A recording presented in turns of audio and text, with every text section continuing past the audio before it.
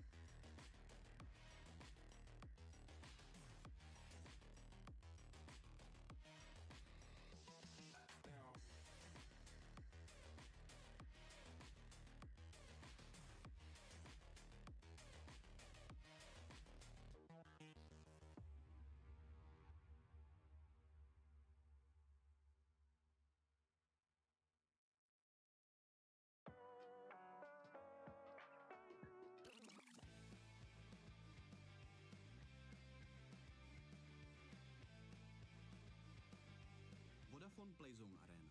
Chceš se bavit? Tady jsi správně. Hej, šéfe, dostanu vás ven. Tady máte Red Bull. Co? Dávám křídla.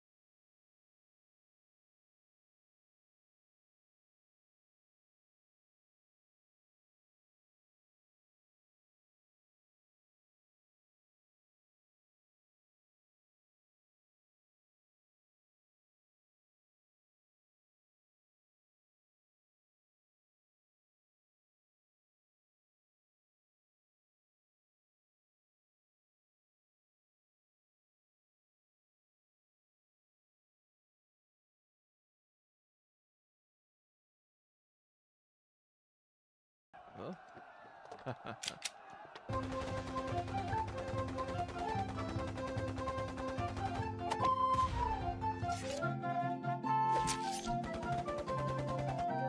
Enjoy the Conquest of Prague. KFC, game on. For the first time ever, your game gets 100+ audio presets. Pick a pro-tuned audio profile for each game and vibe to the soundtrack of you.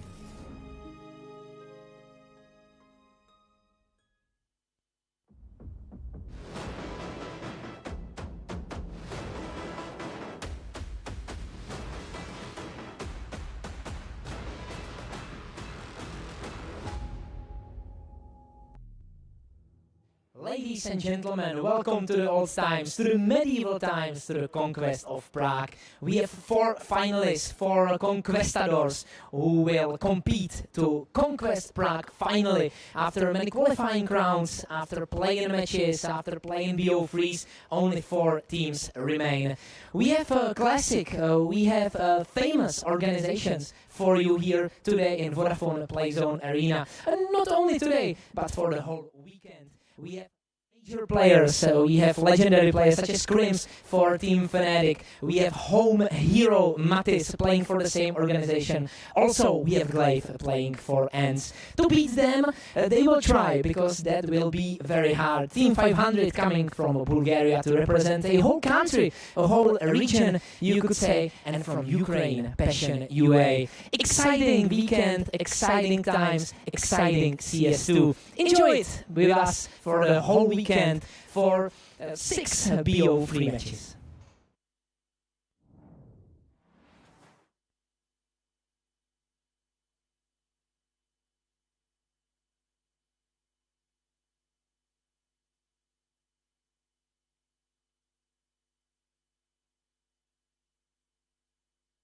upcoming event.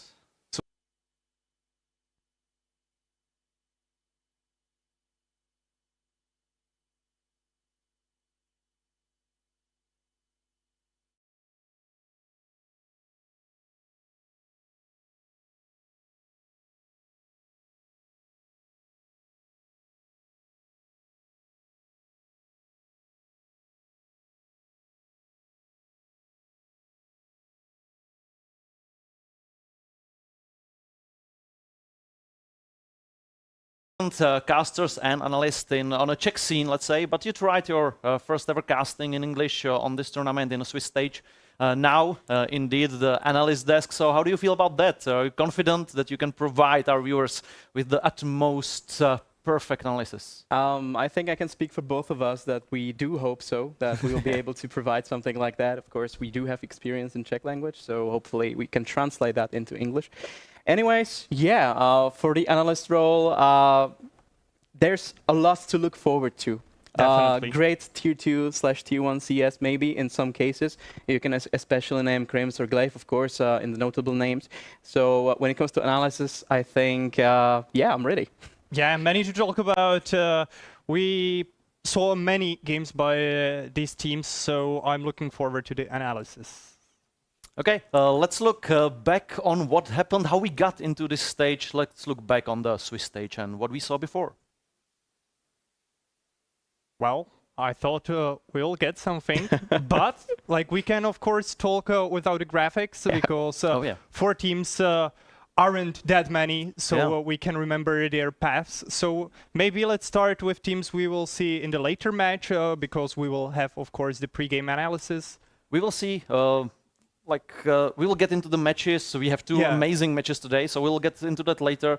First, let's discuss what happened, how we got 16 teams, how we got here, because indeed the beginning of the tournament that was half and half, or like 12 to 4, 12 teams invited based on Valve ranking system, the new one. The one on one side maybe hate it, on one side maybe some teams kind of like it.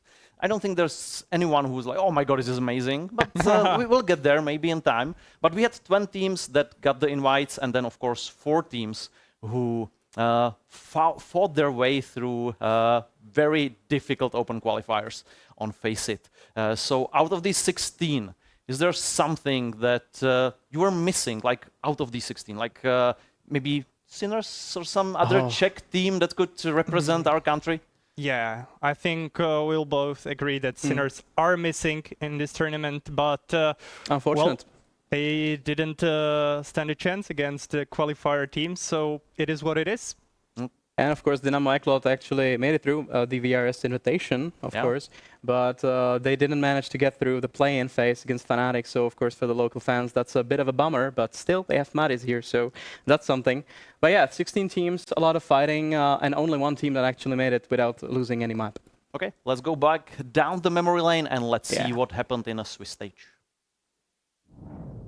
Only Kiro with a scavenged flashbang, and there's a Molotov as well, flushing out positions. They picked up the utility from the corpses. Kiro, he's against Zelter with 19 points of health. This is the clutch that he needs, and it's not going to happen. Ever lucky to get towards that defusing position. Kaven's going to lean towards him, get a kill. That's all he needs, though. Zyphon will get stalled out. Kaven, he's playing this like a veteran, but I don't think he's got enough time for the defuse. Only 1 frag, and Dittor the only one alive. He's shifting. Defuse! No! He might be still able to win it. Dittor 65. He has to reload. But this is a kill for Dittor. Flashes come in. Hello is waiting with that auto shot. He taken down 3, and a 4th is in the card. Up to 2K. Glaive. All that stands between Maestro and their 7th. Oh, he's dancing with them. He's playing with them. He's keeping them interested. Fleet trying to run him down, but 7 kick. He's the man you gotta watch out for. What about the flank from Notice? How has he done this? Ring around the Rosie. Gets a frag with the Tech 9. He will do, but how is this happening? I have no idea. The experience does the work, and Glaive can actually clutch this out, and he does. Amazing. Brilliant. Zello now as the pick plays up with the AWP, fantastic shot on the 2nd player, but now he's got a defender on his lonesome, a 3rd frag. A fall for the no-scope. Looks for the ace, but BTN steals it. Kazmo's got a hold of the fuse as it's topper right here. AK to watch and tap his way to the victory. Kazmo falls. HG's closed. Topper revealed. Should be exposed as well. Transfer back for Oxygen. 1v2 for Kaspersky. All he's got to do is stall. They've got one kill on Collins, not on Dragon. Collins is low, and now he's dead. It's up to the pole now to close it out for ENCE. Flashes out towards Bellinot. Mantis can hear those footsteps. Got 2 CP to deal with him here. Kill, Goosh down, found. Kills from Mantis with Prague and have lined them up. 18 seconds. All they have to do is go off the bomb planter. SDY gets Emmy. They need a hero right now, and both players are stepping up to the plate. They don't need Potty when they're picking up everyone in individual fights. SDY, star of the night here for ENCE, has saved them with a stellar sequence.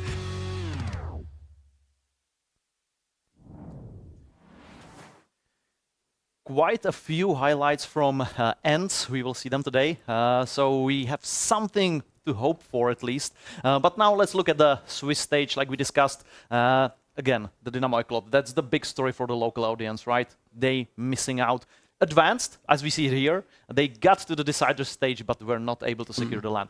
Someone else you're missing here when you look at this 16 teams. Navy Junior, for sure. Yeah, I think that definitely. they were one of the complete favorites to actually win this whole tournament, probably. And they didn't make it to the LAN, and that's a big surprise, especially considering someone, and I don't mean it in a bad way, but given the quality, like 9 made it through. Yep. So for me, a huge, they made huge it surprise. through over Na'Vi Junior in the decider, right? That's true. That's true. Yeah. Maybe for me personally, Gun 5, I liked their performance on server. I thought they will fight for a play-in or for attendance here on LAN, but well, unlucky story for them. Even the forfeit match against Partizan, that was unlucky. Yeah. So maybe Overtimes. that hurt them. Yeah. So for me, Gun 5. It's CS2, right? That's what we always say. Yeah. But we started with 16, got down to 8 for the decider stage. Now we are down to 4. So let's look what's happening this weekend. Let's look at the top 4 teams we have here in Prague on the LAN. 500, ENCE, 9, and Fnatic. I mean, this is the best of the best in the, let's say, tier 2, tier 1.5, or something like that. Something like that. Yeah. I think you actually managed to point that out well. But yeah, of course, it's the best of the best that we could actually put together. And they managed to go through the Swiss stage and the play-in. So, of course, they have the right to be here, and they're excited to be here. Yeah, and most likely 9 roster. They were 0-2 in a Swiss bracket. Insane. By then. They managed to pull through. So. What a way by them. So I'm looking forward to this Polish organization currently with international roster. Okay, let's see what the teams are playing for. Of course, there is the money aspect that that moves the wheels of the organization, right? 20,000 euros for the first team, and then it's a little less and less and less. But the 20,000 in the first place, that's obviously the prize that I think every team here aims for. There is, on some lands in Czech Republic, we have we're fine, we got here, we're good. I don't think any of these guys are no, they won the first prize. Definitely, and I don't even think there is one underdog or one team that we think will end up fourth. So I think this is really open and really interesting matches are ahead of us. It's not going to be 50-50, it's going to be like 25% for each of them, right? So quick maths and easy maths, but of course I agree with what my colleague here said. It's up for the grabs for any of those teams that are actually here, and I think in all of the interviews for Playzone, each of those players said that it's going to be a spicy weekend. Oh yeah, for sure. There are some let's say background stories happening as well, but if you have to pick, if you had to say, okay, this is the favorite, this is maybe the underdog, that unexpected, the dark horse that might get through, might surprise people. So who would be the favorite? Who would be the dark horse? Dark horse for me, definitely 9. They've beaten Na'Vi Junior, so I think they will show us something. Yeah. And for me personally, maybe the biggest favorite is Fnatic. I have to go with Mattis. Yeah, okay. Homeboy coming back to Arena. Exactly. Do you agree? In the risk of repeating what he actually said, I think it's actually really 50-50 between ENCE and Fnatic. Those are the big favorites, and I cannot really pick. But if I could pick, I would pick Fnatic. You have to I know. I would pick Fnatic because of Mattis. He has the home stage advantage. He actually knows the environment, and I think that's going to be a huge plus. underdogs, I think 500. And why I think so is because they have all the motivation in the world to actually prove to all the people that they can perform at the same level online as well. That's a good point. We'll maybe get back to it, but money is not the only thing we're playing for. Of course, this event is ranked. So we have Valve regional standings. Honestly, no one knows how many points anyone can get here, right?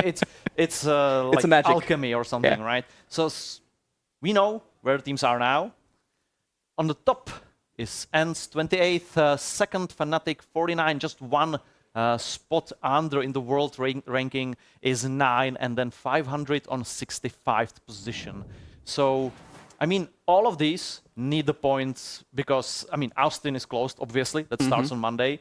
But in about a half a year, we got the Budapest Major, and that's the price. Like, we can't lie to ourselves. Fnatic would most likely favor the achievement of doing into Major. So that's unlucky for them, but at least something.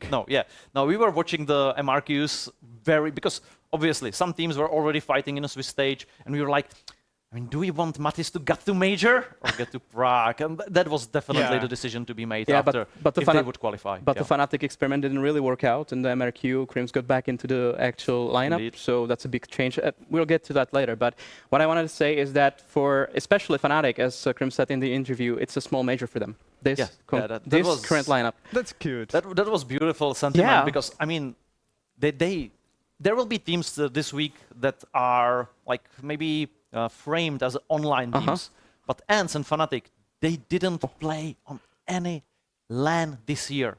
Last year, I mean, the last LAN for them, was it like RMR last year or something? Was it Shanghai? I'm not really sure. I think ENCE won some kind of LAN because not this year though. Not this year. This year. Yeah. Exactly. But the last year I saw a video on Twitter where Kaspersky went into his old school and he was celebrated, so that was kind of cool. So at least they have something in their sleeves. Okay. Let's look what's happening here on our LAN. Let's invite you guys to join us maybe. If you're Prague or around, I mean, Europe is kind of small, so if you're around, come visit us. Let's see what we got to offer. Oh, hi guys, didn't you see you there? Welcome to the Vodafone Playzone Arena, or we wish we will welcome you to this arena, because if you visit us, you will not only see the best tier 2 CS in Europe right now, but also you'll get epic prizes. When you visit, you get a Red Bull, you get 50 nets from our general partner Tipsport. Also, you can get this cool thing to put over your neck, so you can flex in front of your friends that you met us here and you saw Fnatic and ENCE play. Also, you can compete in many competitions to win another merch from Tipsport. You can win this epic playmat and hardware and stuff from Steel Series. Also, you can compete for this epic 3D printed map of Train and other maps. So we wish we will see you here in Vodafone Playzone Arena in Westfield Chodov. Did you guys have any favorite prices that we will playing for, or audience will be playing for? I mean, I like the beer for myself. That looked fine. That looked good. That's not good for me, honestly. Okay, yeah. I would rather prefer the beautiful 3D printed map. I like these. Yeah, for me as well. Honestly, I have a lot of them actually at home, and not my hobby, but my wife's. So I think I could add to it. Okay. If I would have to check. Does she collect like 3D print models of Counter-Strike maps? No, not Counter-Strike maps, but maps in general. I mean, that's a keeper in the Okay. That's why I have the ring. No. Okay, enough yapping about the general stuff. Let's look at the first matchup we have today. At 5 o'clock, we have 500 against ENCE. This is going to be tough for both of them, obviously, and even more so because it's LAN and they have a lot of maybe some spicy things to say about each other on Twitter, at least some players. So there may be some extra motivation to perform here. Definitely. We know that both teams can spice the things up, especially, for example, Oxygen. we have to talk about him because he's the center of there is some every reputation. spotlight. Yeah, definitely. And like his individual performance are targeted every single match. Like he's doing well. Oh, maybe he's kind of shady. He's not doing good. Oh, something went wrong. Yeah. No, that's the reputation you have to work with, I guess. But on LAN, there is the one chance to prove himself. But first, let's look what the team thinks about Prague, what teams think about performing on LAN. Let's watch their interviews. Hello guys, I'm Sir. I'm Rainwaker. Hi, I'm Oxygen. I'm Red Star. I'm Spellan and I'm the captain of Team 500. Welcome to Prague. So did you have the time to look Hello outside guys, the window? I'm Rainwaker. Hi, I'm maybe a bit, see something I'm Red unique? Star. I'm not Spellan really. and I'm the captain when we landed, of Team we were 500. already Welcome super to Prague. fast, So did you have the time to look this part outside and the went straight to window the or hotel. walk How does around, it maybe feel a to bit, see travel the something world, unique? but sometimes not get to see when so we much of landed, the places we were you go already to? super tired, so we just skipped this part and went straight to the hotel. How does it feel to travel the world, but sometimes not get to see so much of the places you go to? I mean, it's a double-edged sword, right? Because you kind of don't have that much time to go around exploring. But the way here from the airport, we saw a lot. The city is very beautiful, and I can see why a lot of tourists come here. So you already went to the Tipsport Playzone Arena to look at the venue. So is it really important for you to be prepared for the environment that you're going to step into? Yeah, I mean, of course. It's always nice to be prepared. This could be your second LAN win this year. So that could probably prove that you're not just an online team. Do you have big aspirations to win this time? Yes, but it would actually be my first since I'm new in the team. So it would be my first LAN and I hope we can win it. So do you think you're going to be the crowd favorite? Do you think you can manage some explosive plays to captivate the audience? I don't think we're going to be the crowd favorite. People usually don't really support us that much, so but we don't care about that. We'll just play our game. Yeah, and hopefully you can make something happen. Best of luck in conquering Prague. Thank you very much.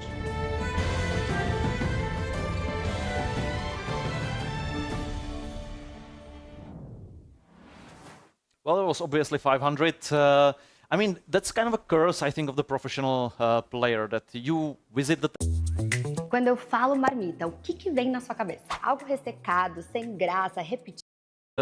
Maybe go out, have some fun, but otherwise then it's practice, play, in this ecosystem, official, right? All and the then you time. fly away again. Like we know maybe one story that is kind of different for us on the Czech scene when Neofrag played in Brazil. His parents flew there, so they had some time together. So at least like something, but it's after the unsuccessful matches, so it's kind of sad. That's sad. Yeah, it definitely turns the mood a bit down, but still, even if you don't really have a time, and as you said, in this ecosystem, you don't really have time, but but you actually get a knack for the city, you actually get a knack for the environment, and maybe you will want to go back. So that's a plus for the city and plus for the player anyways. So I think there's a merit into it too. Okay, let's zoom a little bit on Team 500 that we just saw. And Kote, maybe walk us through what you think about their quality right now, what the... about the interview. That's not on you, Kote. That's an interview with Team 500. An interview from 500. We have Rainmaker. Rainmaker, thank you so much for coming to the interview. How are you enjoying Prague so far? I mean, it's really good, you know.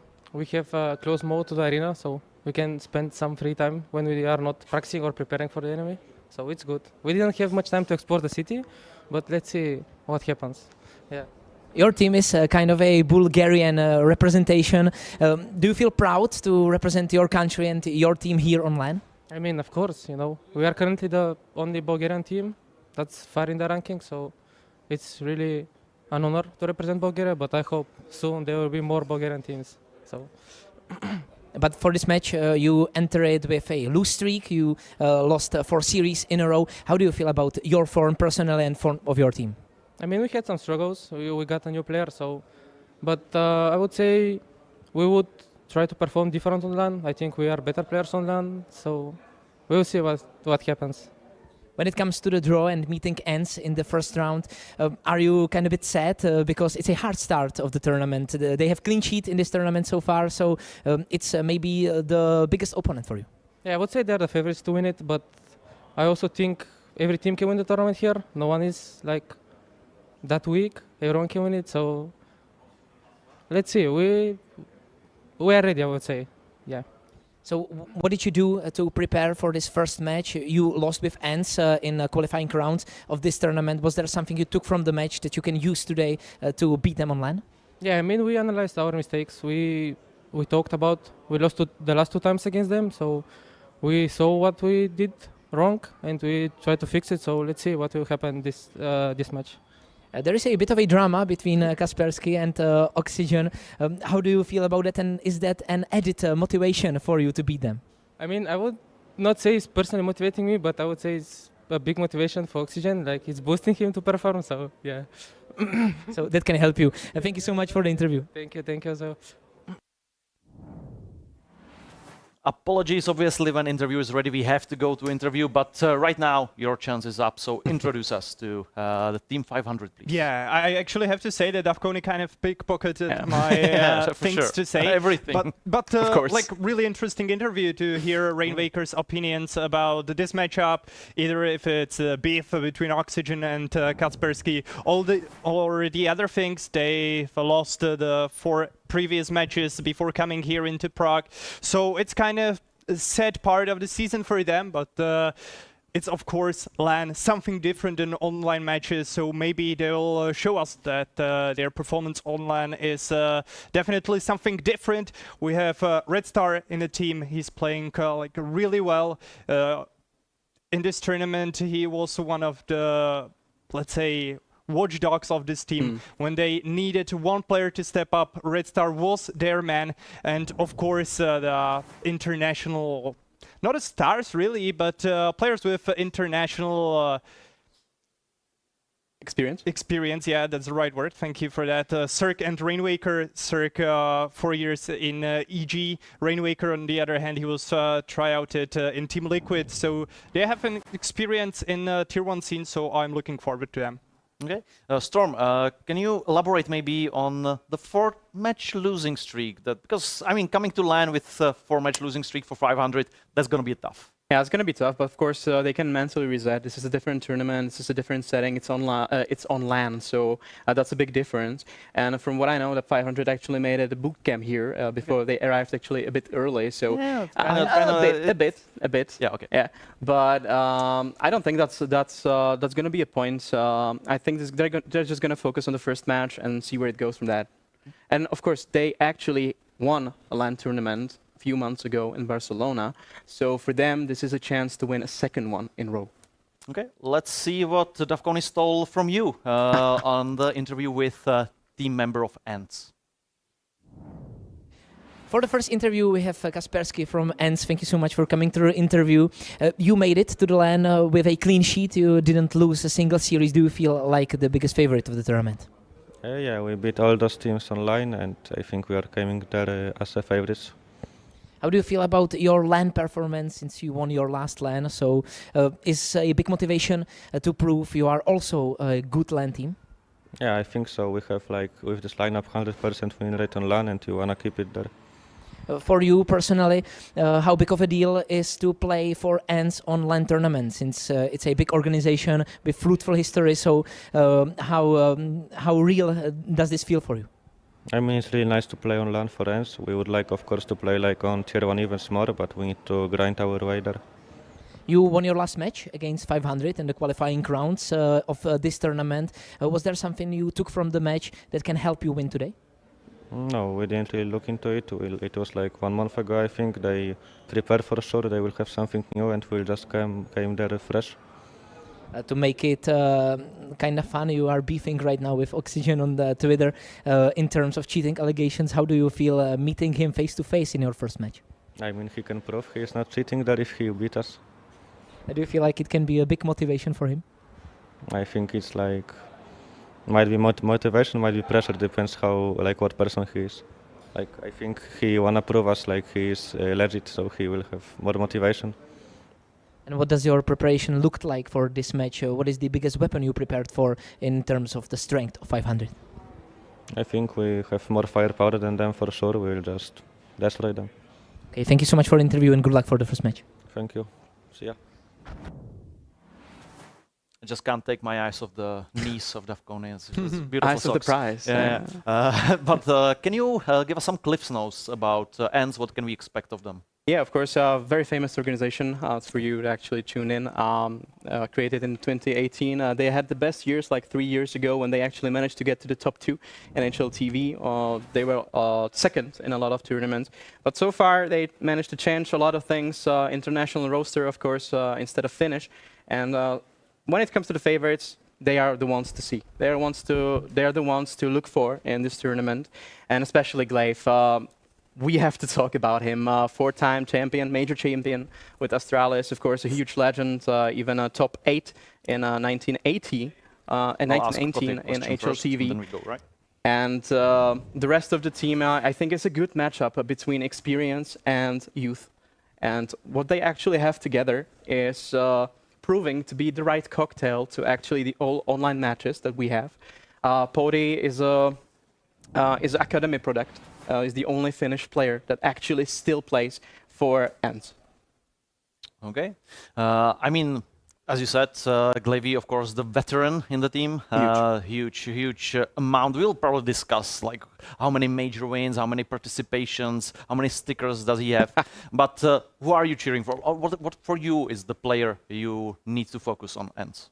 Honestly, for me, it's Neku, young French guy. Despite his young age, he's pretty experienced on the scene. He played for Mouse NXT, LDLC and so on, but his performance in the last matches is kind of in shadow what we saw in the Mouse NXT, so we'll see online how he will do. Okay, of course, let's see what players of ENCE think about Prague and this LAN as well. Hello, my name is Paavo. My name is Viktor Orujev, also known as SDY. It's Neku. I'm Glaive and I am the in-game leader of Team ENCE. Welcome to Prague. Since arriving, I have heard that you perhaps have been here before. Do you remember some of your favorite spots from before, perhaps? Yeah, I think I've been once to Prague a long time ago. I was younger a bit, and the thing that I remember is that beer was very good. So is there any special spots you're looking to visit on your stay here? I mean, we wanted to go to visit this restaurant. I think it's called Vitopnia or something. Vitopnia, yeah, where there's some trains delivering the food or something, right? Yeah, exactly. How important is it for you as a team to be here, and what's your aspirations? Of course, it's very important. Like, we are trying to get VRS points, and LANs give like better VRS points than online tournaments.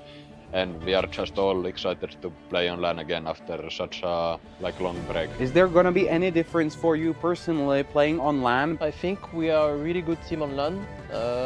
Obviously, like the first tournament we played with this team, it was Elisa Masters Expo last year, and I think although we won, like it was like a honeymoon. I think we are like I would say more activated in LAN. And what's your aspirations? Is there any particular team that you would like to beat during the Conquest of Prague? No, we played all of the skills online, but on a group we can beat them on LAN also. Okay. Best of luck in doing that, and thank you for the interview. Good luck in winning. I love it. I love Kaspersky with the sword. I mean, that's right. If nothing brings respect to the man, I mean, that sword will for sure. I think in KCD3 they might actually figure him out. So. He can definitely be there. And I loved that they made the research, right? Vitopna, we want to get the beer delivered by train. I mean, that's the good stuff. That's nice to see. Honestly, that's what I would expect from especially Glaive to actually do some research as you say, and IGL, and he does do some preparation. Do some preparation for the IRL stuff. But yeah, of course, the gameplay is the main one.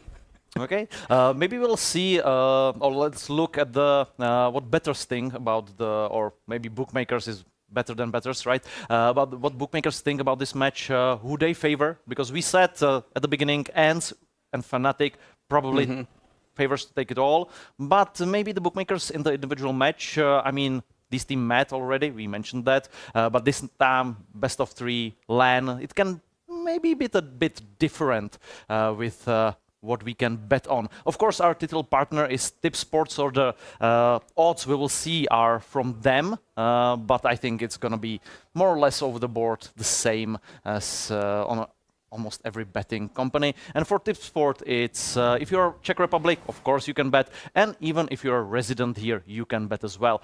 But of course, before we get to bets, before we know if we want to bet, we have to go through veto, right? Do you bet even before when you know the maps sometimes? No. Right, you need to know the maps. Definitely, and the first one will be Mirage, picked by Team 500. Definitely expected map pick. They are experienced on this map. They've actually beaten ENCE on this very map, 13-5 on CCT. And there is Dust2 from ENCE. Okay. Reasonable pick. I would say so. Of course, the first bans were as expected because both of those teams actually have a first ban, the best team of the other, the first pick of the other team. Yeah. So the Train and the Inferno were actually banned first. So there's not a lot of to work with when it comes to the map pool. But we have to say in this regard that ENCE definitely have a better one.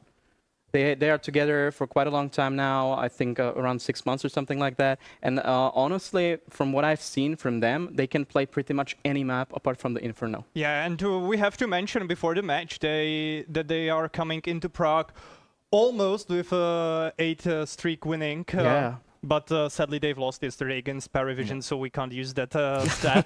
But I wanted to mention that prior to that, they won 8 matches in a row. It was many 2-1 results, but still, they are in a good shape right now. Yeah. How about the decider, Ancient? That's 2-0 for ENCE in this in a few last, let's say, weeks. So if it comes to the decider, is there a chance for 500? Honestly, I don't think so, because these two teams actually met on Ancient 3 times in the last period of time, and 2 times ENCE actually won, and it was straightforward, I would say. And when it comes, it's getting better. It was 13-7, then 13-10, right? Yeah, so it's good. It might be an overtime on LAN. Who knows? Yeah, who knows what's in store for us? But I think on LAN is gonna even elevate the strengths of ENCE on this map. I think 500 are gonna struggle. I'm not really sure, Storm, because last time I saw ENCE on this map was in a Y-Zone Pro Series, and they played not really terrible against Nexus, but they weren't like the dominant team, which I expected from them in that very matchup. So I'm not sure that Ancient will be that one-sided, and some people calls it a new Mirage of bug matches. So anything can happen. Yeah, it's the open map, right? Okay, we have the veto. Now we can actually look at the odds. So let's see what Tipsport has lined for us.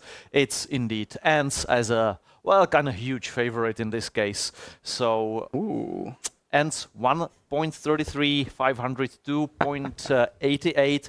And then, I mean, very low odds on it's going to be 2-0. I mean, under 2.5 maps for 162. Do you agree with that? Do you think 500 won't take a map? I don't think so. I think they're gonna take one. Yeah, I think so. Honestly, At I least do. One. But I like the last one the best, because that's a bit cheeky. Of course, we were talking about how Oxygen wants to prove himself on the LAN. So of course, I think that's gonna be a spicy one for the bettors. Oh yeah, for sure. I mean, it depends. Does he thrive in pressure because the pressure is on? Or is he gonna crumble when the cameras are on, when he's on a LAN computer? Yeah, but it's about psychological mindset.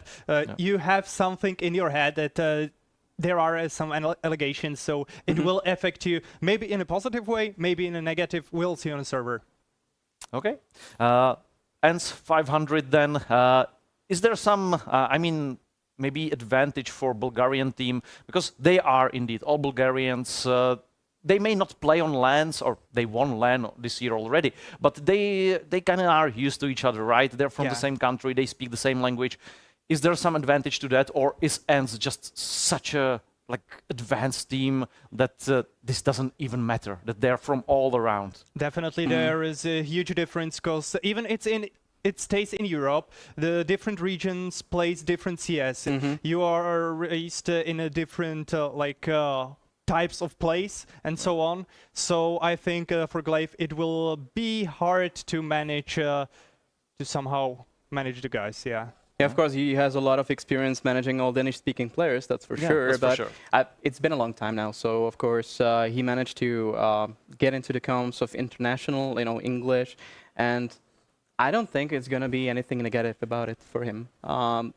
Especially as he's the caller, he has the experience. But for the youngsters, maybe let's say clutch situations and so on when Glaive's there might be a bit of a time buffer before actually reacting in English in the proper way, like calling the positions or something.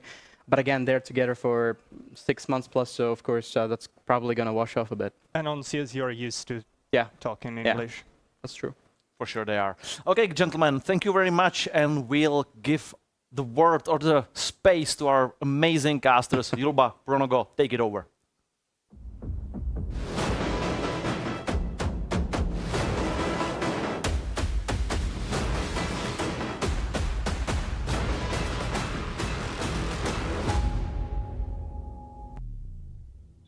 Thanks, Desk. Welcome, ladies and gentlemen, to the, well, it's going to be only 3 days remaining till the end of the Tipsport Conquest of Prague, and I am so excited about what is ahead of us. Luba and Pronogo here to bring you all the action of today. The LAN begins, and I'm so hyped. I'm just dancing in my chair.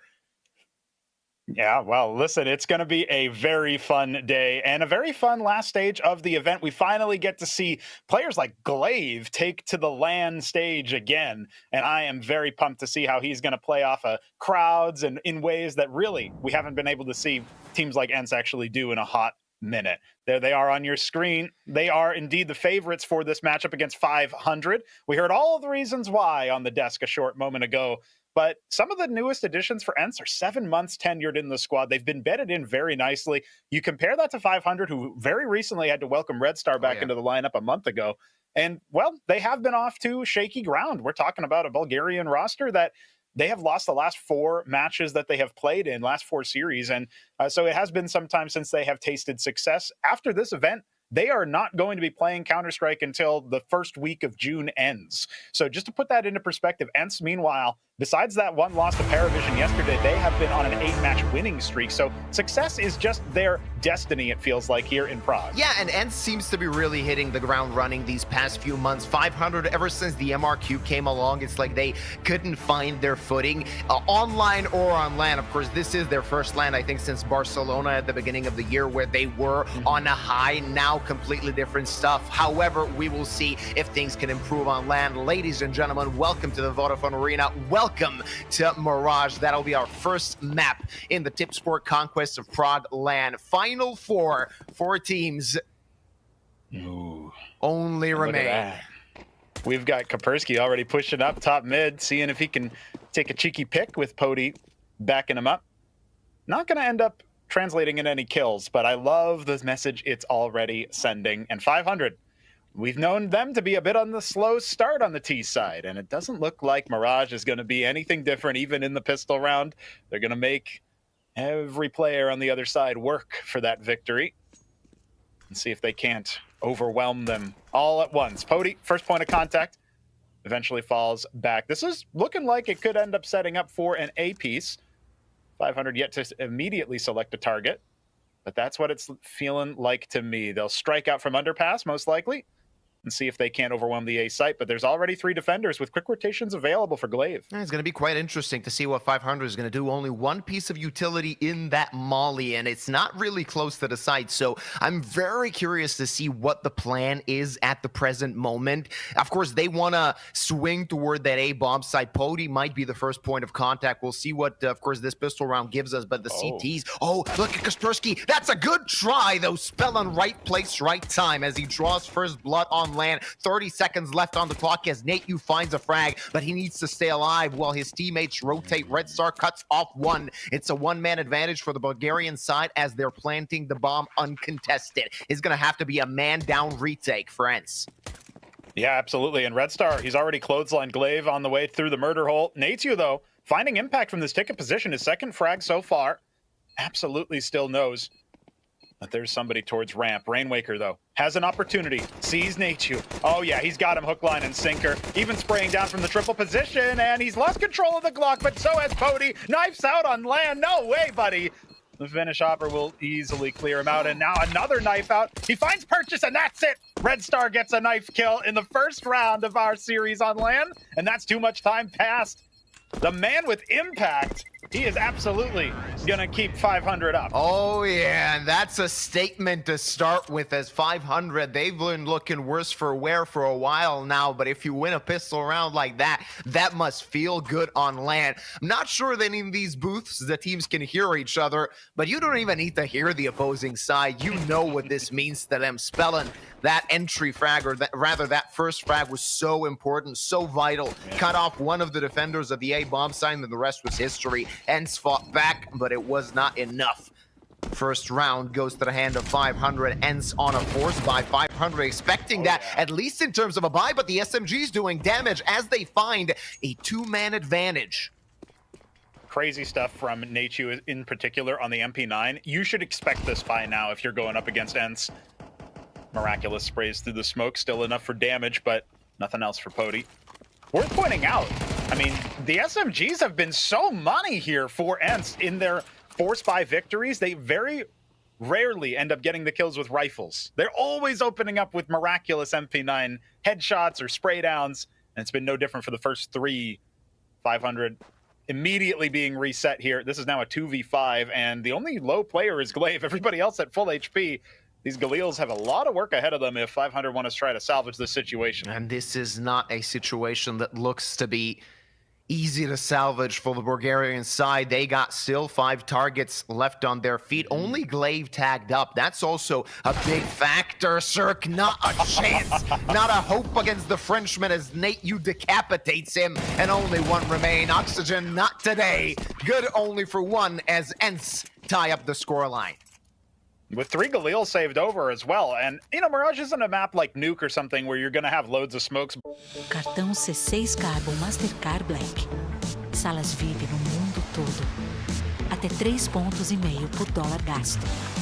E você escolhe a cor que tem mais a ver com você. Para suas viagens e para a sua vida. But not this round. ENCE are not unhappy with that call. Sometimes it's more juicy to win that second round after dropping the pistol than it is to win the pistol itself. Absolutely. And you can see why. I mean, you're talking about just a pistol buy here for 500. No bomb plant in the last.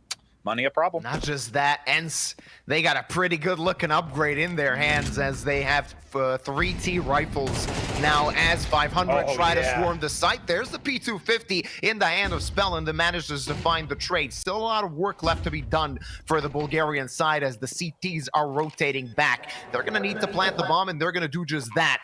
And let's see if ENCE is capable to do the retake as Nate, you doubles up. Only Rainwaker and Cirque with those Tech 9s on long distance. Not going to have a lot of luck with that, and utility raining in smoke already on the bomb, and angles covered as Rainwaker dies. Cirque knows this is a lost battle, a lost cause, and he wants to save what he's got. He's going to get the loss bonus, so that's something. He's going to have a little bit of money, or rather a little bit of equipment to do some damage in the next round, but ENCE really firing back strong.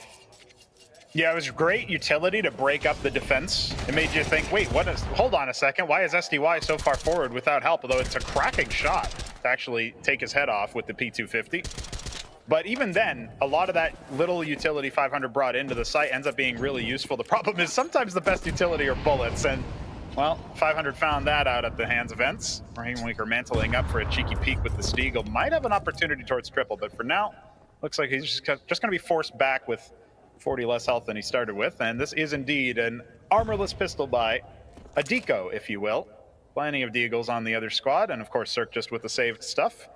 No investment from him, so he can try to build up towards that AWP. Best case scenario here for 500, the Bulgarian side able to actually plant the bomb, maybe get 1 or 2 frags, and then end up getting wiped. It's not realistic to hope for more than that, but miracles can happen. Let's see if they do so on land. These Deeks are going to have to fire away, and should they find the first frag, that might be the opener. I hear the in-game chat, which means that we might be in for a pause, maybe of technical nature. No, not after damage is done. Oh, no, definitely not. The round is going to be going. I'm talking about when the round ends. Oh, afterwards. Yeah, absolutely. That's always cheeky. Well, SDY, he's going to find 2 at the top of mid, and that's an easy spray down for him, and the bomb found, so there needs to be a technical timeout. Let it be after this cleanup here, as there's not been any damage found from 500. Their pistol round went aside, not looking too successful. This is a little vulnerable position, and suddenly big damage found. But can they recover the weaponry? It doesn't feel super possible. Red Star will arm the A1S, and it looked good for a spray down for a second, but not quite enough. Everything will be recovered. Glaive even scarpering off with a Lesser T rifle at the end of that, upgrading his MP9. and we get to see what all the fuss was about, as ENCE are now up 3-1. Surely by now, all the saving, all the half buying, 500 are ready for a purchase. Yeah, and we're going to see that buy round maybe is going to pay dividends for the Bulgarian side, as ENCE really are looking good, though that Kaspersky spray down looked worse for wear. It still managed to get the job done. No tech buzz going to happen, as we're going to continue playing on. Yeah. Up in the hand of Sometimes it's just fun. Looked for a moment like that smoke was going to get broken. Maybe just now that's going to be the case. As 500 take control of mid. He's got the nerdy lineups where you throw that HE without taking any damage. Very nice to see from him. Maybe all that chatter we were talking about was just a NS in chat. Possibly. You never know. Or be Red it. Star, he had Glaive's number in the pistol, but is this an opportunity for him to do one better? Rainwaker traded. In theory, a 4-on-4 favors the T's, but they haven't really secured too much map control. They're obviously deep mid. Jungle, a position known, but nothing doing after that two-man swing down a ramp. They can just focus directly onto this connector position. Pody scoped up. Oh, he gets off the line. Pody's gonna get tested. He sees the player on stairs. SDY might be the first point of contact, but Pody pixel perfect.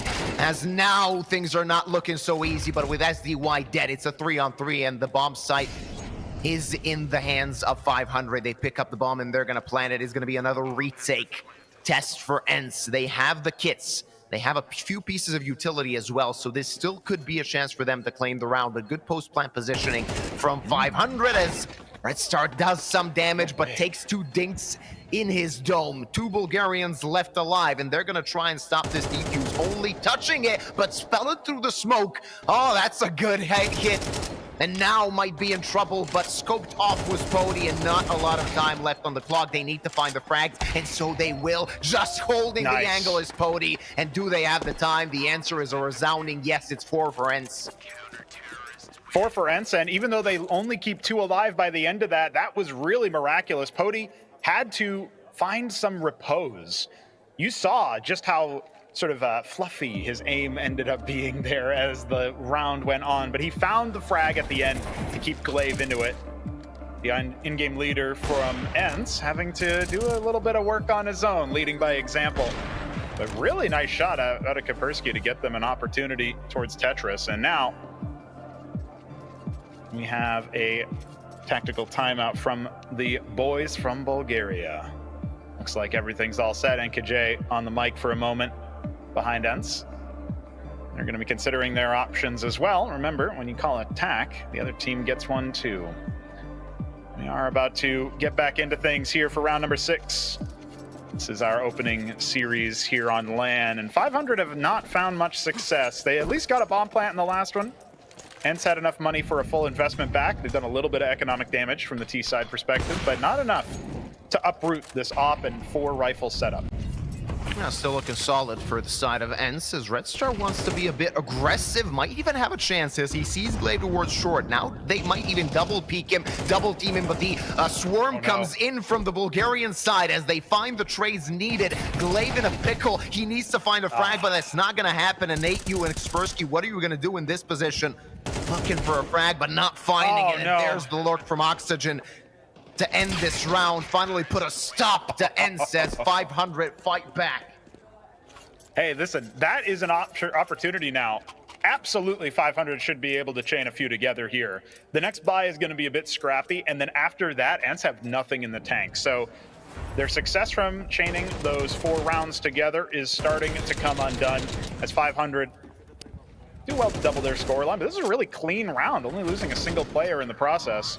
And I feel like had they not gone for that jump, that self-boost, up to that vent, it would have been a very different story. But here's Kaspersky with the A1S. He makes the skill jump, holding the line. If Spellin decides to move forward, he could very well be a dead man. But Oxygen making noise in underpass distracts SDY. Okay, the trades are coming in real thick and fast on the A site. For now, 500 have cut pace. Spellin inside connector. So much control given over to the Bulgarians. Absolutely. So much trouble for ENCE as this CT side Needs a multi-frag, not gonna happen from one of their players. Nate, you with the FAMAS. Well, you want a Frenchman or a French gun. He's gonna search for a multi-kill, and he's gonna find two. Might give himself an opportunity, but now between a rock and a hard place, he's continuing the frag. Only oxygen remains, and Bodhi on the rotate. He's coming in, but Nate doesn't need any help as he cleans up the Bulgarians on A site. Très bon, Nate. I can't believe he's done such a play. That's 4 frags with lesser rifles, every single one of them. Unbelievable. Upgrading to the Galil. It is definitely an upgrade over the FAMAS, but he makes the French gun look just beautiful. Gorgeous even. Look at this movement. Had the better of every single 500 rifler, and from the jaws of defeat, Frenchman tastes victory. Bon appétit. That was beautiful. And that kind of shows that ENCE is ready. They're ready on land. They're feeling real good. That's gonna deflate the 500 players at least for a little bit. Tac pause coming in from NKJ, and that's a good call. You want your players to keep it cool. That was a good play there, but there's still so much Counter-Strike to be played in this match. Yeah. I mean, we're not even through the first half yet, so keep a cool head on our shoulders. Congratulate the play. Talk about the highlight reel later. We got to win the map. Cooler heads are going to prevail in this series, and ENCE certainly has a lot of them. Nice early carpet bombing of that underpass position, but Rainwaker is the real duel, and Nate not going to be able to continue his success. You saw him checking all sorts of different angles there, but no support. That was an untradeable frag. SDY takes one back. That was the wounded player from the HE earlier. Oxygen falling. Suffocated after all of that. Now the T's are grouping up to hit B, and Glaive is ahead of the smoke. He is absolutely ready. So deep into apartments, he can get so much map control, so much vision, and a two-man spray down from the IGL. That telegraphs the play in a big way, and it seems like ENCE just can't stop winning. Yeah, though 500, they can plant the bomb. They still have a hope in this one. 2 nades at their disposal. ENCE is going to have to do a retake once more, but with a man advantage, it seems a bit more easy. Though a long rotate needs to come in. All 3 players actually coming from short. I expected at least one to go towards Apps, but Kaspersky takes down Red Star, and it's only Rainwaker. Let's see what you got. What do you learn in Team Liquid? Searching for the first one, but not finding even one. Multi-frags galore for ENCE as they hit 6. They do indeed. Kaspersky's peak, man, I can't believe he manages to make something like that happen into apartments. That's a duel that it feels like Red Star absolutely should have been winning there. So some commiserations, you know, the fact is 500 put themselves in good positions, but they didn't have the aim back. And then of course, this last frag, super untenable, right? How is Rainwaker supposed to do anything in this situation? In that way, maybe a little bit more common. You compare it to his time in Team Liquid. Some stuff is his own mistakes, other stuff is, well, let's just say it's an unplayable situation. Now we come into another tactical pause. It's been back to back to back so far. Neither team really wants to let go of the tactics, let go of the opportunity, and NKJ has a lot to say apparently, which is promising to see. I also, at some point, might want to see them just decide, hey, guys, we got this. We're in the lead. We're comfortable. They're taking tacticals. They've taken 2 in the first half. They only have 1 remaining. I mean, that is tactical and strategic dominance. That is evidence that they are really hurting for a game plan right now. Let's see if 500 have found it. We get into round number 9. They're going to have to find it. They're going to have to hurry up with that. Find a way to strike back, as ENCE really is not making many mistakes, and the ones they do, they kind of fix with the mechanical plays. Pody getting out of dodge as that smoke fades.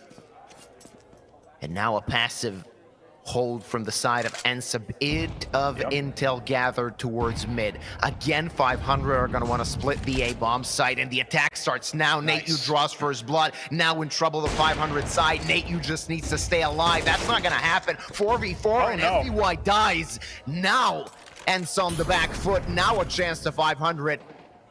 Maybe an opportunity to bite back as Oxygen wins the duel on mid. Now, there is not a hope in the world for ENCE to retake this.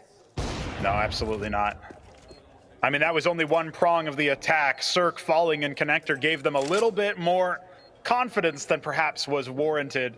And its defenders starting to crumble. They will start to look for a little bit more exits, but it's clear. In this 2v4, the CTs are just here to cause trouble, not here for the round win. All of 500 staring them down from the defensive line. A main, Palace. But there's nobody there. There's no contest. A couple upgrades will be had. Maybe more so in the skin department than the gun department, but nonetheless, the CTs will burrow into their spawn and wait to be put back there into the next round. That's a third from 500. And honestly, all they needed to do, right, was hit with pace, multi-prongs, leave oxygen on the lurk. That catches off Glaive, and the rotations are sort of starting to be mapped out now for the Bulgarian squad. I think they're getting a better feel for how ENCE are playing the CT side. Problem is, this is Glaive and this is LAN. You can't count on them doing the same thing over and over again. The definition of insanity is not something you're going to see from the side of ENCE. Oh, yeah, absolutely. They're going to have a few tricks up their sleeves, and feeling good on LAN, that's something to be expected. The boys that want to prove themselves, and of course Glaive and SDY that already have a lot of experience under their belt. Don't forget, when it comes to LAN, SDY probably played the most entertaining series in the history of Counter-Strike in Cologne during his time in Navi. High accolades, but you're right. Was a very memorable one. Natu, speaking of memorable, is going to have an opportunity to go again. Not successful. Red Star wants to write his own little sonnet. Absolutely glorious on the frags. SDY trying to claw back, but Pody's already been taken out of the picture. This is a Glaive 1v2 attempt. The bomb is going down. All right, what do you got? The mastermind in a clutch situation against two T-side players. A long way to go and no kit on him. Don't know if there was a kit on the ground. Might there be a chance for him to grab one? He does have a smoke. He has an HE. There still might be an opportunity here that resides in his hands, but 20 seconds left on the bomb. He's going to have to speed things up, looking for the frag, but not finding it. And at this point, it's a call just to save your gun. Yep. There's no chance to clutch this out. You're going to have to just save what you got and hope that the next round might be a bit more fortuitous. Oh, actually, he's going to save an op. So that's right. Going to give Pody a bit of happiness, of course, in the next round. But 500, keeping themselves alive in the first half. Yeah, they can't be beaten back completely. ENCE are not able to put them to bed in this first half entirely. Still an opportunity for 8-4 scoreline for the favorites, and maybe that op can be instrumental. So far, Pody has been very mobile, but I almost wonder if it's too mobile. He's moving so far, so fast, and coming off of angles at heartbreaking timings when he goes back and checks the demo. There's so many opportunities where he had to find a right move and to, push things forward, but with this tactical timeout from ENCE, they are also joining the camp of teams with only one left after the first half is complete. So we'll see what NKJ has to say about it. But right now, I do think they're going to have a game plan. It's going to be something cute and clever with that saved AWP. They don't have a lot of money to invest around it, so we'll see what they end up pulling. But they ideally do want to do more than just tie the first half, if they can. Well, they're on good course to do just that. They can break the economy of ENCE, and the firepower in the hands of the CTs not looking good in this round either. Should they lose this one, 500 might see themselves tying up the scoreline at the half. That's going to have to feel really good for them, as they've been struggling so far before this two-round streak happened.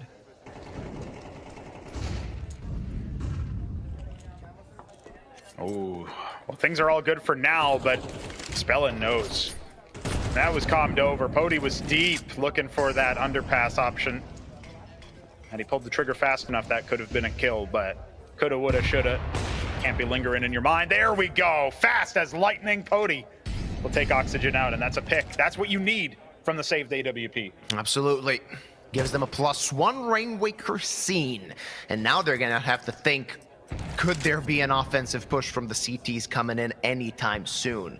What's the plan for the 500 side? It seems that they might turn to the old faithful unless Glaive gets decapitated, and that's going to happen, bringing us back to a 4v4. Pody His position already changed. He's ready to take on this B push. Let's see if he's going to have a bit of luck with that. First point of contact will be Red Star, and Pody does not have the luxury of missing, as the rotates are not going to be so quick. One player actually coming to short, a bit of trouble for the player on A side, but Pody is the main man now as he draws first blood. Rainwaker still making noise on A, and what's the call now for 500? A player coming at their back, but they're going through underpass towards A, and Kaspersky might be in a pickle here. MP9 is going to have to do it all. Then they keep throwing Molotovs to delay Pody, but there it is. Cirque drops the bomb. He drops the player stairs. Red Star has fallen, and this is over. 3 kills from Kaspersky. Unbelievable scenes. And would you look at that? ENCE post their 7th in unbelievable fashion. That's another A-site multi-kill from a player with the wrong gun for the job. I can't believe this. Yeah, doing good work with those budget guns as, again, the individual play comes in from ENCE, and you can say that that was a mistake from 500, not checking the site completely, so little time left on the round, on the clock. And now ENCE at least securing a minimal lead at the half. Smoke gonna be broken, and Pody lightning fast as Cirque hits the deck. That's another +1 for ENCE. Yeah, and they're really aggressive behind this. They've got 2 players in mid. Glaive gonna go ahead and relieve connector. Opportunity for Pody to start rotating towards B, and that's exactly where 500 seem to want to go. They've basically lost every position possible. SDY, he's gonna drop his smoke. He's gonna stay burrowed in at the cart. Top of mid is not T control anymore.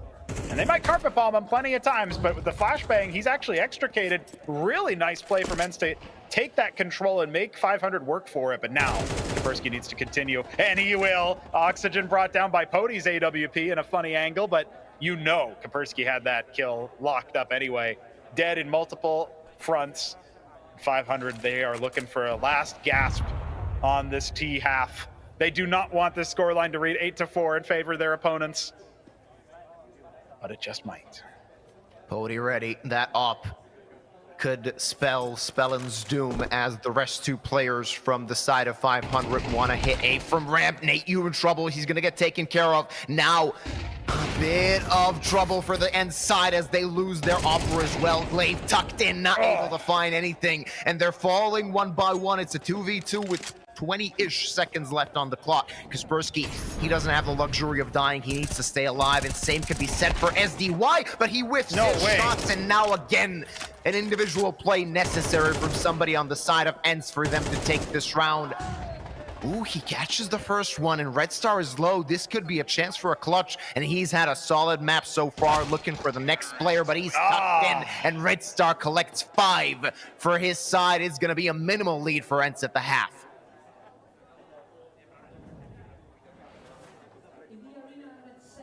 Performance coach for Team ENCE. Hello, Sense. How much time did you put into preparation for this LAN finals? I mean, to be completely honest, we've been just working the whole split non-stop. We didn't really have time to prepare specifically for this because, as I told you, we've been just, even yesterday, as soon as we land to Prague, we were instantly playing a match. So, not really a specific preparation, but we are prepared for sure. What is the biggest struggle you are working on right now? Our biggest struggle actually is that sometimes we tend to react too fast, right? So yeah, probably it's something on those lines. Right now it looks like the preparation paid off. You are playing pretty well. From your side, are you happy with the performance of the team in the first half?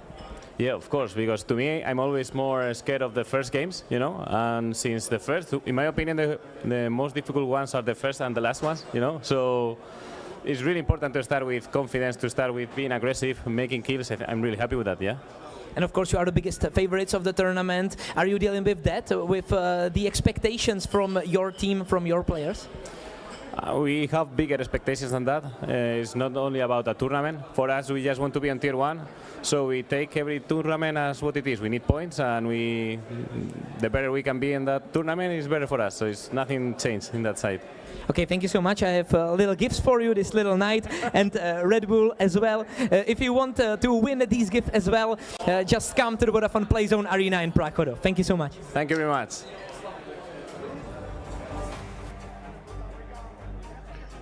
Heard a bit of insight at the half as ENCE have a minimal lead. 7 rounds at their hands. Let's see if they can finish things off on their T side. It is 500's map pick, so we'll see what they got on the defense, Pronug. It was a heroic performance from both Rainwaker and Red Star, and though Kaspersky looked like he had detected all the threats, at the end of the day, the antivirus was overcome, bypassed for a 5th round from 500. This is their map pick, man. They need to do absolutely everything they can on the CT side, and ENCE can sometimes be scariest on their offense. Going to be going with pace towards A already for what might be an explosive pistol round setup. Good here for the T side, going into only 3 players. But Cirque is already on the quick rotate through connectors. Felon gushed from long range, but there's a double man setup under dark, and it's not fully cleared. Only one has fallen there.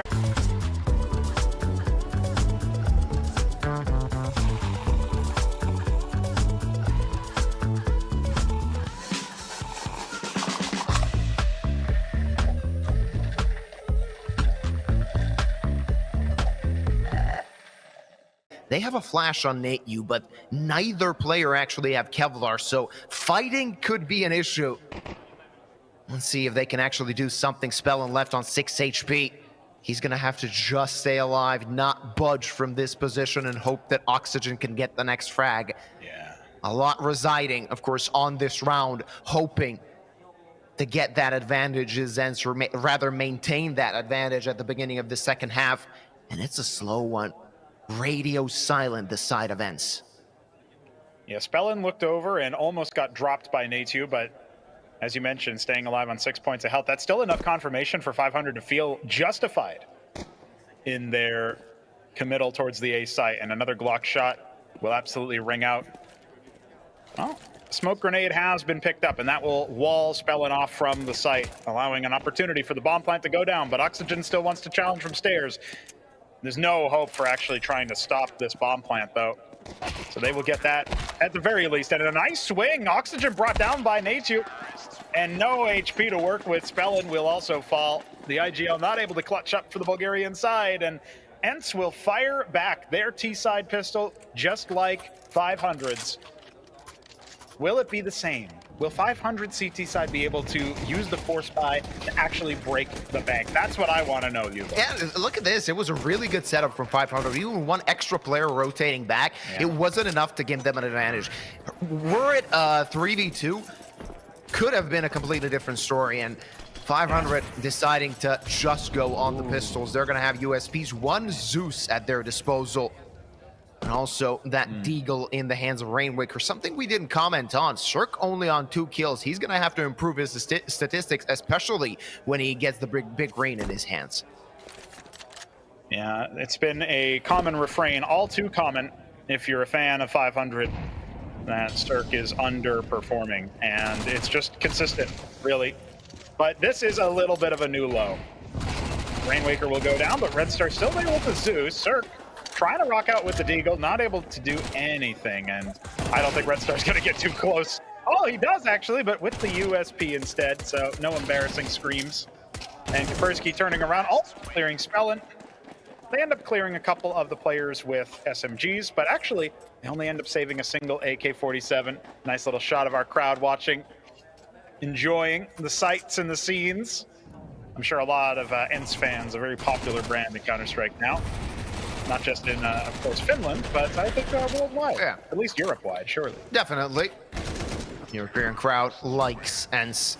That's a definite, been for years. All right, first gun round of the second half as 500 need to fire back, and there's Rainwaker. That's the first frag, and a good way to start off this round as he takes one of the 2 players that had the SMGs. Now, what's the plan for ENCE? Do they want to pick up pace and go towards A? The answer seems to be yes. The rotates are coming in. 4 players already around that A bomb set, and ENCE might need to disengage and take a little bit more time to spread that defense. They have plenty of utility here. It's not a problem of them being able to actually execute onto the site, but feels like maybe 500 are all too aware already. 3 smokes remaining for them as they dispatch 1 towards Palace, and Bulgarian side continuing to remain poised. Remember, ENCE were on a bit of a bonus with so many SMGs. still in the back pocket, but they don't have much money in the bank as some of their other players had to reinvest. So they dropped this one. It's going to be a bit scrappy into the next. They were hoping for at least a bomb plant. Spelling getting a little too curious, I think. Absolutely could get domed and does. Nateju will defang this defense. And Cirque now looking for his third frag. Might just be his 12th death instead. As the bomb is getting ready to go down. Red Star, very impactful position. Nateju swings her a little bit too quickly. The Glaive will finish the job, and now Oxygen here to continue threatening. With the bomb down, this is a 3 versus 2. Oh, look at Rainwaker. That's good timing. And now only Pody on his feet for the side of ENCE. Ooh, that's a good shot, but not able to capitalize on the players towards CD. It'll be a 500 round. Sir, well positioned for the trade if Oxygen did go down, but keeping 2 alive is certainly better than 1. Less investment required into the next. But right now, right here, we have an opportunity for 500 to start chaining together some rounds. But the bomb plant did go down. ENCE will have a buy into the next. It's going to end up looking as if they won the last round when you compare the equipment. Absolutely. Not going to be looking too good. Or rather it is at the end of the day. Oh, yeah, okay. They decide not to invest into all the rifles, keep some more utility instead. Well, 3 AKs still can do a pretty good amount of work, as well as the digs, should they find one head. Might tilt the complexion of this round, as 500 are trying to bring it back. Been at a disadvantage ever since the start of this map. Now they want to chain together a few rounds and make it easier for themselves to mount a comeback. It won't be a huge one, so this still could be a very active map, highly contested and important for both teams. I do love the slower style that ENCE are putting on a round like this, where they have all the utility that they need, but maybe not as much on the weaponry side. They will execute out, and Glaive making a lot of noise, keeping Oxygen interested, maybe pulling Rainwaker away from ladder as well. But now the attack is starting to foment.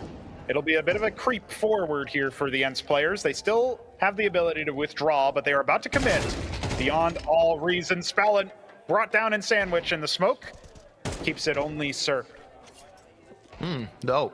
Red Star through the smoke, and Rainwaker it takes 1 as well. Nateju and Glaive unable yet to take a rifle, and that could spell trouble for ENCE. Bob at least gets the plant, and Glaive gets a rifle. But they're going to have to still fight an uphill battle as the Bulgarians are readying their retake. They have kits and they have a smoke. As soon as they can, they're going to have to smoke that bomb off. But Glaive finding the first headshot, and that's a good start. Nasty Y, that's a good position, but he whips the spray. Glaive now fires back, brings it back into a 2v2 and takes another one with him. Rainwaker, that's a position you can't get out of, and Glaive getting the 4K. That must feel good for the veteran on land. Absolute scenes on A site. It continues, even though the halves have switched. And this time it's Glaive to get the multi-kill. At least one of them with the lesser weapon. Although maybe on the T side, you'd call the A1S a lesser weapon too. Great recovery there. And one of the factors being that 500 didn't invest in head armor. They had no helmets on, I think, 3 of their players. And so it was a lot easier for Glaive to long range, take care of them, dispatch them. Uncharacteristic precision, but the veterancy comes into play eventually. And now, with just pistols equipped on the CT side, things are looking very grim. ENCE have crossed double digits. Some of their rounds feel like absolute BS, but at the end of the day, they pass the sniff test. Oxygen will he be drowned out in the smoke? Yes, the answer is yes. SDY has his number. And that was really the only opportunity it felt like for the Bulgarians to get much done in this round. Yeah, still searching for something. 2 upgraded pistols in their hands, but you can't really hope for much. It's ENCE on the verge of 11 as Pody almost gets the wall bang completion kill on Red Star. Left on 30 HP, Spellin on 15, and it's not looking good for 500. Of course, they're going to have higher hopes in the next round should they lose this one, but as expected, though, 4 players residing on A might still spell a chance for them, but 2 of them get taken out, and Rainwaker, that's not great timing as Nateju's going to get a freebie. Pody finishing things off, and 2 rounds left for ENCE for them to take the first map of this land. there's a lot of teams that could do very, very well for watching how ENCE take this mid control on Mirage, especially considering the window boost. You know you're up against pistols. Some of them have been upgraded. You don't want to enter into these really short range angles where you might not even have the vision advantage necessary to take a fair fight. That's leveling the playing field way too much in favor of the pistol player. So the fact that 500 don't get anything in window, it's not because they misplayed necessarily.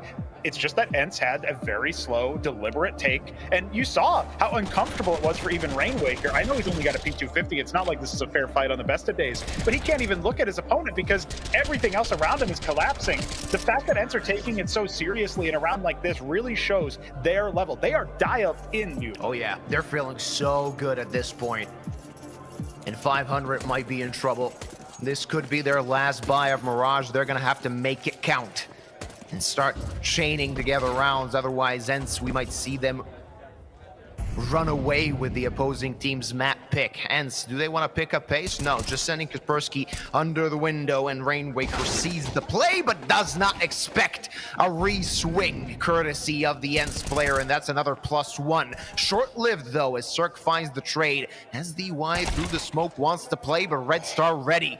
And a +1 now for the Bulgarian boys. Ooh, that could spell trouble for Oxygen, but he was ready for that play and finding frags of the Bulgarians. Nate, you finally firing back, but Cirque on the prowl. 3 kills so far, but he might toss a wrench into their gears as he takes down one. Nate, you with an all-to-do 1v3. Time is on his side, and as he finds one, he might give himself an opportunity here, looking for the next one, but unable to find him.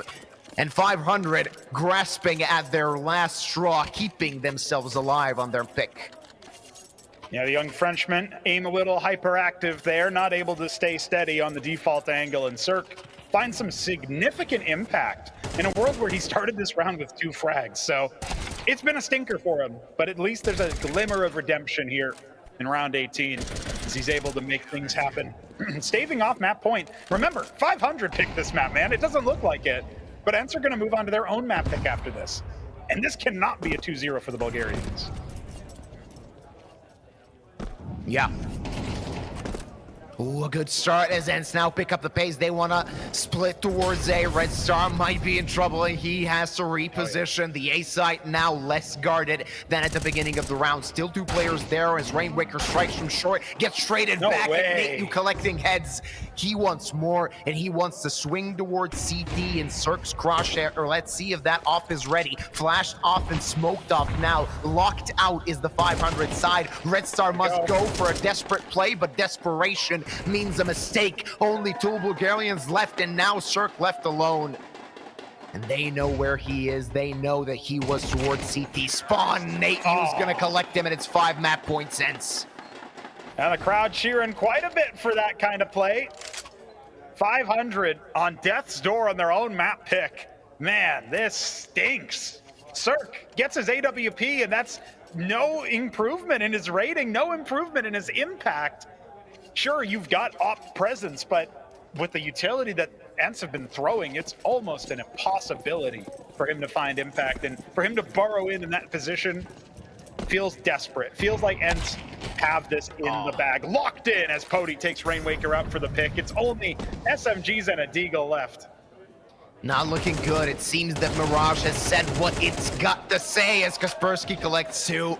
And now they're trying to muster something here. Oxygen gets a frag, and he's going to get an AK for his trouble. But is that enough? Is that even close to enough? Red Star, quick rotate through underpass. He might cut them off. That could be an opportunity here unless they're not careful. They could die, and Red Star might save his team in this round. Does damage, but it reveals his position, and ENCE can now proceed to B. Yeah, it's only Oxygen going to be coming in from market. Let's see what haul he managed to pull. AK-47 in hand, smoke on his belt, and a whole lot of chips on his shoulder as he's trying to make things happen, make magic happen, to prevent ENCE from stealing away 500's map pick. In what feels like a walkover, Glaive will trade. Red Star in the 1-on-2. Lots of HP.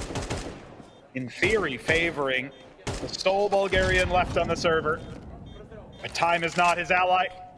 Time is not his friend. He has no kit. He'll find the first frag, And there's the spray down. Surely, Kaspersky, he's got the AWP. I don't think it's enough, and there it is. The knife comes out to finish the job, and ENCE will take Mirage. Oh yeah, salt in the wounds of the 500 players. They started a map with a knife kill, but they're ending as the losers of their pick as ENCE finished the job with the knife, and that's a statement to start. ENCE winning the opening map of the LAN, and that must feel really good. Oh, it feels immaculate, feels wonderful. And as we get to see some of these replays, some of these highlights, you got to remember, man, 500 picked this map thinking they had a strong showing, a strong chance on Mirage. And there were signs of life, but nothing that tells us that the favorites are going to do anything but take this. There it is, the finisher. Kaspersky, you called that out earlier, man. They were the beneficiaries of that knife kill in the smoke at the start of this campaign on Mirage, but it was not to be. ENCE will take it, finishing it in style. Oh yeah, absolutely. Of course, that's only the first map of this 6-series LAN, so there's a lot of Counter-Strike to be played. If my info is correct, we're going to just cut to commercials, then back at the desk.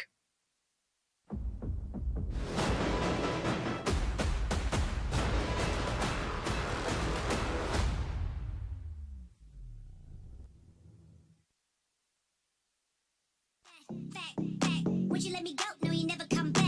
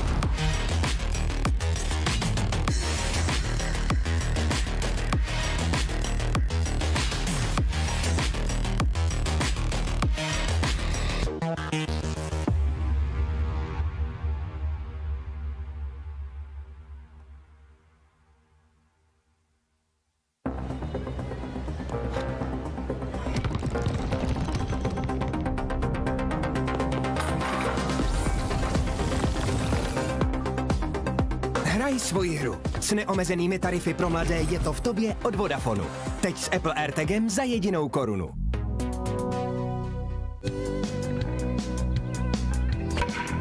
Začít něco novýho se zdá vždycky těžký. Co rád? Ale ať ti to půjde jakkoliv.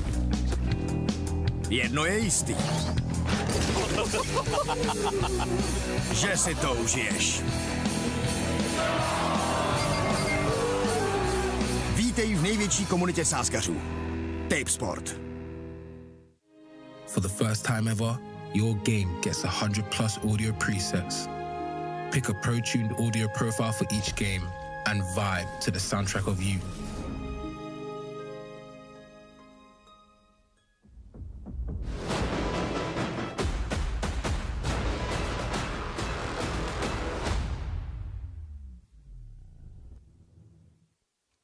Welcome back, ladies and gentlemen. I mean, nothing probably sums this map better than we started with knife kill while defusing. We ended with knife kill while defusing. Yeah. I mean, it was up and down all over. I think nothing maybe demonstrated more better than the 10th round we have prepared for like further analysis.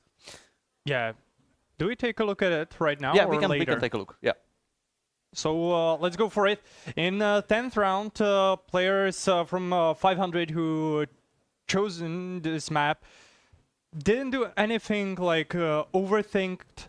They played simple CS during the entire half, and that's exactly what we could saw in the 10th round, as you've mentioned.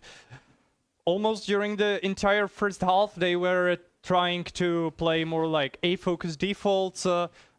lurking either palace, a stacking ramp, and 1 or 2 players were splitting from mid. So that was really interesting to see. Rainwaker played really well on side of 500. Unluckily for Bulgarians, Cirque wasn't like really in his best shape. Yeah, I mean, some players definitely performed well on this map. You mentioned Rainwaker. On the other side, I would say Kaspersky had very nice plays. And Natu. Natu, for sure. My goat. As I've mentioned him, and I'm proud. You placed your bets on the right guy, I would say. Definitely. Yeah. I mean, there were times when 500 almost climbed back into it, but again, maybe the veteran Glavy stood in their way one time with beautiful 3 kills. Always something that went wrong for 500. And even if they had I think a pretty good mid-round call. I think it was 11th round after the 10th one you just mentioned. Yes. They managed to go into Kaspersky. He's behind default on A side. There's only like 15 seconds to plant the bomb. Simply no space, no time, and they were all killed by Kaspersky. 3 kills in a row, and denied plant, denied the round. And I think that sums up, I would say, most of the play by 500, at least in the first half. And we need to praise the game style of ENCE as well. They've played simple CS. Maybe it worked.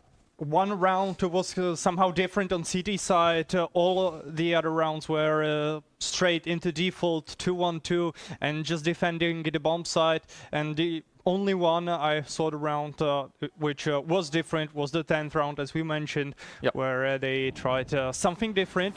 So we can take a look at it. No, that's the first round. Yeah, that's the knife you mentioned. That's the knife. Exactly. Almost a ninja defuse. It was very close to actually pulling it off, but as we can see, the knife kill just went there, and of course there was a heartbreak for 500.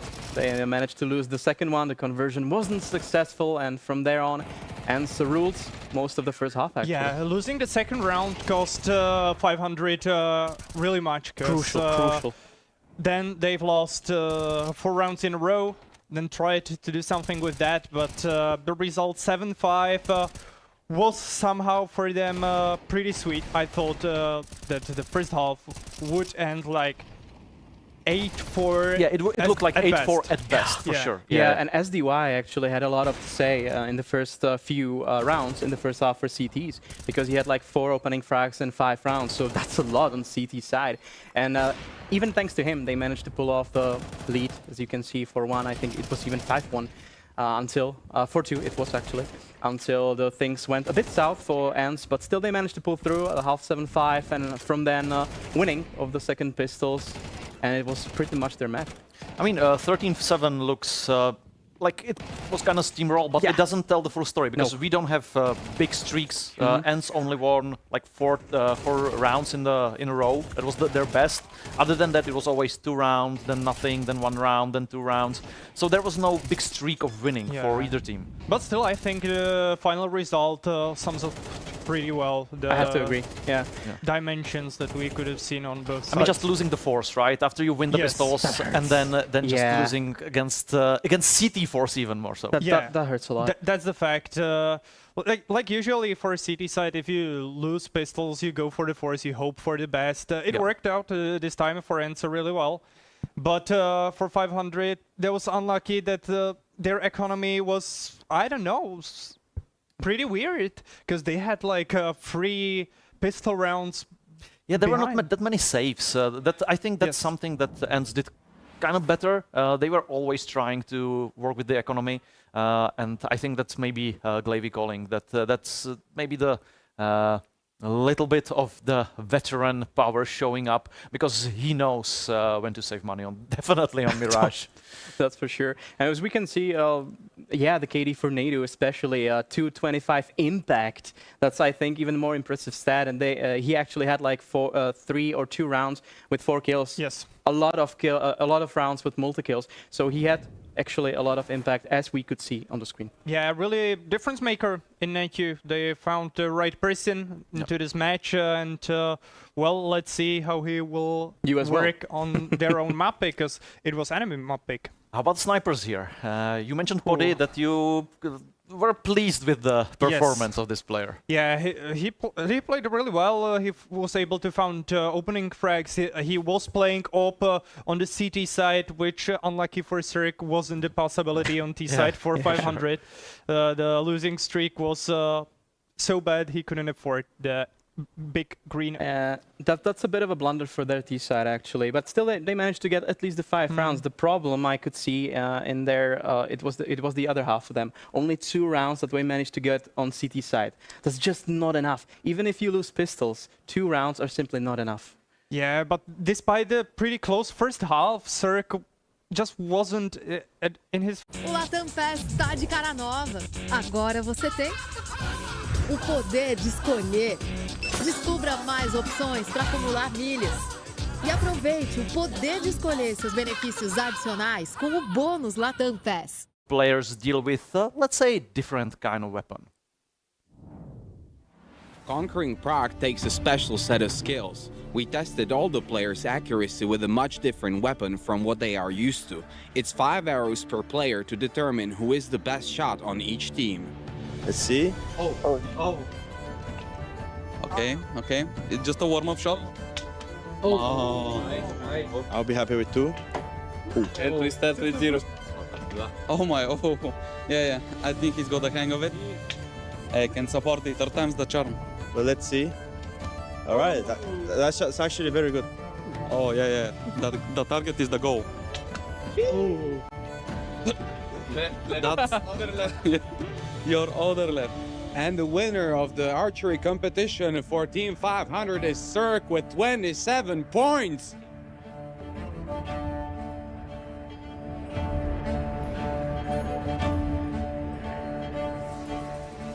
So maybe Cirque needs a bow and arrow in Counter-Strike as well. I mean, he didn't have his sharpshooting boots today. It's kind of op situation, right? This one shot takes quite a time to reload. So there is some maybe natural skill in him for bow and arrow. I'm waiting for the other clips to see if it's some kind of pattern or not. I mean, I was there recording with the guys. I don't think Podi did that well, but we'll see later how players from ENCE did, because every team, of course, tried their best with the archery as well. Now let's look into the future. Let's look at Dust 2. I mean, we before mentioned it doesn't feel like it could be 2-0. Are you still kind of certain about that, Storm? Oh, so you're putting pressure on me, right? Yeah, well, you're right in that, because of course right now it looks like it could be a 2-0 for ENCE. Everything seems to be looking that way, especially the statistics, 65% for ENCE. They're planning it quite a lot. They even played in Swiss, managed to overcome some opponents on overtime on this map, especially on their way to the LAN. But 500, yeah, of course, they have a lot of individual players that have a lot of quality. They have a good, usually, but very well shooting player on the AVP role. So I think it's going to be extremely fun to watch how Podi and Cirque actually clash out on this map. Okay. I mean, Dust, at least based on HLTV, of course, our favorite side, that's heavily favored in ENCE favor. Yeah. So 65% for them, 25 only on Dust 2 for 500. A small number of games for 500, that's for sure. Only 8 times they played it. Indeed, but Cirque, definitely, you need the op on map like Dust 2, right? Cannot live without it. I think that's the, that's the AVP paradise, that map. Yeah. Let's say maybe the only position B isn't as useful as possible is when you are taking short. You can use the rifles there as well, and maybe it's sometimes even better option, because of course you need to take fights towards the ramp, towards the goose, or towards the default on A side. You have to be flexible, you have to be fast. And even on the B side, the choke points to the upper tunnels is like so narrow. The op is an easy target, pretty. If you swing, let's say from close towards the car, the op has to be really quick at its trigger. Okay, you of course mentioned Rainwaker as the maybe impactful player. Yeah. Very much so. He was on Mirage for sure, but Can we expect the same performance on Dust? I think so. It of course depends on the spawns they will get, because Dust 2 is a really spawn-based map. If you don't get a single spawn towards long on the T side, you are, well, unlucky. And what's interesting here, it's Rainwaker who is playing at their defaults long position on the T side, so maybe he will get some chance to shine again. We'll of course have ENCE starting on T side, as it's their pick. 500 chose to go with CT here. Do you think that's a good approach when we're talking about that map like Dust 2, where it seems to be leaning towards T's more often than not? I think it depends on the matchup, honestly. I would even say it's 50-50 maybe, but of course statistically you're right. I think it's still a bit CT-sided right now. I'm not really sure about that.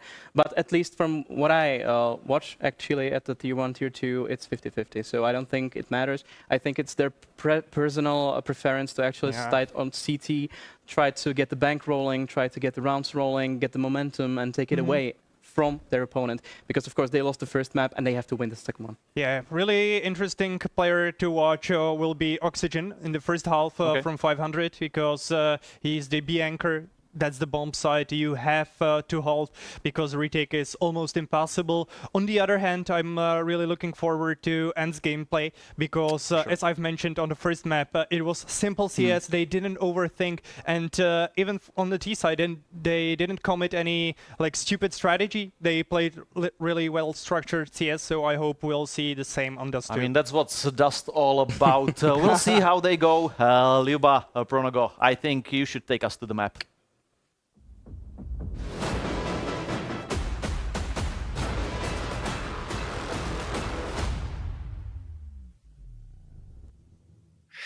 Ladies and gentlemen, we are back as ENCE took map number 1, 500's map pick, and it seems that ENCE players, Pronogo, are feeling really good on LAN. And how would you not feel good on LAN? It's a good atmosphere. We saw the crowd, and of course, ENCE hitting the ground running in this tournament. Yeah, in a big way, stealing away their opponent's map pick in a way that didn't feel like a steal. If I told you ENCE had picked Mirage, you probably would have believed me looking at their game plan, looking at how cool, calm, and collected they ended up being. Of course, dropping the pistol in the opening and immediately firing back CT4 Spy, a victory for them. And they chained 4 together, and basically it was history from that point onward. A dominant CT side, sure, but much better on the T. And that's a little bit of a change. Normally, especially on a map like Dust 2, which is our map 2, which is always nice, little alliteration in numbers. I love that kind of pattern matching.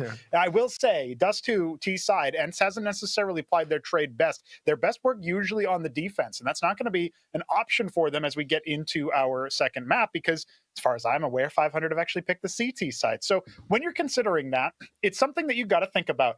Are ENCE going to continue bucking the trend? Are they going to have a really solid T side again, back to back? Because that's what is required of them in order for them to just basically cruise through this 2-0 and make it into the semis. Yeah, and ENCE, they're a good Dust 2 team. On the other side of things, you got 500. They're not feeling completely natural on Dust 2. So it all kind of makes us think that this is going to be a 2-0 affair, but you never know what's going to happen on LAN, especially in an opening matchup. You might feel really good on one map, then things are starting to feel a little bit more uncomfortable on the second one. You still are trying to kind of adapt to the equipment at hand. You're trying to adapt, of course, to the chairs, to the desks, and it's really not an easy situation to be in, especially if you don't really have a lot of LAN experience. Of course, some players that are currently playing in this best of 3 do. Some are yet to collect the experience playing on LAN, though you did cast ENCE a couple of times on Dust 2 in the past few days. And how are you looking at their gameplay? Yeah, right now, I feel like Dust 2 is definitely a map that ENCE can lock down. Of course, Train was removed, as it is the permaban of 500. So failing that, I think Dust 2 is actually one of the more consistent maps for this European Combine. Comparatively, I don't know that 500 have as much of a game plan. They have suffered a bunch of losses lately going into this LAN match, and they really wanted to turn their favor around, make sure that they can take their own fortune here. And Prague, it's just not going to work out the way that they wanted with already being down a map. So I hope to see them rally comparatively. I think when you look at ENCE's tactical game plan on the T side, they do a lot of short pushes. They're almost always going to be hitting that A bomb site in some way, shape, or form, even if it means dropping down into CT spawn and then pressuring for a B split. That is an opportunity here that ENCE might end up going for, and they are on that T side. So let's see what happens as we get into map number 2. The pistol awaits. Oh, they want to take long as soon as possible, but 500 readying that mid push. Glaive, he's going to be contested. He might be in trouble, but he heard the footsteps, and that's a lot of info gathered for his team. Only one A-side defender, and Glaive just needs to tuck here. Oh, the missed shots, they might cost him, and he's going to die. But Pody, right place, right time, and it's a 2-for-1 trade for the side. They're going to let the ball and the frag, and it's find one, looking for the other. A few wit, but it's still alive and battle ready. 3v3, let's see what 500 can do on the as they're already swarming the site. Nate, you found one frag so far, and he's looking for more, but his job is just to stay alive with the bomb planted. Keep their heads cool as Nate Yu collects Cirque's dome. Though he gets traded back right away. Not a lot of time left on the clock, but another ENCE player is down. Kaspersky, all eyes on him. Good for one, but no time to defuse the bomb. It's going to be the first round for ENCE. Yeah, the firewall did its job there. Kaspersky is going to be able to guarantee the ENCE pistol win. And, you know, 500, they had a very advantaged fight there. It almost, you know, first glance, you're like, wait, why is he, you know, staring down long with a Glock from pit? That's crazy. But what it came down to was time. They essentially gambled in a way that there were no kits on the position. But at the end of the day, it works out really nicely. Nachu pulling his weight in a big way on this pistol. And that is going to be not just the bomb plant, but the round 1 with Red Star unable to avoid fate. Now we get into the buy round. The CT Force is a real thing. Spellin and Cirque on scouts. No Deagles here. Instead, Red Star on the A1S. And of course, double MP9. Oh, Oxygen, does he want to go through that smoke? Does he have the guts? So far, so good. As ENCE are playing it passively towards mid, that might give room for the Bulgarian boys to collect some space, and you want to collect that first frag. Tilt the balance of power in your favor, even when you're outgunned. Find a way for your opponent to be outmanned. A lot of control gathered for ENCE as they have control of long. They have the B tunnels, and 500, they're going to need to pull the trigger. They're going to need to find something, and some intel needs to be gathered. Might give Nate Yu a chance, but he's just going to get destroyed by that MP9, and that's a rifle for his trouble as Oxygen upgrades to an AK. This looks like a good for a 500 CT forced by victory if they can maintain composure on the A site, because that's exactly where ENCE are moving towards. With only 45 seconds left, SDY, a very impactful opener, but now he's tagged by the scout. How much more damage can Spellin do? The swing is here. So many defenders. So far, it's a 1-for-1 trade, and Pody's found Oxygen elsewhere on the lurk. Now Red Star feels the pressure. He has to rotate over, thinking that that's where the bomb is going to go, and maybe it is, because right here, right now, Glaive is starting to peel away. Yeah, but SDY still lurking in that smoke, did not have the courage to peek through it. The Red Star finds one frag, and SDY collects the freebie on Spellin. They know where that M4 is, and they can play around it, but they need to collect the bomb first, and that might spell trouble. Smoke down, and Red Star, he's going to gamble towards A. That gamble might pay off. So little time left on the clock as they're going to need to hurry up and find the frag, and they do on time. A good call for ENCE, not struggling to plant the bomb, rather killing the player that is left, and that was enough to collect the round. Yeah, Glaive rotating over and getting picked in the mid, that ended up almost spelling disaster for ENCE's T side. But as much as 500 were able to throw chaos into the mix, at the end of the day, it still comes up snake eyes for him. They get no players alive, no rifles saved. That means that we are going to be looking at most likely a very light investment into round number 3. ENCE can just go ahead and finish the job. Lots of HEs to carpet bomb Pody down. That makes him vulnerable to the pistols, but of course ENCE can simply rotate over to the other site.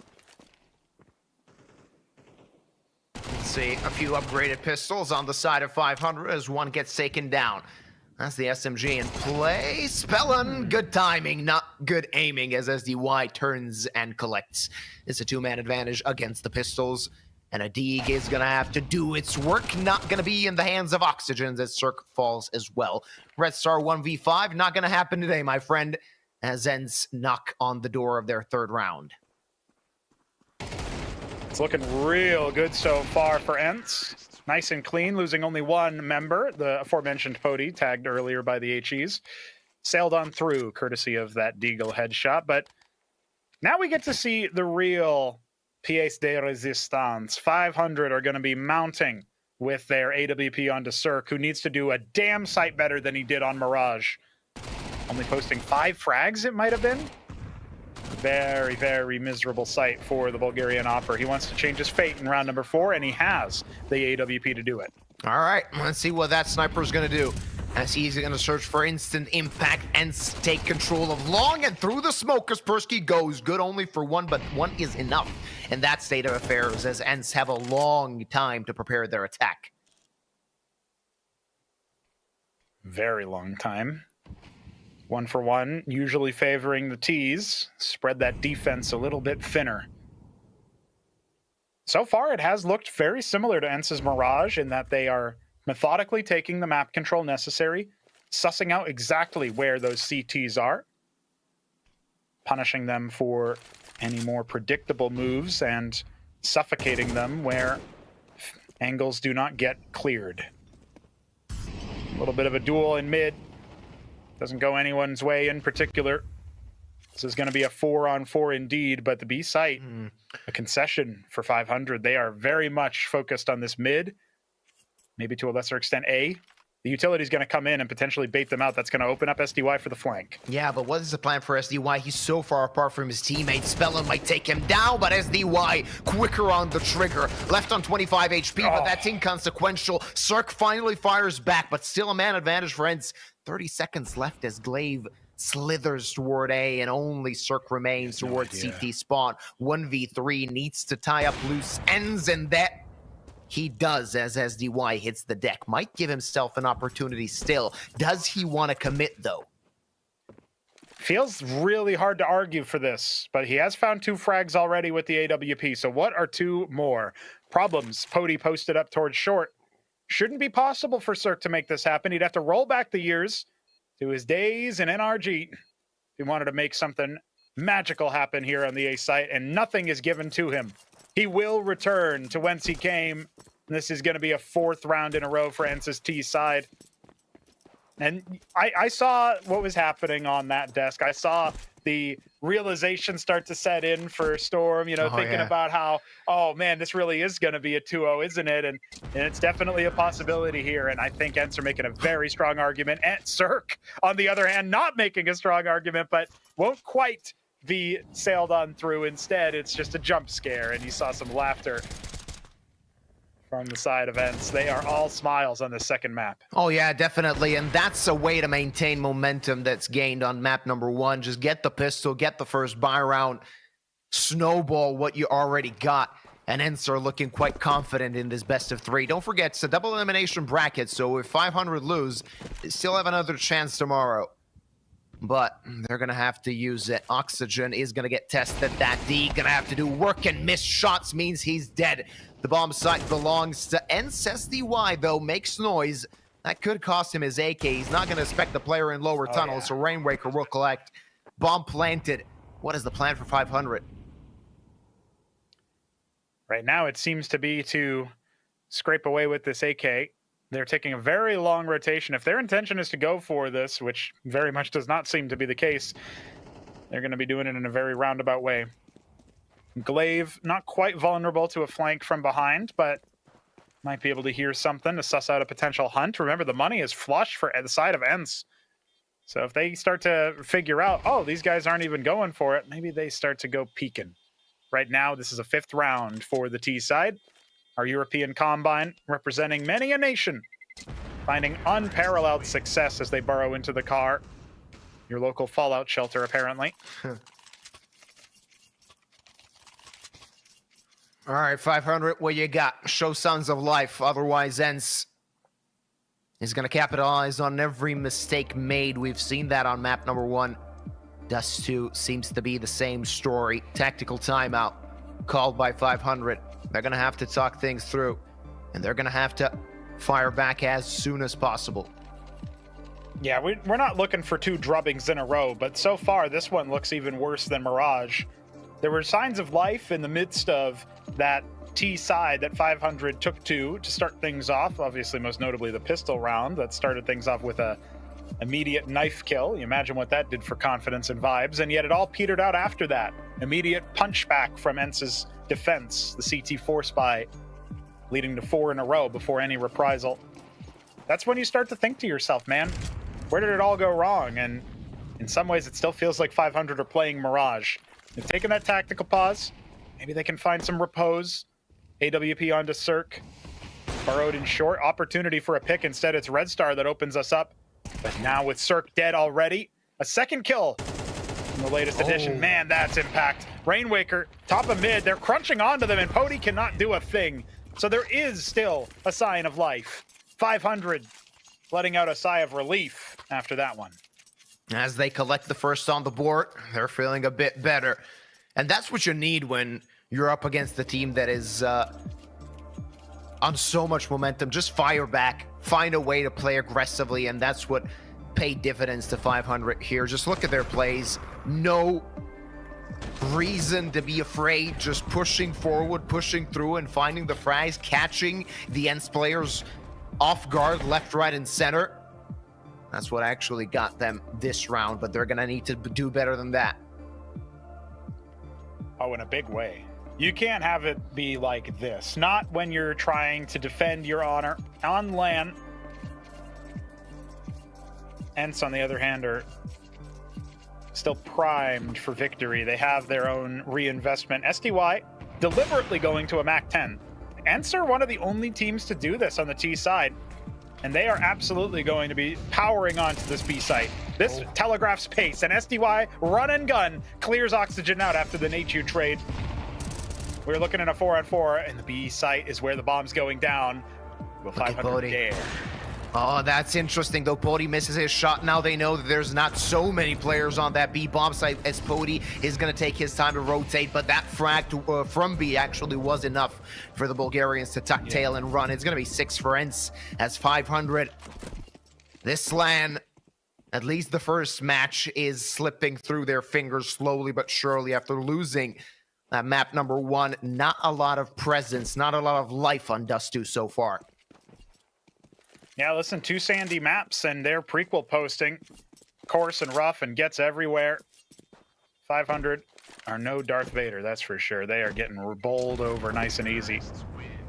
Surely there's some more gas in the tank for the Bulgarian squad. We need to see some more life in them.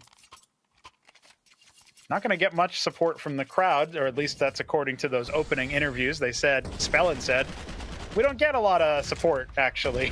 Yeah. And, you know, just kind of dismiss that. Doesn't matter to us. Might have been nice. Might have been a little bit of an uplift, an updraft to speed things up a little bit more. But with pace, they end up clearing mid and then immediately doubling back to B. That takes some balls. You're talking about an ENCE team that just ran you down with a MAC 10. So for them to abandon the B site at the first port of contact and then double back afterwards, 500 clearly have a game plan. Let's see if it works out for them. He's going to have to. As ENCE already collecting 6 on their T side half, it looks quite good for them result-wise, money-wise as well. Both teams standing strong currently, so that's not going to be an issue coming into the next round, whichever team loses. The problem for 500 is they're going to need to chain together rounds as soon as possible, and it seems that Cirque's op is going to get tested once more from the presence made from the side of ENCE, still maintaining those 2 men towards B. They're going to have to, at some point at least, group with their teammates as Oxygen. Actually, I was going to say, forced to use his smoke, decided to fire back first. Not enough info collected for him to throw that piece of utility. And now the B bomb site is going to get locked for the next 20 seconds. Not a matter for ENCE at this point in time, as they have 3 players already on short, and only the op can stand against them. There's lots to talk about here with the tactics as ENCE are starting to push forward through short. There's opportunity here for Cirque to find impact, but he misses the flick, and the flashbangs force him back. Long is where he will make his stand. So far, ENCE working the picks. They have 15 seconds to get that bomb planted on A. It has to be now, and it will. Uncontested. surely 500, you have to go for something like this. You might be a man down, but you need to reclaim some map control. You need to claw back middle and short as well. Spellin, in theory, had the drop on Nachu there, but the reactions of the Frenchman way too fast. And I can't believe it, Yuba. 500 are falling away and giving ENCE the first half won with 7 rounds. Yeah, but what can you do at this point if 500? Realistically, going on a retake means you're probably going to lose all the guns you have, and money isn't the issue for them just yet. But there's still a few more rounds left to be played in this first half, and they want to conserve what they got. ENCE on the other side, looking pretty, looking good, as they lead 7-1. And search for more guns as Red Star will not take his to the next round. Yeah, pinned to the wall there at the end. Man, it sounds harsh to say, but every decision 500 have made, pick Mirage, lose it. Pick CT side on Dust 2, run over so far. For absolute sure, they have lost this half, but even if they come on a miraculous rerun from this point up forward, I mean, maybe that gives you a little bit of momentum going into the second half, but they are exasperated. You can see the player cams not pleased whatsoever. And Cirque looking for some action towards that boost spot. I was having this this debate with myself, Yuba, because sometimes these VODs, they go on YouTube. Yeah. And YouTube, you're not allowed to say certain words. And so do we call that position that Cirque was scoped up in on a live? Do we call it that? Is that it now? On a live? Okay, I'm just saying. Might be an option there. A bad position to be in either way. I'm, of course, referring to the caster position at this point. You can't really say the certain call out, right? But first blood drawn by the sniper of 500. Might give them a lifeline in this round. The HE grenade only touching Kaspersky a little bit. Though Cirque knocks him down for a +2 for his team. Yeah, Spider Sense is tingling. Positive KD with all the saving. Not a lot of action has befallen Cirque. He'll leg glaive, which is good impact. Oh, still ends up taking Rainwaker's head. Almost looked dangerous for a second there, but Natu on the flank, SDY as well. The double op setup maybe baited them towards Cirque, and the fire will burn him alive, but he found a third frag in the round. SDY, this would be a 1-on-4 with the first found. He puts the bomb down, but only enough to bait out some action. He's actually found 2 immediately and suffocating 500. This was a 4 versus 1, and it's now down to the final duel. How has this happened? SDY 5 HP in a dream, but Spellin good timing to proceed from short, looking for the frag. He just needs to blow at him, and SDY will fall. Let's see if he can clutch. As you said, 1v4, not gonna happen, as Spellin maintains a lifeline for his team. But that was costly. That was a Pyrrhic victory for 500 again, and showing their individual prowess on land. Yeah, absolutely, man. You cannot count SDY out. Look at this guy. He is just phenomenal in the clutch, especially when you consider his LAN experience with Na'Vi. You were talking about some of the most entertaining LAN that has ever been recorded in Counter-Strike history. Certainly some of the most entertaining final action, I'll tell you that much. Maybe we're already predicting ENCE to those finals, but a lot of Counter-Strike to be played before then. Let's find out. 500 have posted a second round. Is it where it ends? Kaspersky cuts Oxygen short. That's going to be another kill found in the lower tunnels. Cirque has to fall back, and after such great impact, it almost was for nothing. He burned alive as op was recovered. And another secondary op setup here. Spellin on that sniper. This worked out okay to bait them forward in the last round, but ENCE, they learn from their mistakes. Yeah, and Dust 2 is so difficult to play on CT side. When you lose just one player, you get in trouble. You need to go for a desperate play. Cirque needs to make a good one, and that's 2. But is 2 good enough, as 2 players on his side are the only ones that stand between ENCE and 8.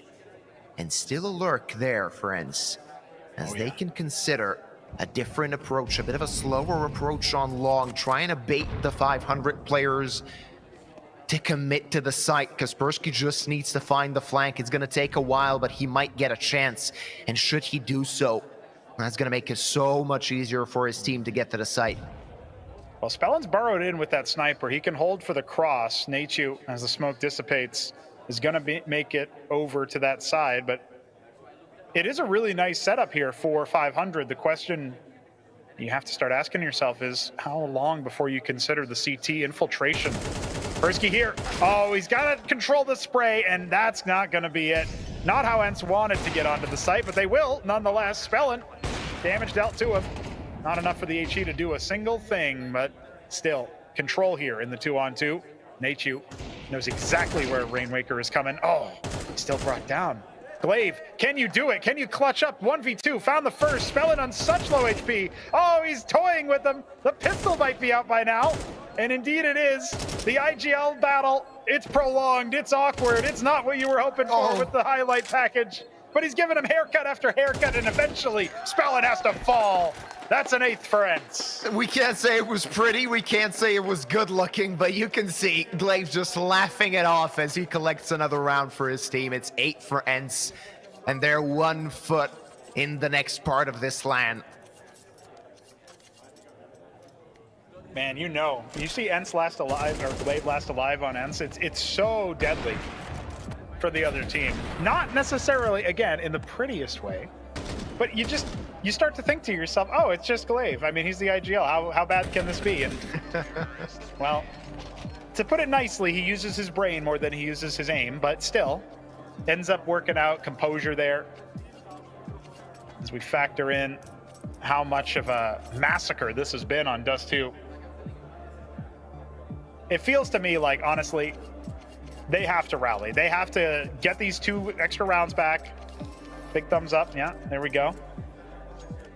You have to see 500 score these next 2. Get a little bit of momentum under their sails. Once we do that, things can be all right. Things can be, well, a glimmer of hope anyway. With any luck, the T side of 500 will put up more of a fight. We're getting back into things here for round number 11. 2 more rounds to be played in this half. 500 don't have a glorious buy, but Cirque's still on the AWP. Let's see how well it works out. Well, you're just talking about their T side, but they still have a mountain climb on CT. They need to collect these next 2 rounds to give themselves a chance, and Rainwaker wants to take things into his own hands. Missed shot from the op as Rainwaker can slinker back to short to safety, maintaining a 5v5 with at least a little bit of intel gathered. He knows that there was presence in front of Long. So with that being said, 500 don't yet need to allocate players to that part of the map. Only now do they send Red Star towards Long to take control of things there. And Red Star's the sole shining light on his squad. Obviously Cirque posting positive again, but really it's been Red Star's multi-frags that have given 500 chances in these rounds. And so for him to be the one to hold this long position, ENCE would do well to avoid that. Not that they know exactly where he is anyway. Kaspersky playing with fire. Spellin and Rainwaker trying to hold for any mid push. But like I said, ENCE really do favor these short takes in these mid rounds. Wouldn't be surprised to see them try to attack both places. Glaive cut down by Rainwaker, and sure, the trade is there, but Spellin very close, not cleared by a Molotov, and that's what happens when you play contact. 500 getting maybe a little bit lucky here. Oxygen's head is off. And so that's now big. All of a sudden, this is B. That's huge as Nateyu collects the head. They can plant the bomb with SDY still on the lurk. And Spellin on 11. SDY will take him down. Cirque does not have the luxury of missing a shot, but he's getting spammed from both angles. SDY collects Red Star, and he's going to get number 3 in this round. It's another round that goes to the hands of ENCE. And they're strolling, steamrolling 500. Yep, absolutely. We had a short technical pause earlier because of a keyboard issue on the side of 500. At this point, wouldn't be surprised if some mouses get smashed. This is looking real rough for them. Save your peripherals. Guard your mice, guard your keyboards. SDY looking unplayable here. And it's so sad. 500 had an opportunity, and now they've lost oxygen at the beginning of this one. The spawn working out for SDY. Everything seems to be working out for them, though 2 kills, 3 rather, go into the hands of 500. Maybe a straw to grasp, maybe a chance to use. SDY wants to make a play, but Red Star shuts him down, and it's only Kaspersky. 1v3, bomb on his back, and enough time left on the clock for him to play around this. This is still very possible, but it would be absolutely soul-crushing. You would watch the Bulgarians lose all hope immediately. Red Star has been found. Spellin can upgrade his Alligator. Cirque, on the other hand, still working with that sniper, and Noise is cut. Held for the cross, the smoke not covering everything. Kaspersky knows that was his best opportunity to sidestep Cirque's sniper. So 45 seconds. Let's see how long the pole has before he ends up pinned to the wall. There it is. All right. ENCE will be held at an arm's length at 9, but that is still a crushing first half. 500. They at least score the last one, but they really need to rally. They need to show up to Prague.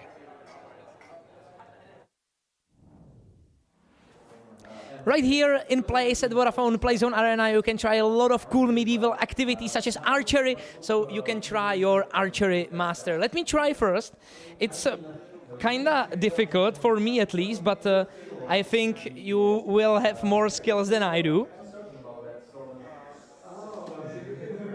Okay, not bad. Try yourself. There will be a lot of competitions for straight products as well. So try. If your arrow is shooting straight, you will win straight.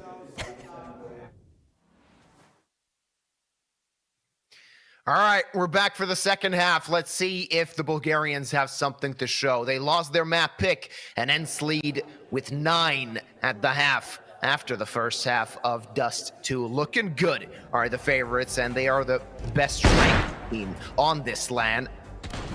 That must feel really good coming into a LAN and completely destroying your opponent so far. 500, they desperately need to start the second half with a victory, Pronogo. Yep, ENCE have been shooting straight. And you know what, Luba? I'm feeling straight. Let's see if ENCE can make it happen to double digits on the pistol. 500. Well, they've got an interesting idea, moving towards the seldom used B site, Natu, and Kaspersky here. Ladder with a smoke, and Dooley's on his back if they pop through. There it is. Good teamwork already, and the spray comes on through. Can he get more than one? The answer is yes. And look at that, just like you like, 2 headshots from the Dooley's. Yeah, that's a good start as the Dooley's collect 2. Now the Bulgarians need to fire back, but again, Kaspersky dealing damage. The USP's coming into play, but a lot of damage dealt toward the side of ENCE. Even though it's a 2-man disadvantage for 500, they still have a chance, though. SDY still collecting frags, even though he's on low HP. Again, finding the head. Spellin finally with an answer, but with an all to do in this pistol round. And the bomb, look at where it is. Or rather, he might get a chance to collect it, but the CTs are swarming in, and there's so many of them. He's going to have to be quick and find a way to isolate these duels. Looks for the first, but not able to find it as ENCE get to double digits. Everybody was so low, so wounded. You almost thought maybe Spellin can go for the ace clutch in the pistol. Not to be easy double digits for ENCE, and we might be going back to the Deskin record time here, ladies and gentlemen. Did 500 have anything left in the tank? I think the answer is no. Somebody sprung a leak, and there's oil all over the floor. The garage gonna stink for a while here as ENCE trying to put them to bed with style, with speed. I don't even know if you need many more tactics on the CT side at this point, but Pody doesn't think so. He's got the Alligator out. Automatic shotgun. Well, at least the odds are looking quite tasty for 500, if you believe in them. You can get $60 on the dollar, and that's not a bad deal. Of course, with the expectation of 500 finding new life in this best of 3. Yeah, that would be a new life indeed. Second life is what they need. But we're playing Counter-Strike, so let's see how well they can do on that. Pody, he's salivating versus these pistols. Oh. And the first is found, second as well, yeah. Pretty. Mow them all down. Delicious. Natu finishing it off, and well, that's 11. So at this point, the hardest possible mountain to overcome. 500 would have to make so many rounds in a row just to even maybe make us feel like, oh yeah, there's a potential chance for a comeback. I think those odds just went up actually. So yeah, it's probably like 69, 70. Nice. Not bad at all. Of course, this gun round is going to have to work. He's going to have to do some damage if 500 want to bounce back. ENCE, I've said it many times before throughout this series, feeling quite confident so far. The push towards long comes in as Spellin finds one. SDY good on the trade, but nowhere to run as they're going to re-peek him and destroy his head. That's an advantage for 500 and a good chance of collecting around a Scout, an MP9, and an M4. What stands against them and number 4. Yeah, I thought you were going to tell a walk into the bar joke. 500 are going to grab a round here, most certainly. Nature will be able to trade out. Rainwaker's AK upgraded for the Frenchman. And now a 2-on-3. It looks like they're still interested. I mean, why not? You've got so much confidence with such a bank of rounds to work with. Kaspersky looking around. He sees Cirque jumping around with that Scout. Remember, 2 AKs have been picked into this round by 500, so it's not like this is a force buy from the T's in the way that they have lesser weapons. And yeah, we are going to see ENCE tuck tail and save their equipment. Kaspersky has a full utility belt, so that's going to work out wonders for him into the next round. They don't have to invest nearly as much as you might think based on that. Maybe somebody can buy a kit, but otherwise, there should be another force buy around this purchase. 500 do get to 4. ENCE held at an arm's length yet again, but it's only for a short time, it feels like. Their inevitable conquest in Prague will continue after this short break, this intermission where 500 decide what to do. Well, at least that's a chance as they start things off well on their T side, collecting, well, at least the first gun round. ENCE, of course, on a buy and a better one than they've had in the previous one. So they want to continue, and this is a big advantage for ENCE currently, as they know there is a lot of margin for error. 500, not with the same luxury on their side. And look at Pody, so aggressive so early. Will that do him good, though? That smoke is blocking things off, so he still has a chance to find the opening pick. So much utility used, and Pody needs to go back. No chance, says DY. Overstayed his welcome on short, and that means first kill goes to the side of 500. Yeah, when the utility is raining down like that, it's so hard to maintain focus on what's directly ahead of you. You got to be thinking about all the mollies that are landing at your feet. Glaive forced back. He burns to about half health, and Red Star will at least take that information, but he comes back in. Experience leading ENCE to a 4-on-4 now. Short is the name of the game. 500 will be committing to the A site. It's only Rainwaker to attempt some kind of lurk, and Kaspersky will almost certainly make noise when he falls off to try to help the defense. 4v4, ooh, that rotate towards mid. Oh yeah. Might give Rainwaker a chance. I was expecting them to save their guns as soon as the bomb is planted, but Rainwaker not gonna give them the chance. At least finding one, and that was the op. Not gonna be in the hands of Pody in the next round. A bit of trouble for ENCE at this point, as they can't really save. At least they can save, of course, what they got, but they can't collect that op. They don't have the luxury of fighting a player whose location they don't know. So they just need to pull back, hold what they got, leave 500 to get the 5. Yeah, keeping 3 alive is the name of the game on the CT side. If you're newer to Counter-Strike, only having to drop 2 guns lets you keep flush with weaponry and with equipment. Even if we have to see an MP9, a FAMAS, something like that, brought over to the teammates. The buy will look surprisingly good for how little money they actually had coming into this next round. That being said, 500 finally getting to 5. Still a long way to go, a big mountain to climb. We'll be setting some records in rock climbing. Not my favorite medieval activity. I do like archery a bit better.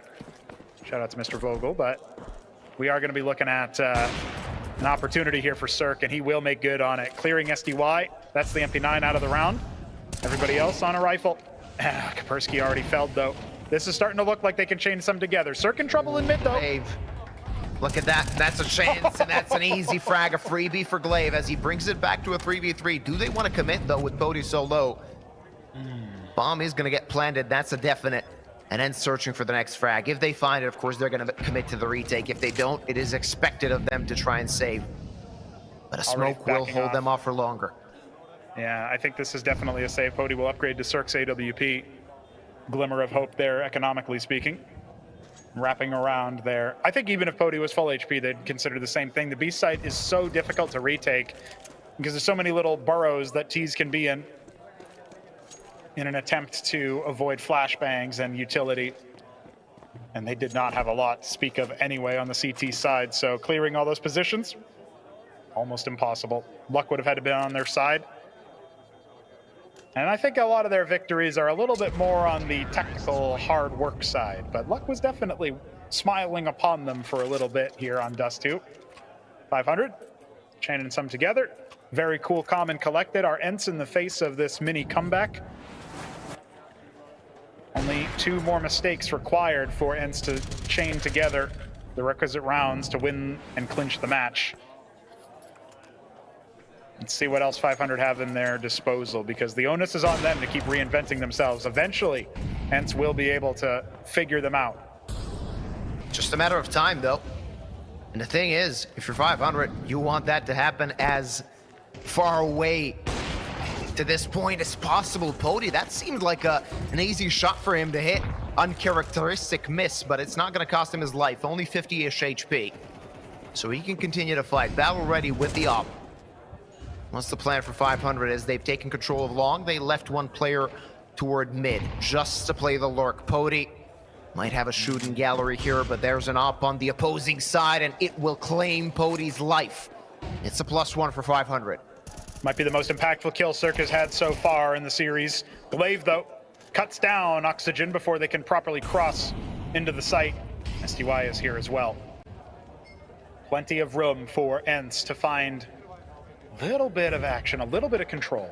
Stave off this attack on the A site long enough for Kaspersky to get into a nice position. Glaive has a duel against Rainwaker, isn't going to end up winning. That applies a lot of pressure, and STY dropping 2 is going to be even more so. 500. They trade Nachu out, and this is a 1-on-3. He swings out, but it's not fast enough. Cirque, the correction, the turret.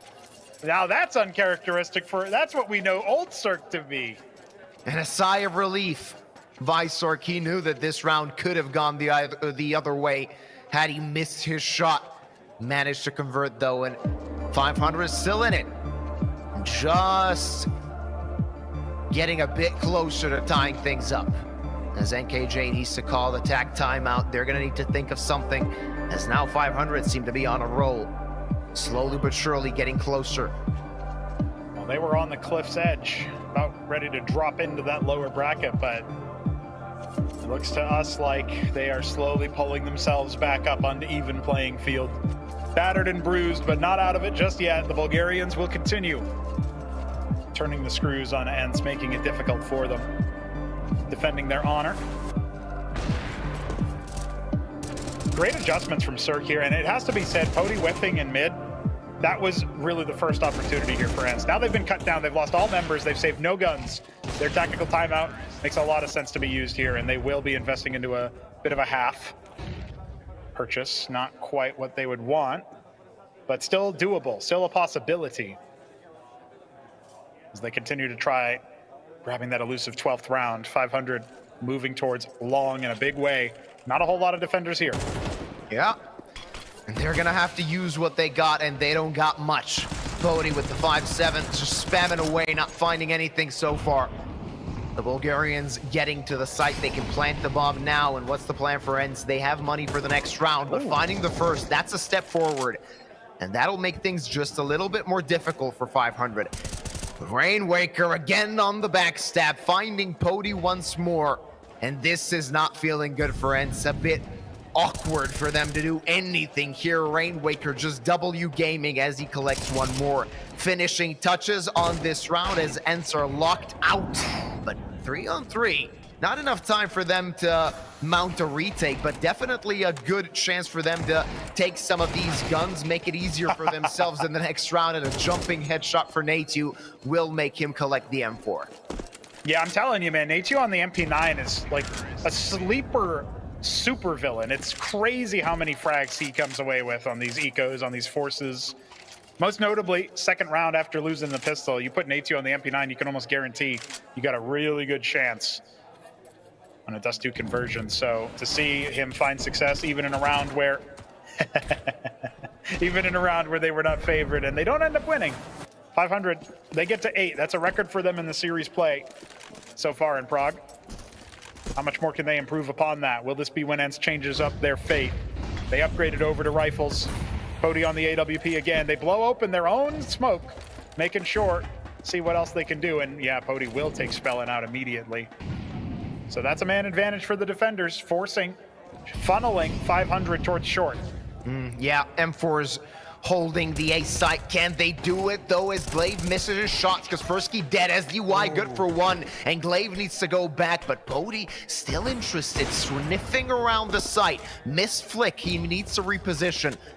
And 500, they're gonna get the plan. It's gonna be a 3-on-3 retake. Yeah, 500 do well to shuffle the bomb onto a high HP player. Rainwaker would have been felled by that HE. Hot posted towards long, but nobody's there. Nobody's even in pit. Rotations are going to come much closer to that box. It'll be Pody, and it'll be Glaive. Nature coming in from CT spawn. He's going to self-boost, and he does end up finding... Oh, Glaive ends up finding Rainwaker. That lessens up the pressure. Nature can absolutely move through here, but there's no time for the defuse at this point. They can't get up fast enough. Nature can only hope to kill every single member of 500, but they've got money for days, and that's a 9th for the Bulgarians. Yeah. That doesn't feel good for ENCE. They fought bravely, but it wasn't enough even though 2 players left alive. Another round goes to the side of 500. And just edging closer as they get another on the board. Only a few, rather only 2 remain for them to tie things up. And should they do so, all the momentum is on their side. Don't forget, ENCE seems to be extinguished so far on the CT side. It's really hard for them to post anything, and at the very least, they do have the AWP saved over. You saw Nachu go in for a hunt for that weapon, give Pody a nice chance. He did find the opening pick on Dispellin last round. Let's see if he can improve upon that, or if this rifle tower that's being assembled looks into lower mid. Oh, it's gonna spot Oxygen on the boost, but I don't know how he takes STY's head there. Looking unplayable as he mantles up. Cirque.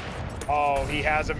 Hook, line, and sinker. Kaspersky penetrated by that op shot, perforated as they're looking to find plenty of map control towards long. But that keeps Nachu burrowed in towards B. There's almost no way that ENCE can comfortably move towards the A site and stack unless they're admitting it's just a gamble. ENCE needs a multi-kill, and that's what won them Mirage. Plenty of rounds won by heroism of their players, but not gonna happen from the captain. As Pody knows he's under threat from long, needs to go deeper towards short.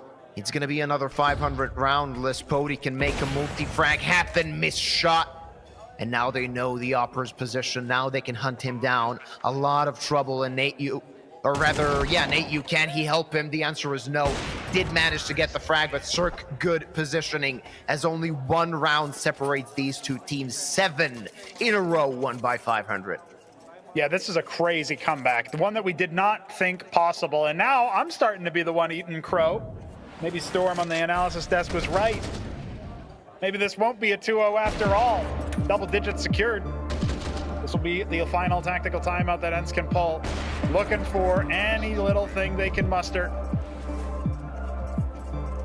And NKJ has a lot to say. Let's see if they can finally avert their woes.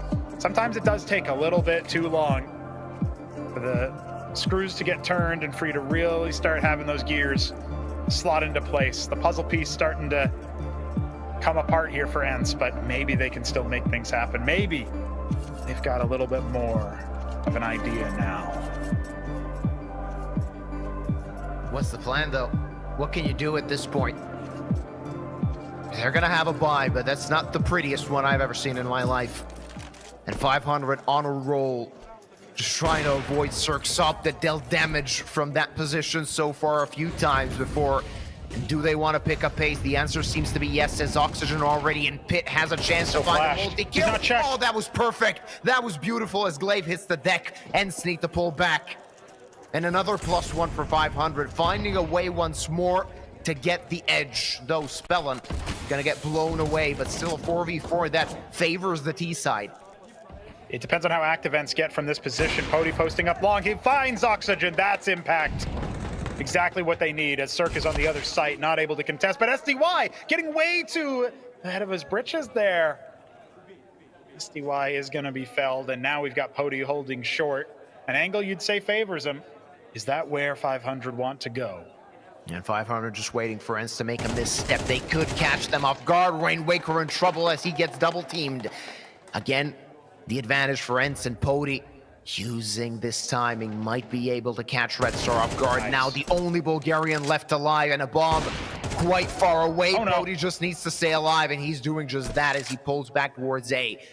It could be a 1v1, but he doesn't have a smoke to cut off CT spawn. Looking for the flag and tapping away at Kaspersky. He knows where the last player is. And there's the clutch from Red Star that saves 500 and equalizes the tie. 500 saving themselves on Dust 2. There will be no other savior. You will save yourselves. And now it's their turn to take a little bit of a tactical timeout. Let's talk about what just happened. Red Star, the man, the name on everybody's lips. 1 versus 3, and he's still able to make things happen. Tap, tap, tapping away. Ridiculous long-range duels. It all came down to the fact that Kaspersky thought he had the advantage. He was just going to watch the angle, not ready for the Ferrari peak. Man, they're playing it like it's a pug right now, and it's working wonders. So much momentum. They tied us up, Yuba. Oh, yeah. And that clutch gives so much momentum, so much wind in their sails, completely, though, extinguishing ENCE as well. And look at the money on ENCE, even with max loss bonus. What can they muster up? We're going to all 24 rounds on Dust 2, and that's not something I expected to say. ENCE are going to have not the prettiest looking buy, only 1 rifle in their hands, hoping they can win with this.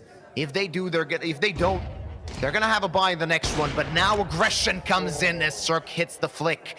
Kaspersky needs to do something with that M4. He's going to need to find a multi-kill in lower tunnels, but the Bulgarians are waiting for him, and that Molotov will reveal his position. SDY so deep, but he has nowhere to run, nowhere to go. They can wait him out and find another advantage. Yeah, this makes it tricky. Cirque going to be the hunter-seeker, looking for the last CTs to threaten him. Oh, that's an unfortunate whiff. Red Star helping to support. Kaspersky getting felled, cut down in those lower tunnels as he tries to take a peek. That's the rifle gone. ENCE have to start to fall back, and all this utility used in unorthodox ways to try to clear SDY from this bizarre angle. He drops down and he'll drop out. Oxygen blankets him with bullets, and now it's just Nachu and Pody with just a few 5-7s. Almost no hope for this one. They're going to need to rely on that buy to take us to extra rounds at LAN, or 500 will storm the gates and make it all the way back. A ridiculous comeback after a 9-3 first half. And of course, 500 now on the verge of getting an advantage, not something that we've seen for a long time in this best of 3. Bomb planted round over. The rest of the ENCE players just hoping to find a gun, hoping to find something. Rainwaker could be the victim, but he's looking for kills and collecting them easily, as his gameplay was stellar so far, especially in these positions where he's isolated, but always managing to get through the lines. Pody at the very least got that M4. And they're going to have a buy in the next one should he save that gun. Yeah, I don't know if he saw the shadow there on top of the box, but nonetheless, Rainwaker will fall away, and Pody will indeed save that gun into the next. ENCE now playing for overtime on a map they started off with 9 rounds on in the first half. They only needed 4. They've only found 2. It's shocking how good 500 have turned out to be on the T side. Not what anybody had on their bingo card. What is this, 9 in a row now? Oh, yeah. They had 3. Yeah. When ENCE hit 11. And still on 11 and 500 on map point. And this is kind of the classic ENCE gameplay. I mean, we've casted them so many times before in the past few months. They have a really good T side on Dust 2, but then the CT side comes along, and sometimes this is what happens. Their CT side unable to hold. Can it hold now to at least get us to overtime? A double op setup on the T side as Red Star and Cirque both have the big green in their hands. Well, that's an interesting little flavor. Red Star holding for any long pushes. They feel like ENCE are desperate, but it's a bit more of a passive setup, waiting for 500 to make the mistakes. Our defenders lie, looking for an ambush. Pody forced back. Plenty of control in CT spawn, and well, it helps that Nachu is so far committed to long. They know that they can freely rotate over the rest of the site. Looks like 500 might be considering another play, though. And a couple of CTs have already cheated towards the B side anyway, but not nearly as deep control. That's going to allow the Bulgarians to continue moving towards that B site. Let's see what ENCE have in them. It's going to be attack towards B, a split towards B, as two players are going to be the hopes of ENCE. Glaive, good position going through the smoke, but should he die, that's just going to make it easier for 500. Glaive does not have the luxury of dying. Kaspersky tucked in. Will they check him? That's the question. They took care of SDY. Kaspersky only good for one. Glaive on the rotate needs to find something. He needs to give them a lifeline in this round. Otherwise, it's 500 all the way as they complete the comeback. Destroy ENCE on their pick. It was 11-3 and 500 taking 10 in a row unless Nate, you and Pody can make magic happen, but that does not seem to be in the realm of possibility. 2 grenades at their disposal. They're going to use them right now, but they're going to need to find the kills. Otherwise, we're going to map number 3 in the opener on this land.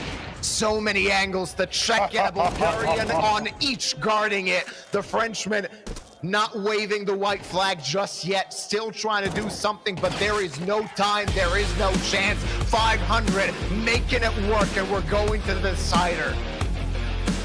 Going to the decider indeed. Nuba, I cannot believe it, but 500 complete the miraculous comeback on land versus Glaive. They prove that they have something here to say in Prague, and maybe the Conquerors won't be the highest ranked team after all. We're gonna find out as soon as we hit to that 3rd map. Join us for that.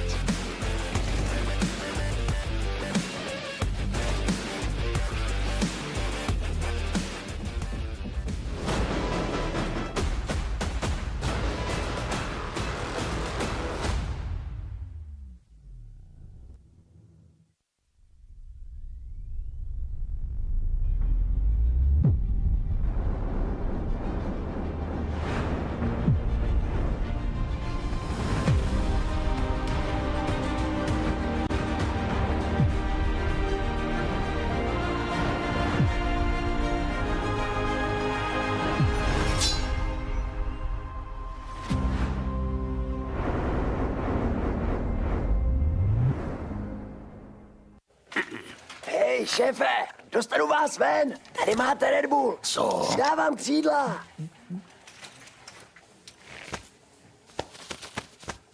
Křídla, jo. Fakt vtipný. Seš ready na další level? Hackni realitu. Urči si vlastní pravidla a staň se tím, kým chceš. Game. Nová vůně od Straight. Začít něco novýho se zdá vždycky těžký. Co rád? Ale ať ti to půjde jakkoliv, jedno je jistý. Že si to užiješ. Vítej v největší komunitě sázkařů. Tipsport.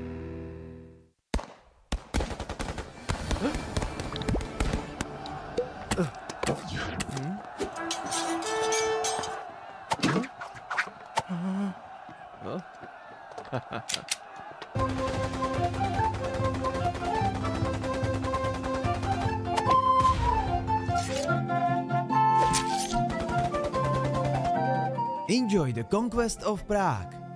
KFC, game on.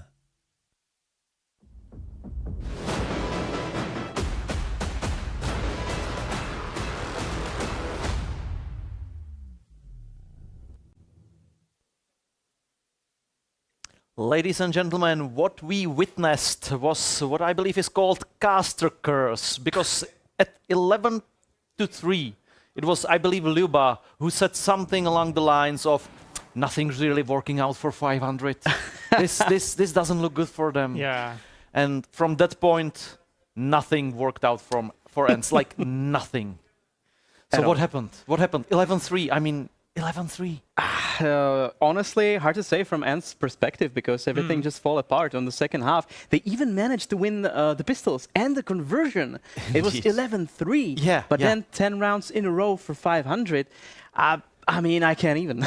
There was something crazy, and honestly, maybe Podi better choose XM rather than all, because there was a good round where he got the most kills, I believe, in one round during the CT half. Yeah, I think it was 3, maybe, actually. Triple kill with XM. Yeah, for sure. I mean, we mentioned the op duel at the beginning, that it will be very important on a map like Dust to have a strong sniper to back your team up, because then you can like play long. You can play with the map, right?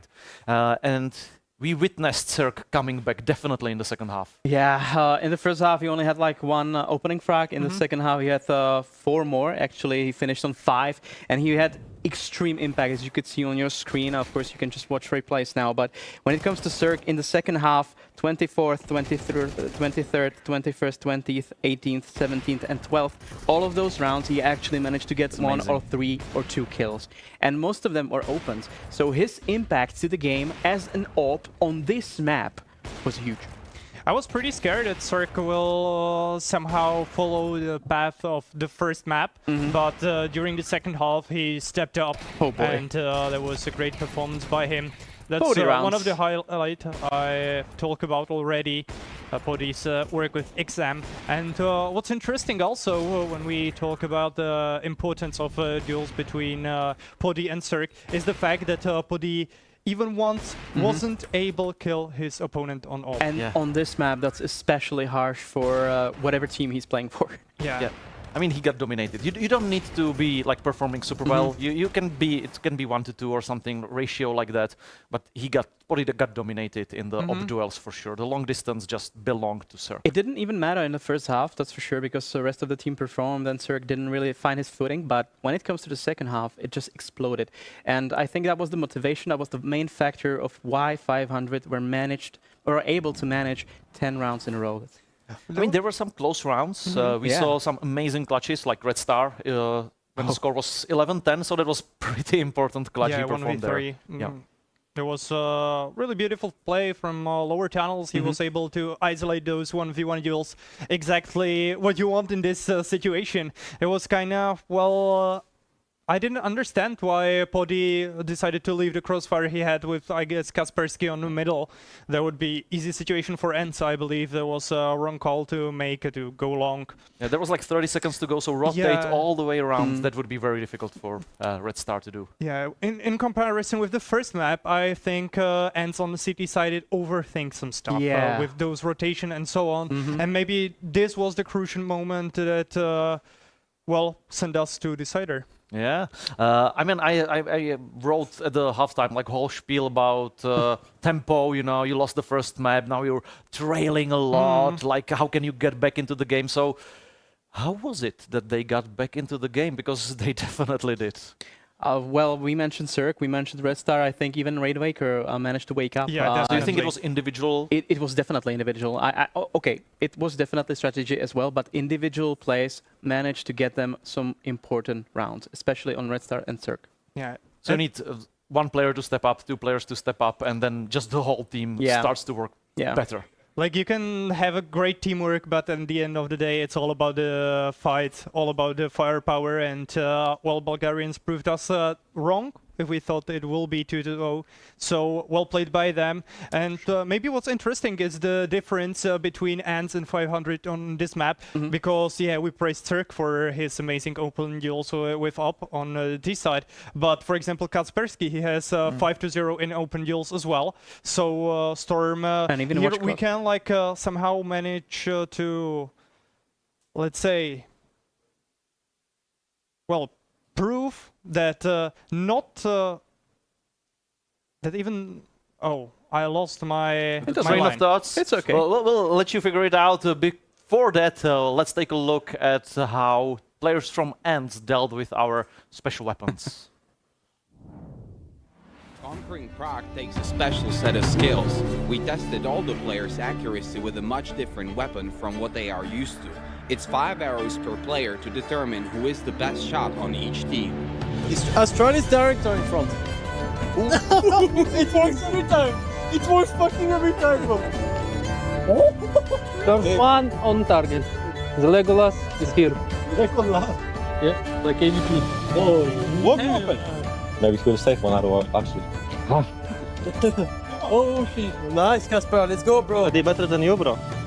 Oh, oh, mama. You got this. Imagine he shots like the black dog. Oh.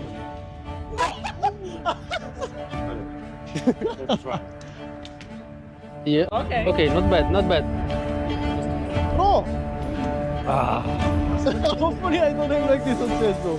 And the winner of the archery competition for Team ENCE is SDY with 38 points.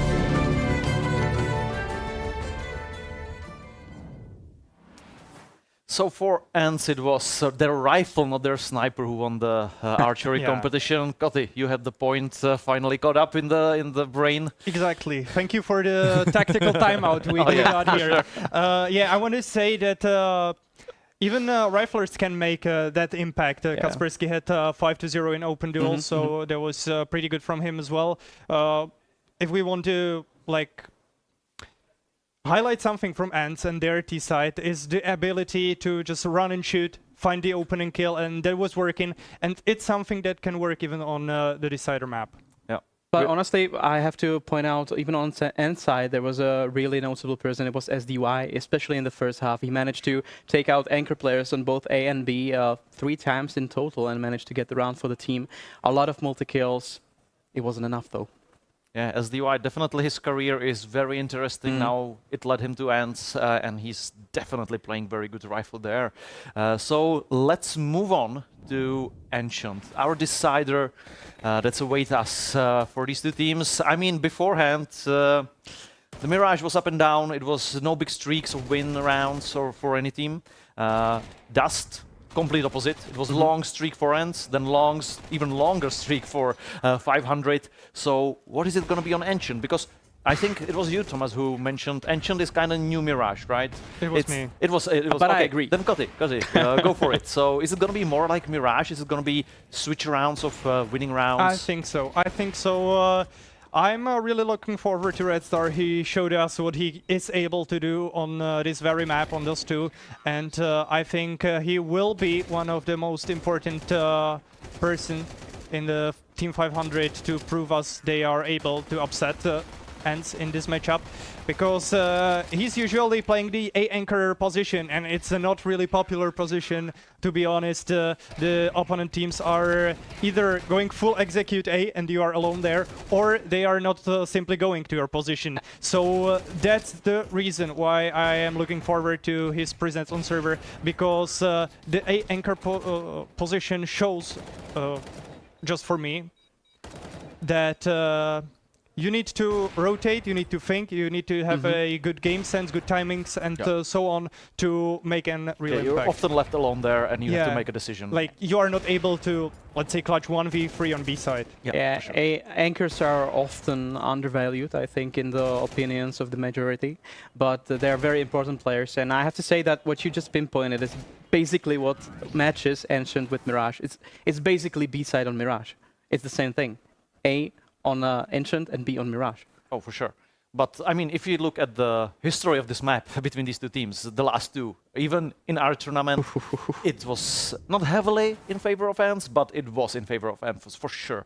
10-13 and 7-13 respectively. So, can this be different, and how? Is it, again, the individual performance or Cirque, of Rainwaker, of Red Star, people like that?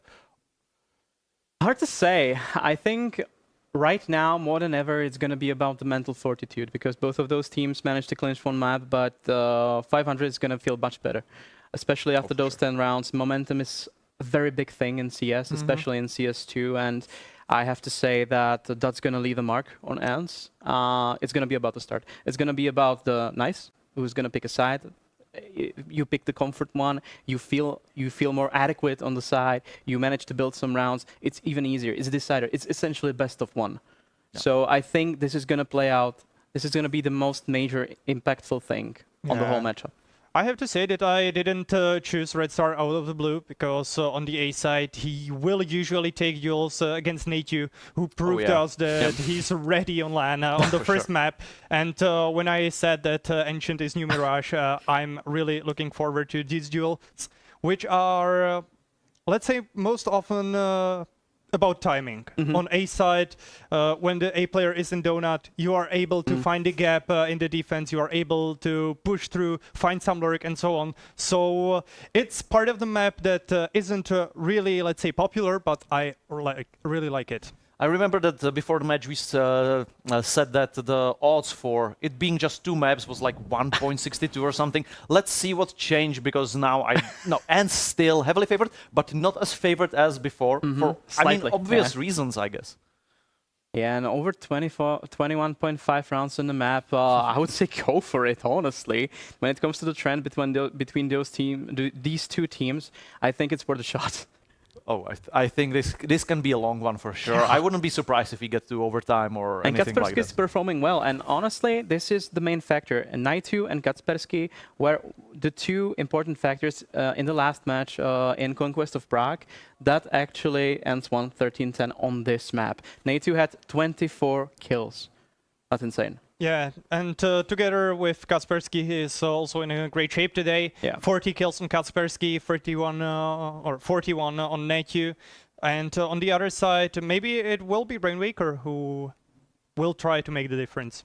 We mentioned briefly, and I don't want to go too much into it, the Twitter war or something between Kacpersky and Oxygen.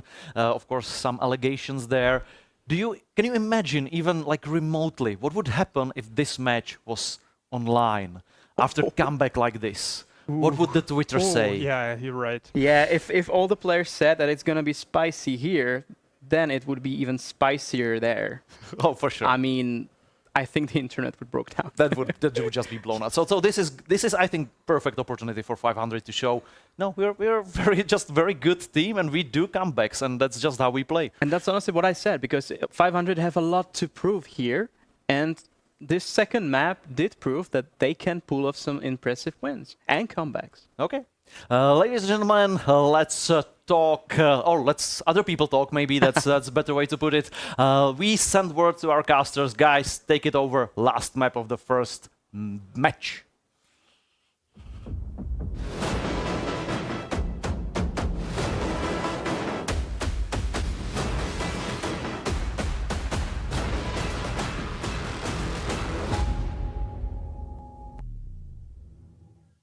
And here we are, map number 3 for our opening best of 3 in this competition. Don't forget, there's always the losers bracket for the team that loses this one, but it's not going to be easy. It's not going to be comfortable if you lose this map. And ENCE, they're going to rue their wasted opportunities, Pronogo, if they lose the decider.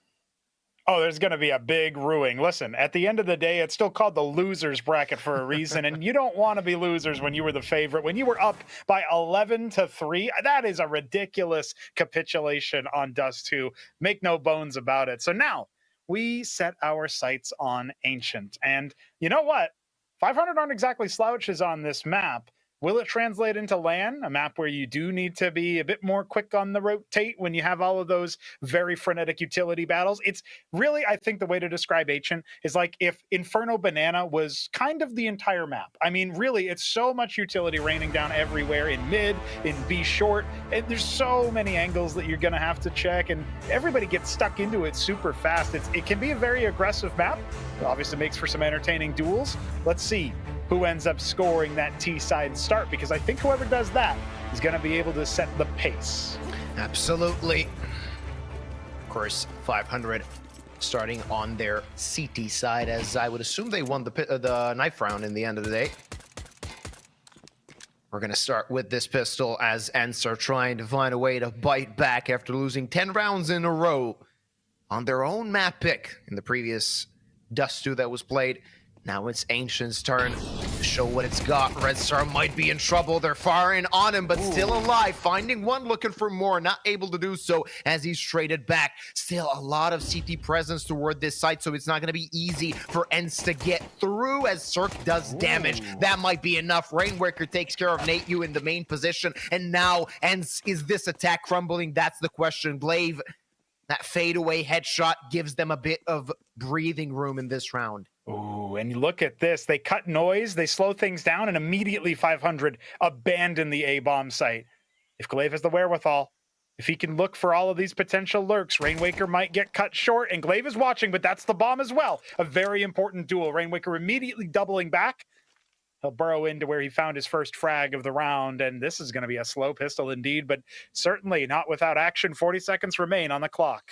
Now, let's see what the plan is for ENCE. Do they want to wrap back around to the same site they try to attack? Is it consequential that Spellin has a kit? That's also one of the questions, but ENCE need to plant the bomb first, and Rainwaker will be tested. Let's see. Glock can do some work as Glaive hits the deck, and now they need to check this position. Not a lot of time left on the clock for ENCE to clear. Spellin just jiggling, just making noises. Rainwaker collects another frag and a 4K to start things out. ENCE with no breath, it seems, in this best of 3. Yep, nothing like that. You just end up getting gassed out on that first pistol. It was a really interesting mid-round situation. We don't get to see a lot of those in the pistol rounds, but there's also no bomb plant. And that means that there's more than likely no force buy. Glaive is going to have to think about what he wants to do in this extended timeout phase, that also called the second round by some. Really excellent play from Rainwaker. Another thing we rarely see. How are you possibly going to expect to get so many headshots with a CT Glock? And yet Rainwaker made it look easy breezy. He's been playing very well in this series. Oh, look at this. Another chance for him to get a few more kills under his belt. Good position. Takes down 2, though. Cirque takes care of Glaive. Nate Yu managed to take down Rainwaker with that Glock, and they've retrieved the rifle, but Nate Yu on such low HP. Pody as well. So this is still a lost cause for ENCE, and they can make some magic happen. Losing a rifle, not the best thing for 500, but should they find the kills, it'll be quite easy for them to retrieve that gun. Yeah. Spellin on the backstab, easy as you like, and only Pody now with that Deeg, trying to at least do some more economic damage. Not gonna happen so easily. They're gonna take that rifle, and they're gonna take their second round.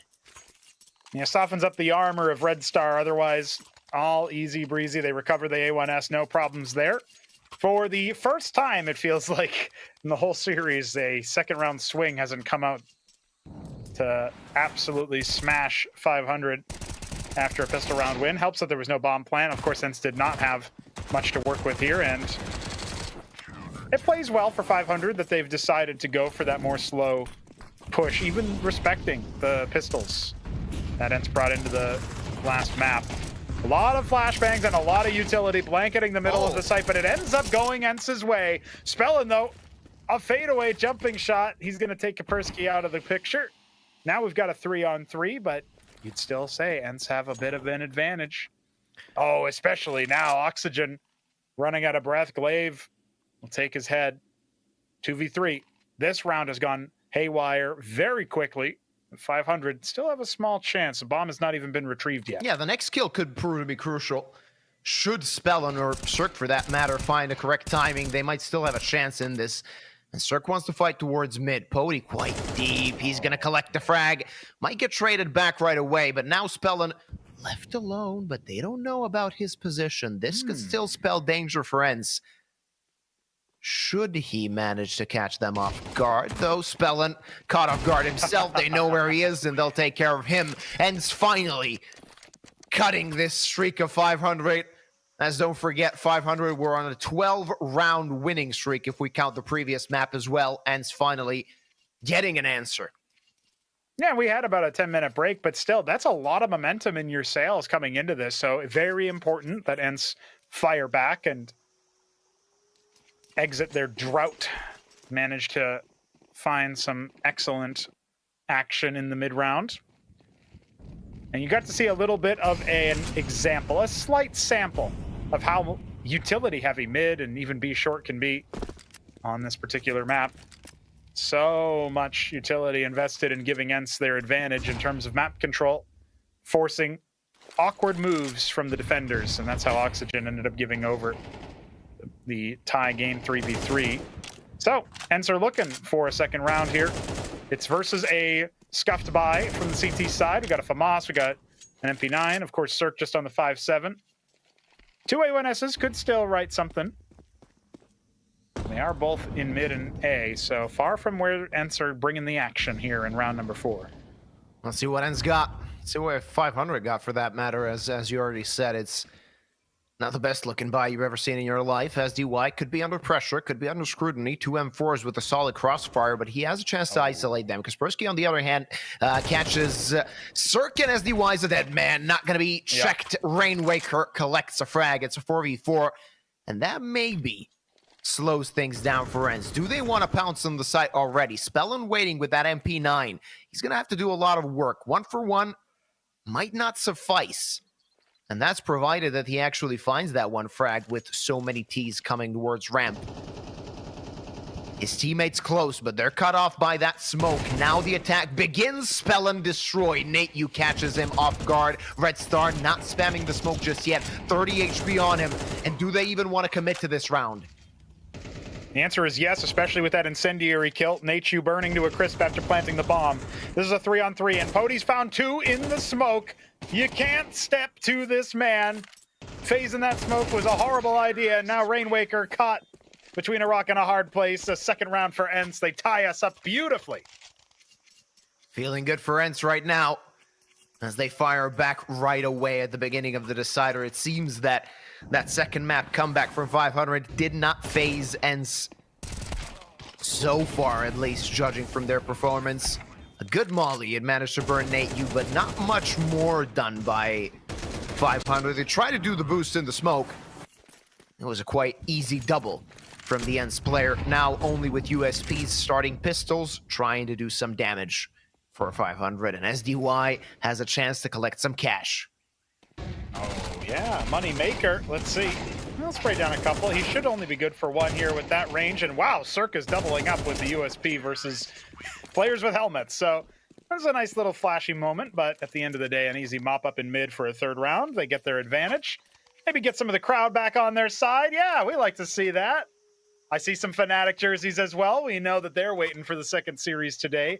Fnatic will take on 9 after the action concludes here, as we wait for 500's CT timeout. And Yuba, I gotta call back to now 2 rounds ago, technically, when that incendiary burned Nate to a crisp. I am shocked. I didn't think the CT incendiary could do a single thing in this game.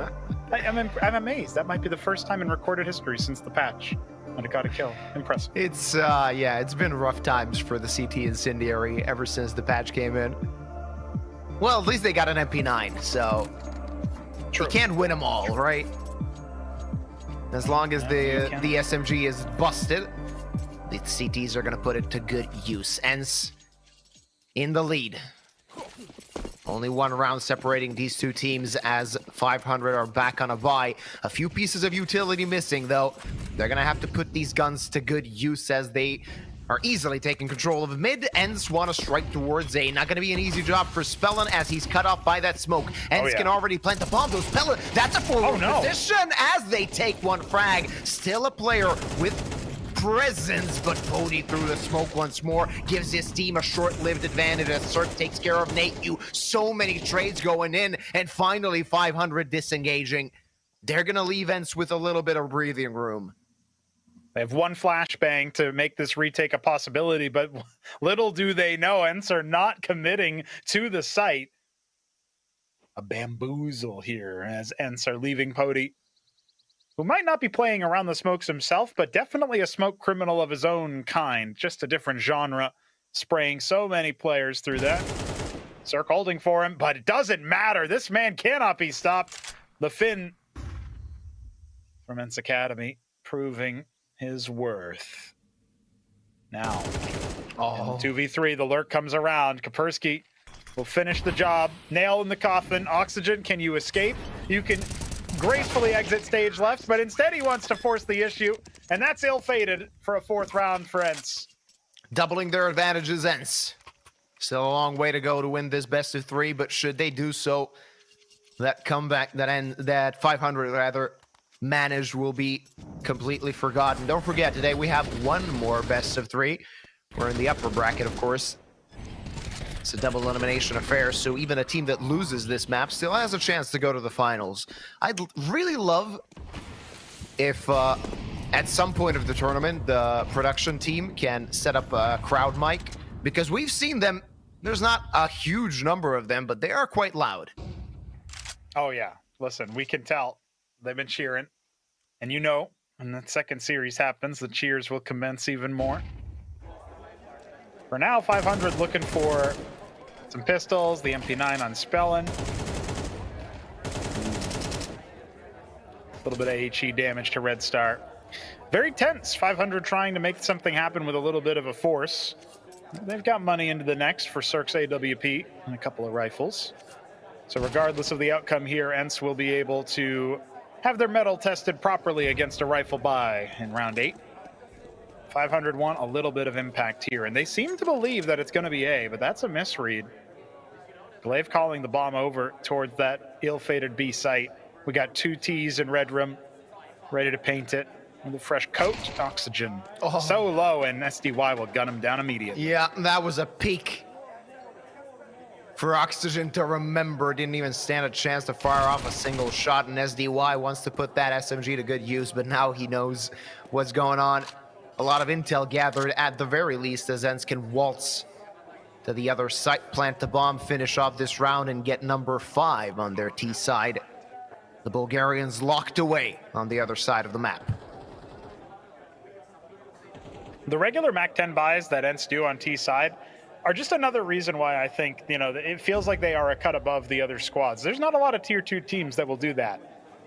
But when they sniff out an eco, or when they just want to go with pace, SDY is not shy about leading the charge with the MAC-10. Glaive neither. A little bit of a stalemate in the mid position, but Spellin gets brought down by the Frenchman. Nachu finding impact all the way down to the swamp, as they're slowly pushing their way back to where they began this round. Maybe Red Star and Cirque will meet the business end of Pody's AK, but it doesn't look likely. And the rifle round will come out in round number 8. Good atmosphere in the Vodafone Arena. We like that. Yeah. We like that. Hopefully, will you and I get a chance one day to get to Prague, enjoy some of the beer and sausages. Ooh, sausages. Yeah, that sounds kind of dirty when you say it like that. Oh, I'm sorry. I didn't know there was etiquette. I have to learn how to say it in Czech. You know, I know how to say dziękuję. I know how to say jak se máte. Ooh, Spellin. That's not it. Pody. Ooh, he's already going to cut this short. Oxygen. Good for a trade, but Pody doubles up the fin.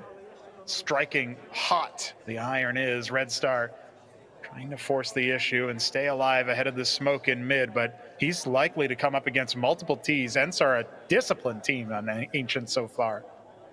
Very disciplined.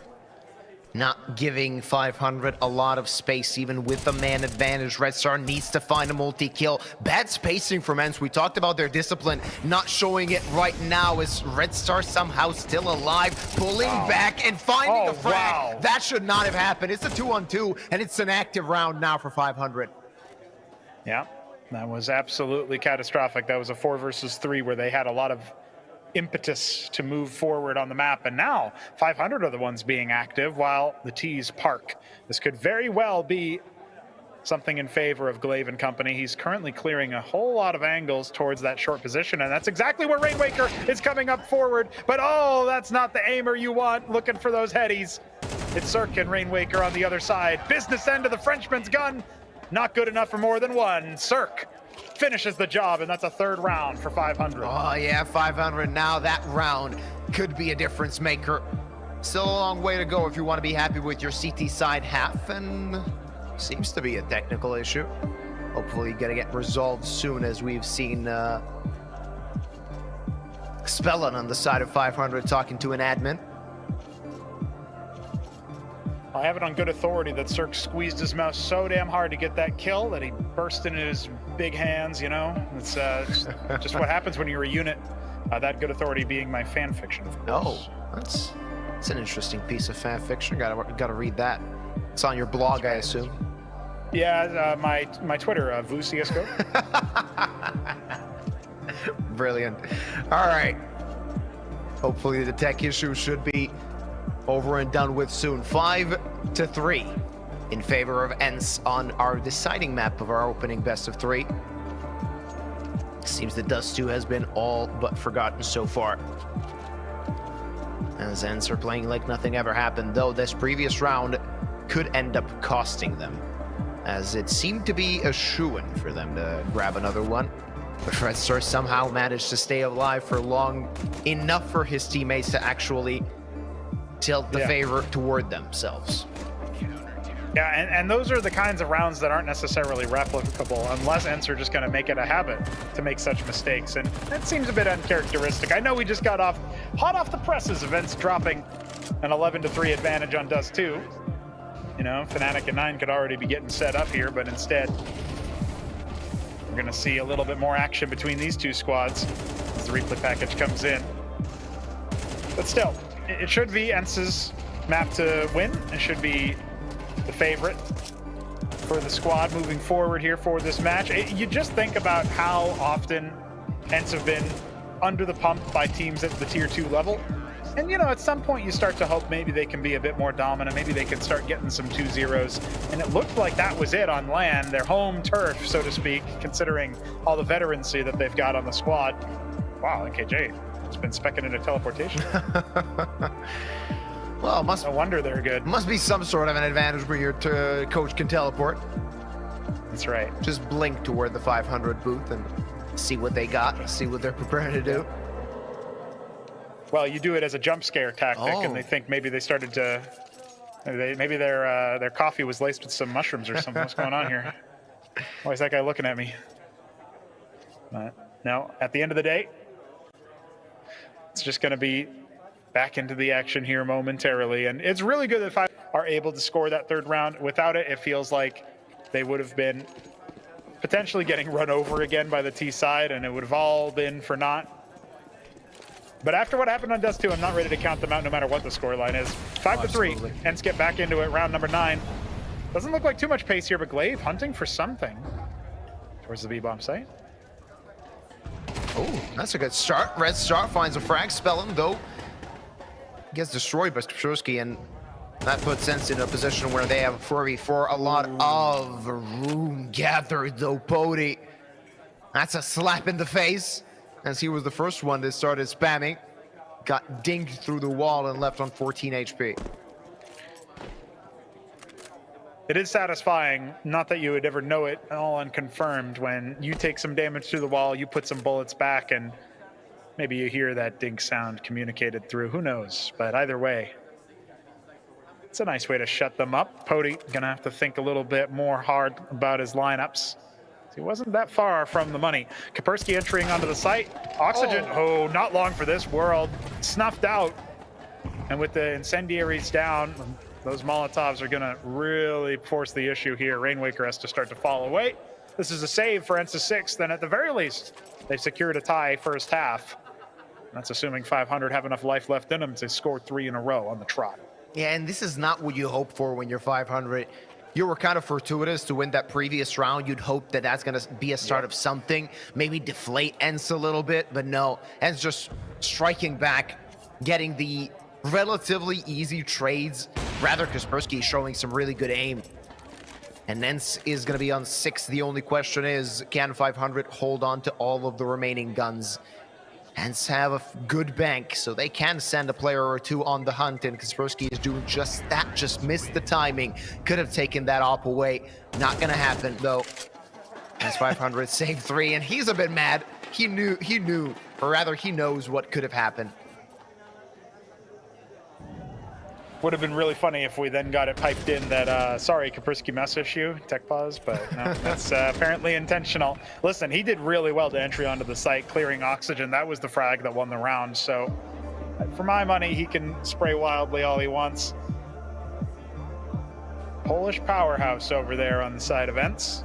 Has been playing very well in the series. I'd say the same about SDY, of course. It's been Red Star and Rainwaker, really the two rifle duos for 500 that have kept them in this. Cirque, of course, having a late game resurgence there on the sniper is what allowed the T side to find any sort of action on Dust 2 in a few very impactful rounds where otherwise it would have been ENCE's game. But even despite that, without that Red Star 1v3, maybe we wouldn't be here. Maybe we would be casting Fnatic and 9 instead. Not 500 march on. Down by 3 rounds and moving ahead of a lot of utility. Noise made. Pody knows Oxygen is there. They have a sneaking suspicion that Spellin might be as well. Oh, is the trade coming? No. Oh, that's it's a nice. 2-man advantage now for 500. That's a good setup for 500. Bait and switch that destroyed 2 players on the end side. That's a way to fire back. A 2-man advantage now for 500. What is the plan for ENCE? What do you have in store for us? Glaive just send SDY to his grave. The Dane and the Frenchman, the ones alive on the side of ENCE. Let's see, the IHEL has a sneaking suspicion about where Rainwaker might be, but he's caught another member of ENCE on this push earlier, and it looks like this will be no different, or will it? He spots him out, he's gonna spray him down. There's another player nearby. Oh, he might be brought in by Spellin's shoulder peeking. Has he any idea that the low HP of Oxygen might take a flank? That A1S barrel can betray you so easily on the CT side, and right now, Glaive's at a standstill. 35 seconds, adjusts in time to headshot Oxygen, and suddenly might be able to claw this back. Now a 2 versus 3. Started out as a 2v5. They're still going towards A, and that's where a lot of these members are. Absolutely. Now still a chance for ENCE. Can they take care of Red Star, though? He just needs to find one, and that should be enough. Good positioning. They don't expect him. A chance to swing and not gonna find anything. Only damage dealt to Nate you. There's a chance still for ENCE.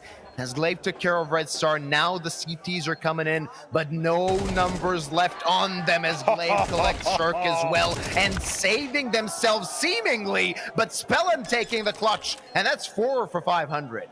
Wow. To think that they almost won a 2v5 off of the back of what would have been an ace and a clutch from Glaive. A call and a half, and a lot of really solid individual plays. Not quite enough to get over the finish line, but they make it so scary.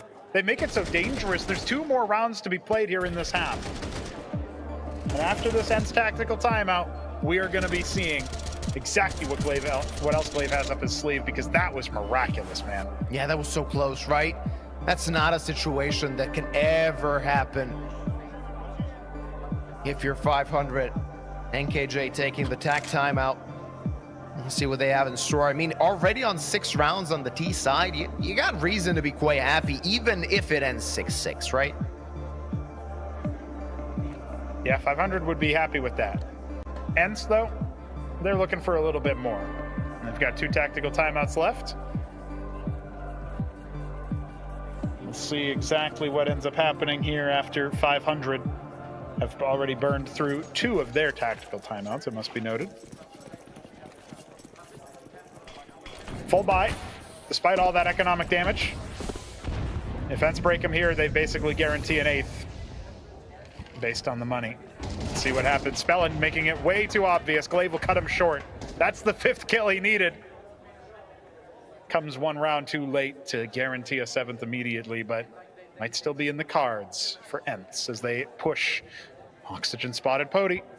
Is there more to be had here? Oh, so many players. Oxygen in trouble. He needs to slink back. Not gonna happen. Well played by Cirque. Good position. I expected all of them to swing, but only Kaspersky doing so means there's no answer now. 4v4. That alleviates some of the pressure that was under 500. Well, they're now moving over towards the A site, and CTs have rotated to accept them with open arms. Red Star might be the first point of contact here, but there's enough on quick rotations. You can always retake the A site. Comes down to how much Glaive can sell this. He's steady, throws the smoke, and starts to move up towards this short position. Red Star finds Nachu. Lackluster awareness on where he might be, and even multi-frags. Pody, the only one left alive to plant the bomb. He has to get out of there. Rainwaker pressured in Donut. Cirque held at an arm's length. This is a dirty mid-round here. Absolutely. Rainwaker takes care of Glaive, and they know where the last player is. So many Bulgarians around Pody. Had he found that one, it probably would have been inconsequential anyway, with the CTs just swarming him. Again, a one-round game as 500 back into it. Back into it in a big way. I mean, listen, they could have absolutely dropped not just the last round, which was a 2v5 attempt. It got cut down to a 1v1. But this round as well, it still was seconds away from going to a disaster for the CTs. Denying the bomb plant doesn't deny the buy, though. ENCE have one more in them for our last round of the first half. There's a lot still to fight for here. These teams neck and neck, inseparable. Rainwaker and Cirque holding in the murder room. Oh, up ahead of it. SDY spotted for just a second, but he evades the spray. And now Red Star under some pressure. Cirque rotating all the way to Brokey. Might be an opportunity for him.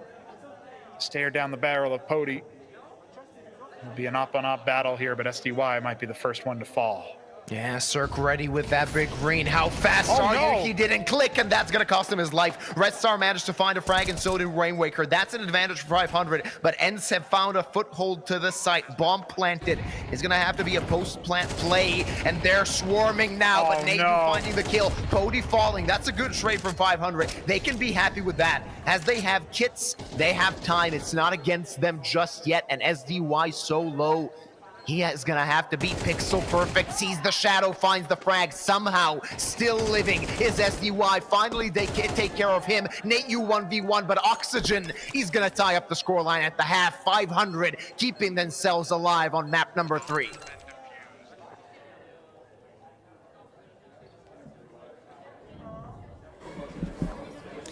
I just met CEO of Team Sinners, Milan, but what are you doing here? Because you are right now playing semifinals with Nexus of other tournament. Also, you are watching. How are you doing? I'm multitasking, as always, but I'm doing great. Thanks for asking. It's a bit bittersweet to be here because we were hoping to obviously be in front of the home crowd and deliver some decent CS, but maybe next time. Well, yesterday you beat 9, I think. So do you feel like you should be here instead of them, maybe? It depends, man. Our performance right now is so inconsistent that we could be here and we also couldn't. So it really depends on how the players usually sleep the day before. But from the side of a fan, how are you enjoying this event? Because you get to see players like Glaive, like Crims play here in Vodafone Playzone Arena. So how are you feeling about this event at all? I came to see the GOAT, who's Matis, obviously, but no, it's respect to Playzone because they did amazing job with setting up the venue. It looks really nice, and so far I'm enjoying it. So I'm looking forward for the finals. That was a great answer. You respected Playzone, so we got a free Red Bull for you for that. Thank you so much. Cheers.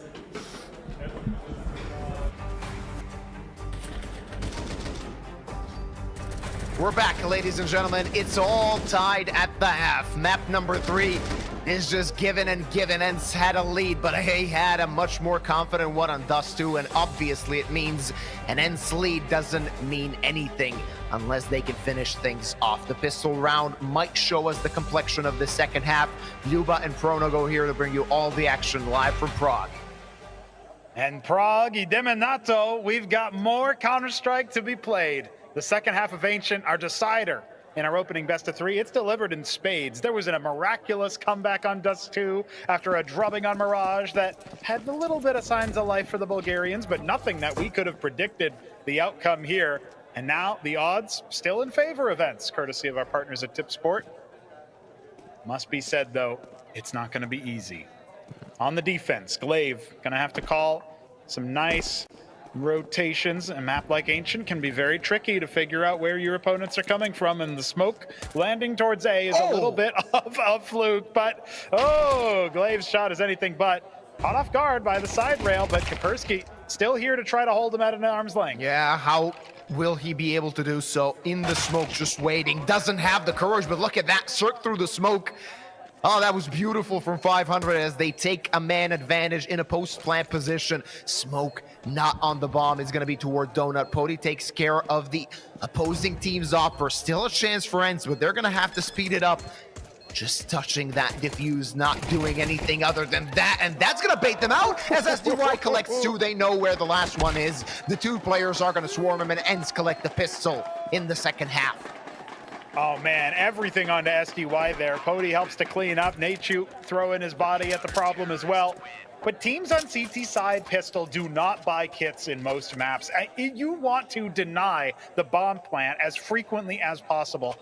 And while they weren't able to do that and still end up scoring that pistol round, that's going to be very nice for them to get up to an early lead in the second half, breaking our tie in favor of the favorite. But we know there's a force buy coming. We know 500 are going to invest, and they've got a couple AKs. Oxygen going to have to scramble for a real weapon. There it is, a Deagle on him and Red Star, and Spellin with the ever important SMG. The MAC-10 might be tip of the spear. 500 leaning towards the A site so far. Let's see what good that's going to bring them, as ENCE do have a presence on that part of the map. Usually you'd expect, and the almost default for the CTs in the past few months is just completely leaving that site wide open, taking control of mid, and then you can rotate a player back to A. Not going to happen this time around for ENCE. A very passive hold of the sites. Just leaving one player in SDY towards Donut to see what's going on mid, and that's gonna bring a lot of pressure right on top of their heads, as now the split can come in. SDY in trouble. He's gonna get taken care of. Nateyu! There we go. He takes down 3, and that must feel really good as one pincer is taken care of. Nateyu looking for the ace, and he's gonna get it. A 4K on Mirage, and now again an individual performance coming from the Frenchman. An 8th round for ENCE. C'est magnifique. Nateyu doing wonderful work over here on the A side of Ancient. An ace rather for him. That is impeccable. The way that he's able to handle a very scary run through. Obviously this first spray down in some ways is a bit of a layup, but those are all 3 players looking for him and then not able to get the better of him. Rainwaker, and of course the last kill, easy as you like onto Oxygen. Now we get into a situation. SDY has opened up versus the Pistols. ENCE are on track for 9. They're 3 in a row. Absolutely possible. Glaive can farm up a little bit with the MP9. Actually, it's going to be Kaspersky. It wasn't so pretty from the in-game leader, but 2 SMG kills are not anything to sniff at there. And it's just Red Star with the AK. Unlikely to get anything done. Already brought down to 40 points of health. Dueling with Pody. That guy's built like a truck, let me just tell you. Oh, yeah. We saw him, of course, in that arrow challenge, whatever they did. Oh, yeah. Archery contest. Yeah, archery contest, thanks. And he's looking good. He's looking ready. I mean, if you can't beat them in Counter-Strike, you can beat them in real life, right? I did appreciate when they said Astralis director is the bullseye, and got him. God. I mean, it makes sense. And Glaive got him. Weirdly enough, Glaive did hit the bullseye on that attempt. Right. So it's perfect. It was fantastic. That might have been one of his teammates calling that out too. I can't remember who said it, but that was just beautiful. I mean, now you just got to imagine who's on the other side. Glaive, who are we playing? Kaspersky. Glaive gets a 4K. Every single round, I'm telling you. Well, right now they're looking for double digits on the side of ENCE, and this is a 5 rifle buy from 500. Worth pointing out, they do only have a Galil on Dispellin, and their utility isn't super deep. Might be good for an execute and a half. I mean, trying to get a little bit more action, but they are relying on the ability to get an opening pick, and ENCE are not giving it to them just yet. So far, not a lot of pressure coming from the CT side as they're playing passively once more. Kaspersky only shooting through that smoke, but he's gonna pull back as well, join his teammate on the site. And that's an interesting rotation for ENCE. They want to put some pressure towards mid. That might actually catch somebody off guard. Spellin just going back as the CTs are exiting Red Room. It is going to be attacked towards B. Let's see if the defenders are ready to rotate. So are going to be quick. 500 might get caught off guard. This is not going to be looking pretty as Spellin might die. And almost Nateyu catches him. Oxygen opens up the site though. And now ENCE on the back foot as they're struggling to get near the site. Oxygen takes care of Glaive as well. Bomb planted. Round could be over given the fact that Nateyu is so low. Oh yeah, he's going to get dropped through the wall. Pody's still hunting, especially with SDY, finding that kill. In the back of Quad, Pody now pushing through. He clears the bomb site, but Red Star only brought down to 40 health. This is still doable. SDY not able to double up as he would have needed to there, and that's an attempt. But with nothing saved from that round, ENCE, that loss stings. Yeah, that seemed like a very surefire round for ENCE. Had they caught Spellin, it would have really tossed the wrench into the gears of 500, but just missing a timing by the fraction of the second. Tagging Spellin was not enough, and when the attack proceeded, the defenders were helpless. 500 on 7, still alive, and they've been fighting an uphill battle throughout this best of 3. So far, though, they have a chance to come back on map number 3 as well. Wouldn't be as impressive as the one they made on Dust 2, as it was only a 3-round lead for ENCE at the beginning of the second half. But when a gun round goes your way like this, you know your opposition might be in trouble, and ENCE could be in financial difficulties if they lose this round. They were doing pretty well. Obviously, they enjoyed farming up 3 SMG kills in the round prior, but round 16 was not their friend, and they drop every single player. With 2 left alive in a bomb plant, 500 have invested well, and they're charging down SD.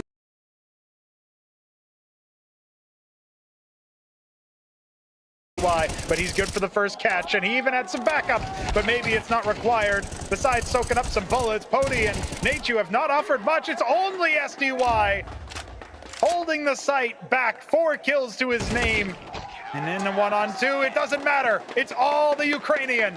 Yeah, SDY grabbing the ace. If Nate, you can do it, SDY can do it as well. And 10 kills coming from those two to win 2 rounds for ENCE.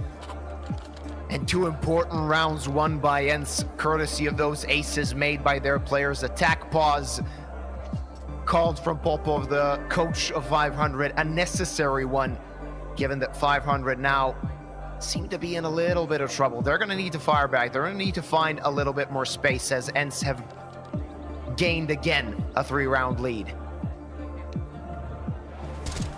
Dangerous here. Even 3 rounds doesn't feel like necessarily enough. Yeah, you've reached double digits, but 500 still have a game plan. Their last tactical timeout burned.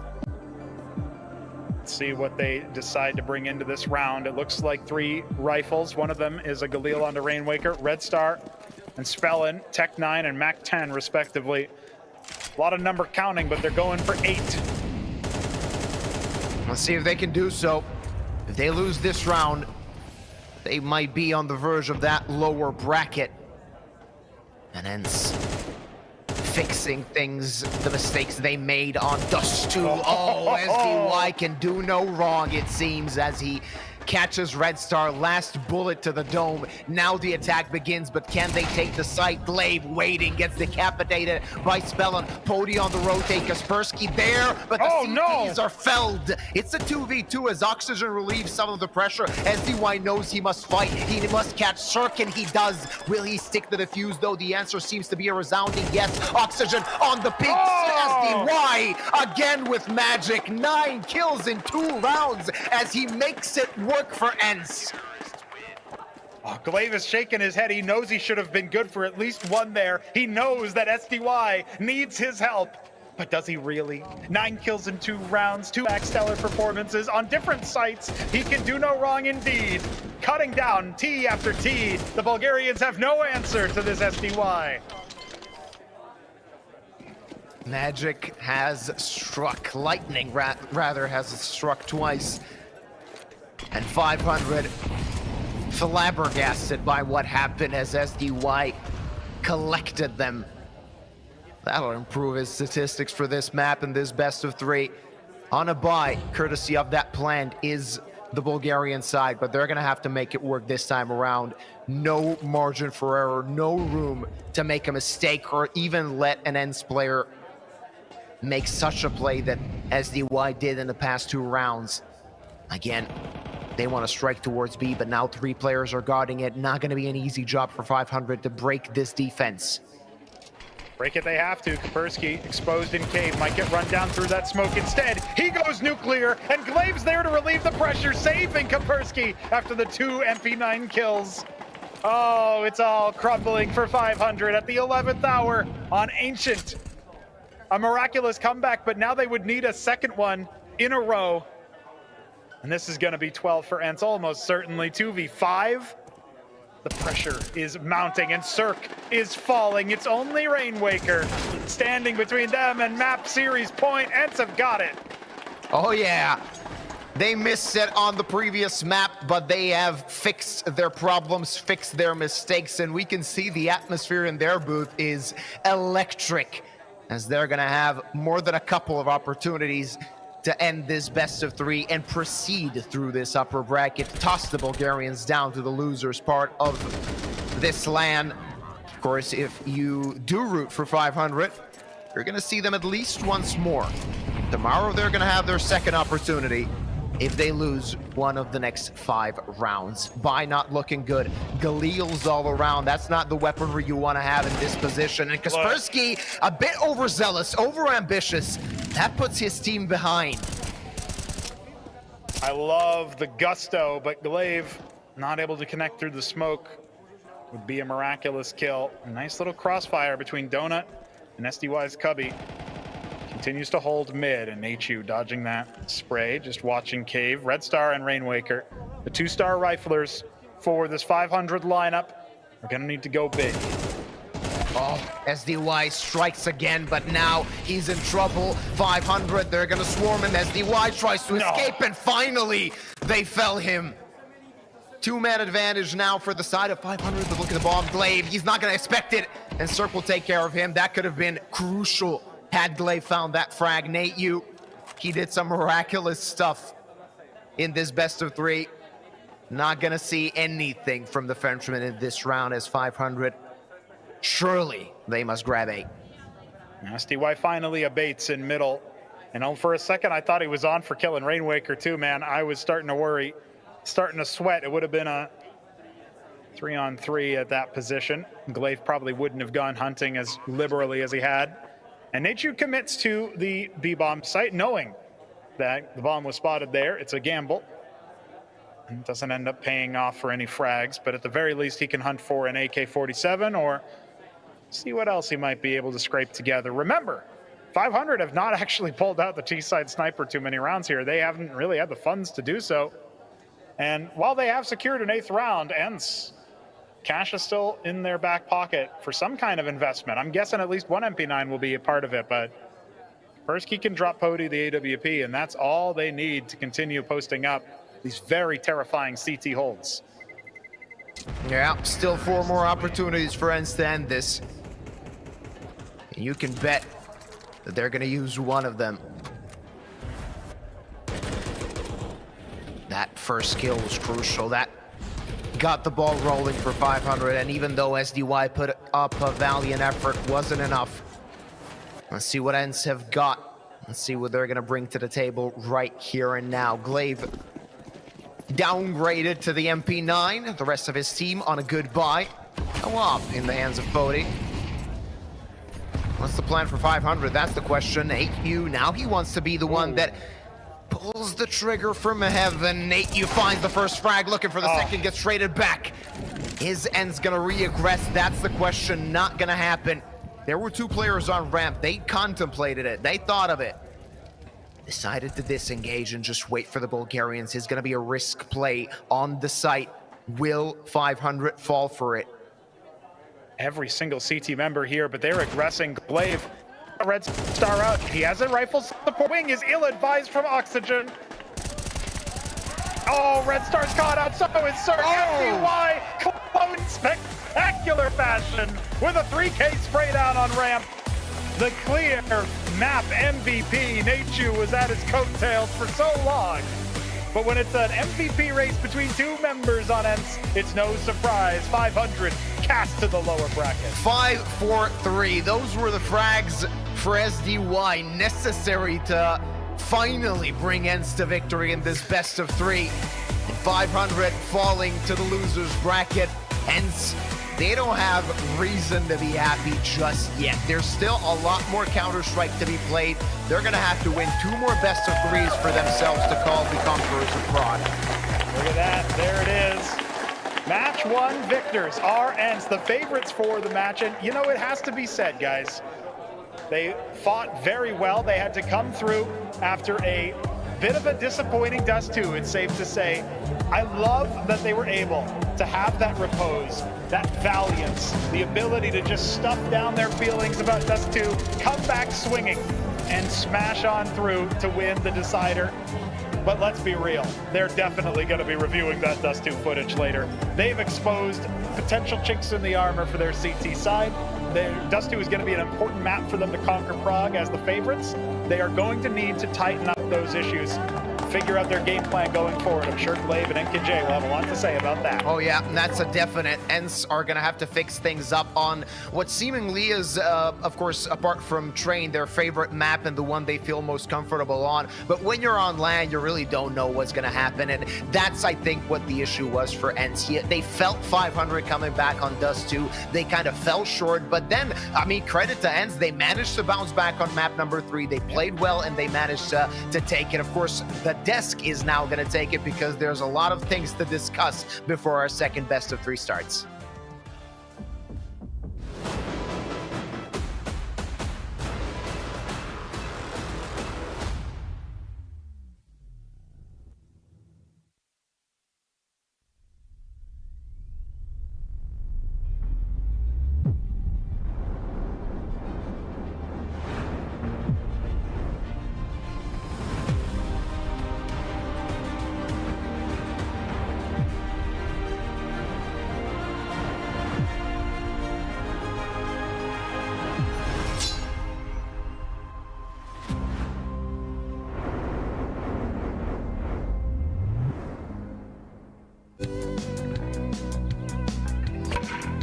Začít něco novýho se zdá vždycky těžký.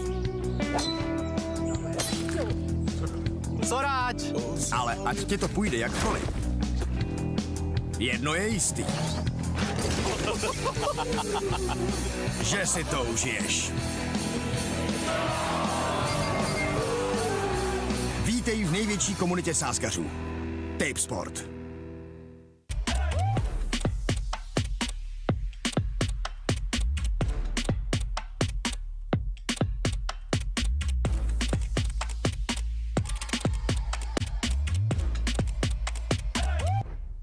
Na portále Playzone.cz jsme společně s Vodafonem spustili podporu komunitních turnajů ve hrách League of Legends, Wild Rift a Counter-Strike. Můžete si tak užít spoustu zábavy a zahrát si turnaje o peněžní výhry. Tak na co čekáš? Dojdi na portál playzone.cz a vyhrávej parádní ceny.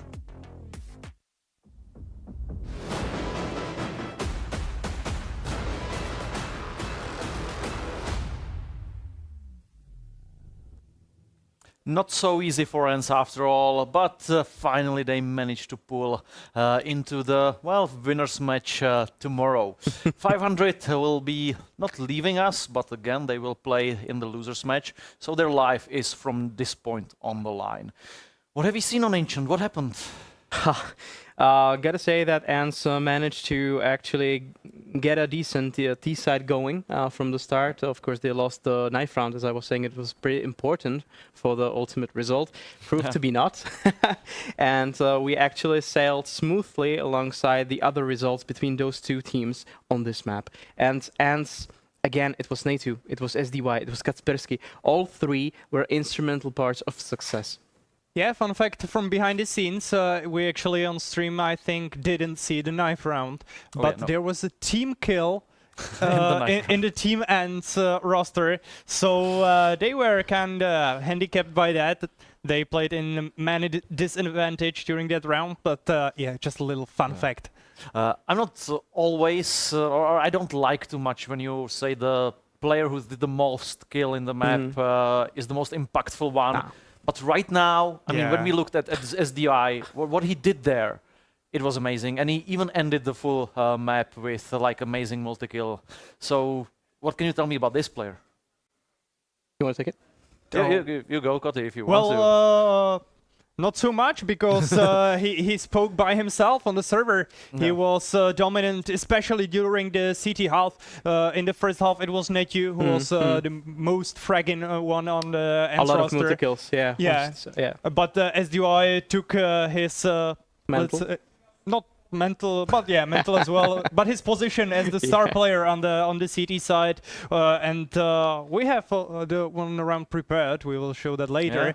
But he did let's say the last nail into the coffin. Into the coffin, yeah. Now we can actually look at the round right now. So Storm, if you can take us through it, the 18th right, I believe it was. Yeah, it where was. he had so much impact. Yeah, it was incredible. Of course, it was a B-side on this particular round that he managed to do. I'm not sure if we were going to see the visual for it, but anyways, the clutch, that was important clutch. I think that cemented pretty much the fate of 500, and we can watch it from the beginning, actually. And SDY, before we get to this, SDY was really impactful even on the previous map, but for ENCE unsuccessfully, so I actually had to go to Ancient. But from the beginning, of course, there was a lot of waiting on the 500 side, and so we're trying to get some information. I mean, even these angles, I mean... And the first kill gets here in the red room through the smoke, and that was the first of many to come. Yeah, that's kind of usual scenario. The window player usually sprays to the right side because the players who are running into the donut are usually hugging the cave. But let's move onto the B-bomb side where SDY firstly killed Neku, and then he pretty much utilized how big a gap was between Cirque and Oxygen, and now what a fake defuse.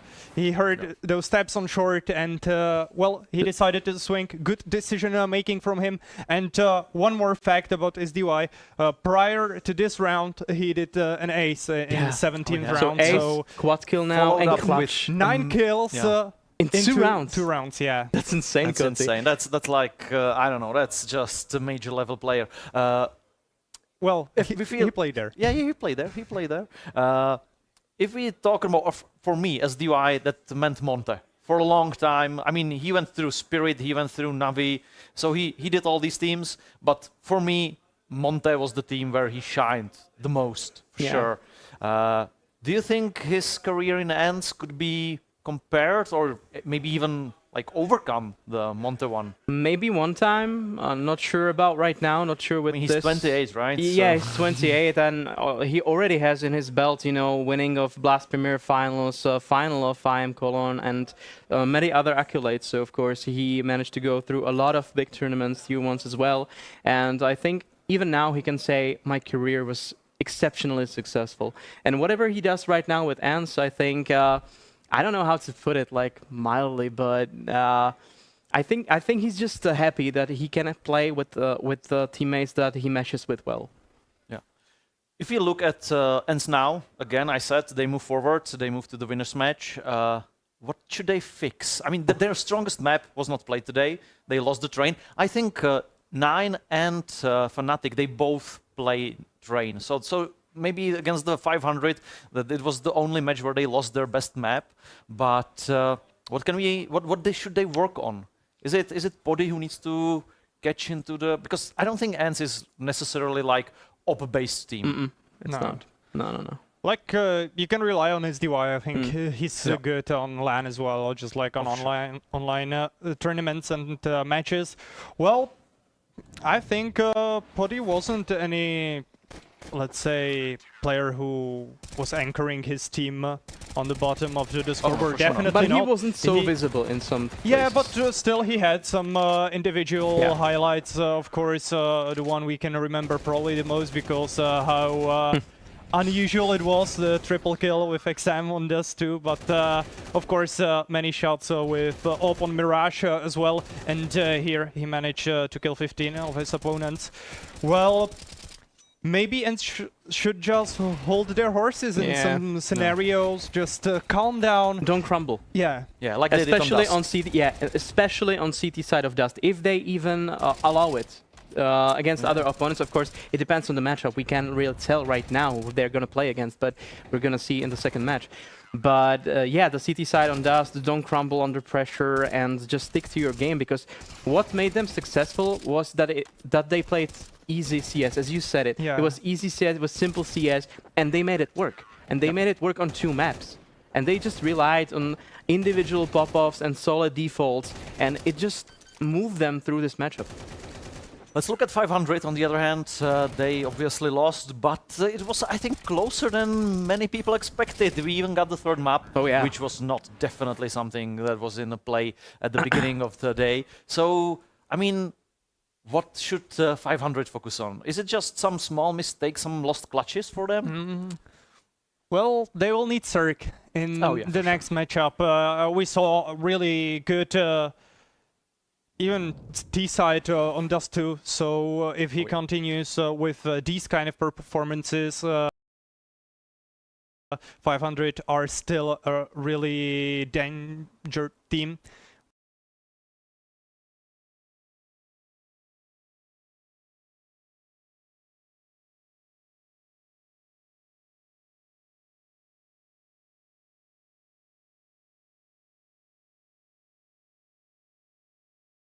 Which can cause some chaos in the next matches of this tournament. Of course, they will have at least one more chance. But, well,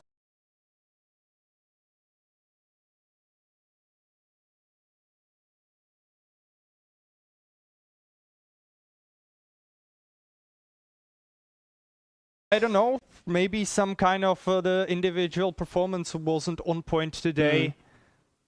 It wasn't consistent enough from the whole spectrum of the team, especially Zerg, because we could see him shine on Dust 2. I wouldn't say he fell off on Ancient, but well, he did a remarkable few rounds on Dust, so of course he fell off a bit. But I think on Ancient it was high standard from him. It was the rest of his teammates that individually didn't really follow through, apart from maybe Red Star. Okay, let's see what coach from Team ENCE has to say about their well, future in this tournament.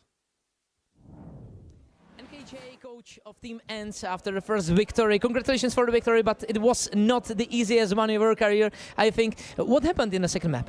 Yeah, we were kind of hitting on autopilot more or less, so we were just trying to just play kind of 50% maybe or something. We thought maybe this was already in the back, a bit too secure.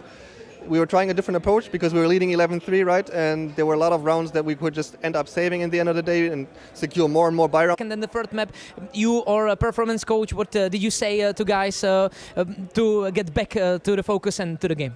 Yeah, at the end of the day, you know, we just try to hit reset button and tell them, like, at the end of the day, it's just another best of one, right? That we are going to be playing right now. Nothing has changed for us. And just to refocus by telling them that we are a much better team than them. If we're just sticking to our principles, to the stuff that we have practiced the last couple of weeks, right? And yeah, we were just pretty much telling them, like, be confident, play together, and that's what it mattered in the end, you know? Was there any player who surprised you in a positive or negative way from your team, for example? Was there someone who took the game upon his shoulders when it was not going so well? Not necessarily. I think everybody played really well. Kasper, in particular, I mean, on Ancient is notorious as his favorite map, and he played really lights out and giving us a lot of entries. But so was Ryan, Naichu, and Samda Young as well. Samda Young, I think, even had 2 aces or something like this. But he turned on like the switch a bit too late, in my opinion. But no, but overall, everybody performed really well, and I'm really happy. And from the opposing team, and also there was a bit of controversy between some players. You already know what that was. Was that something that influenced the match, and was that something you counted on? Not really. I mean, we had it in the back of our mind. We touched upon on this when we were having a team talk before the tournament, right? But we didn't really focus on it. We were just trying to focus on our game, and it worked really well in the first 3 halves. But then once we hit on the autopilot, then we were kind of like falling into a little bit of a trap. But I think they played well. But I think also we could have closed it out a lot sooner, more comfortable as well, and then maybe, yeah, something else is happening.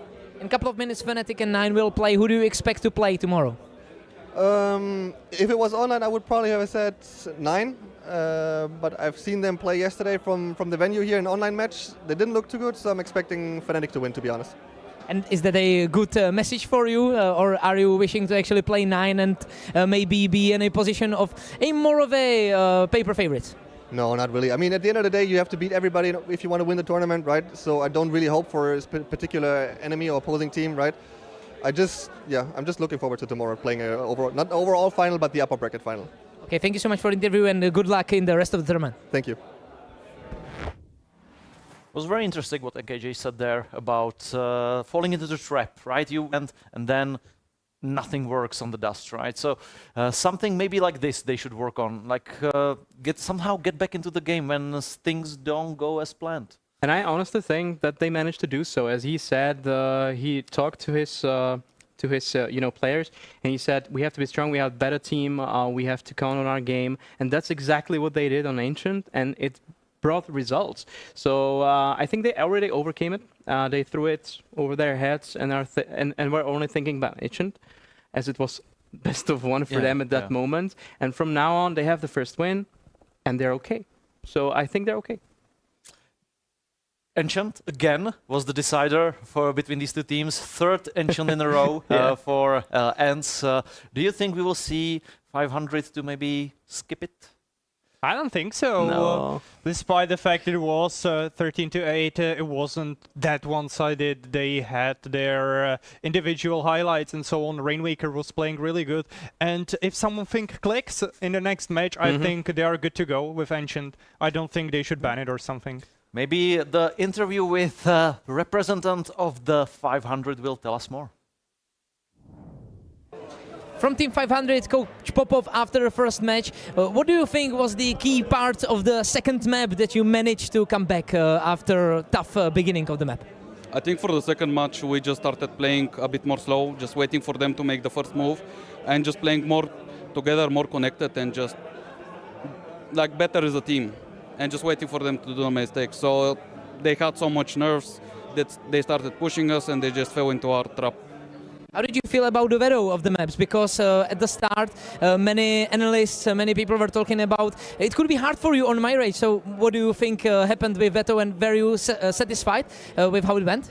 Actually, for the veto, we were really happy. We thought they're going to pick Nuke versus us. Of course, we prepared for it.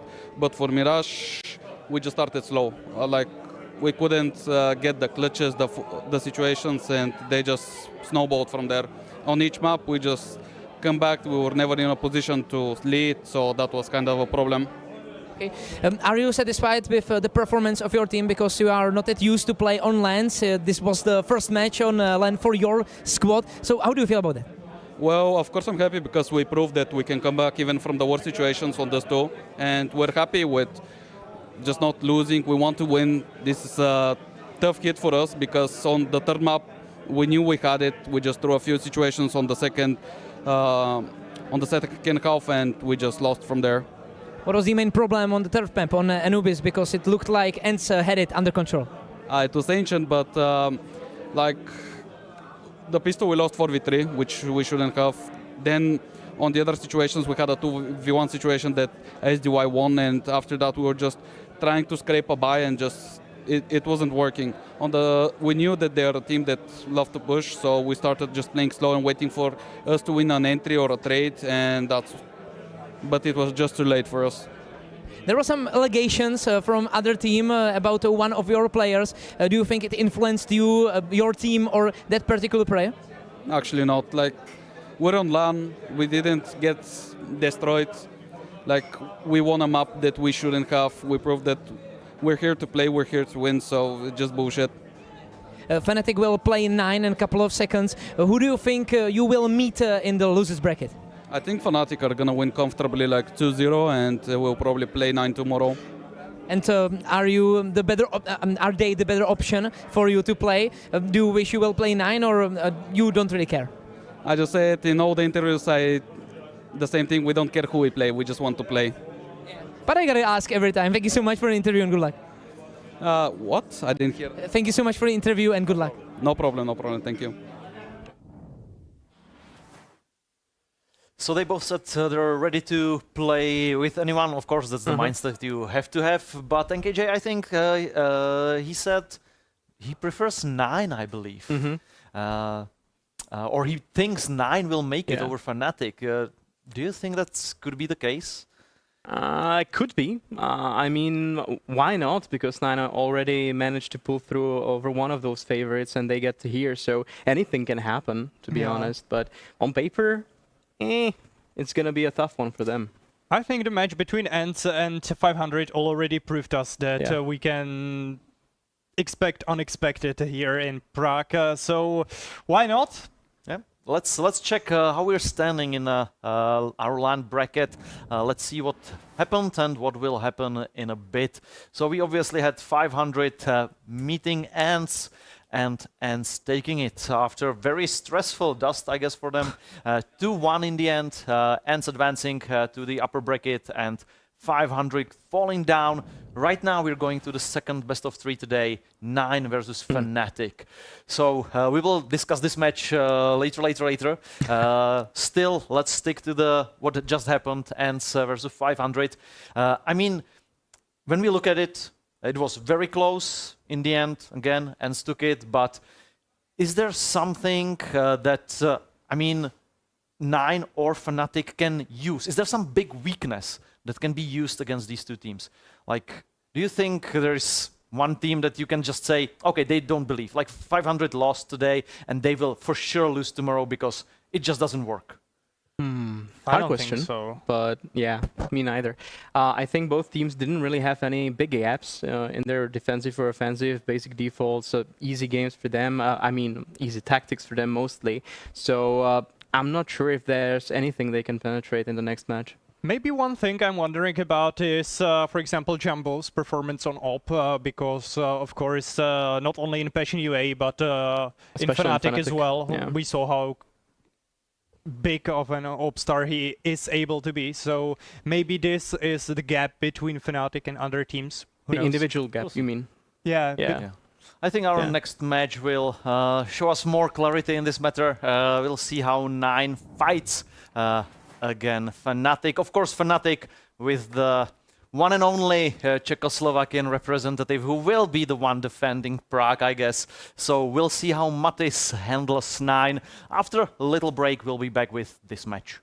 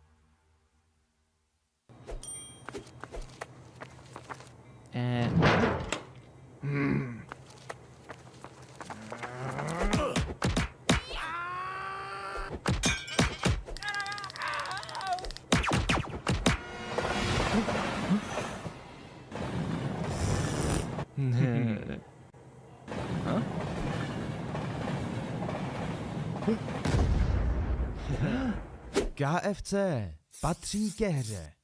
Nový Straight Wild Beat. Zažij divokou jízdu. Zažij to napětí. Zažij ten beat. Zažij Wild Beat. Novou vůni od Straight. Začít něco novýho se zdá vždycky těžký.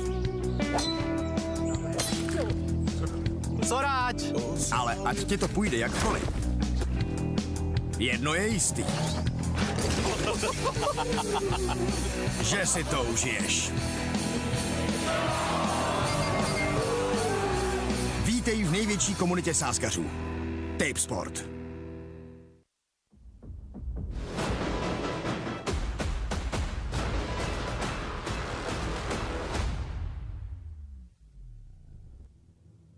Hi, this is Kraken. Hello guys, I'm Rans. Hey guys, I'm Mantu. Hello, my name is Faith. Hello, my name is Bobixi and I play for 9. Welcome to Prague, Mantu. Since arriving, did you have the chance to do anything exciting, go somewhere, see something? Actually, I've only been like 10 meters from the hotel. But yeah, traveling from the airport to the hotel, I did see a lot. I like how it visually looks. How was the food? Was it better than the specialties we had here?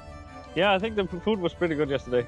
I don't know what it was, but a restaurant, and I got a chicken schnitzel, and I would say it was good, yeah. So the preparation for Conquest of Prague, which could be the first LAN win for you this year, it has to be huge, right? How big of a deal is it for you to win here? Of course, we have really high high expectations about ourselves winning this LAN as well. And we had a really good preparation online before. We had a bootcamp as well. And yeah, we're feeling really comfortable. So do you prefer to play on LAN to being online? I prefer to be on LAN for sure. This is here where I can see my teammates in the eyes. I can give them nuggets when we're winning rounds. I can scream at them if I want to also, right? I really like playing LAN. I think this is what I play for. To play in front of people and just to experience the environment as a whole.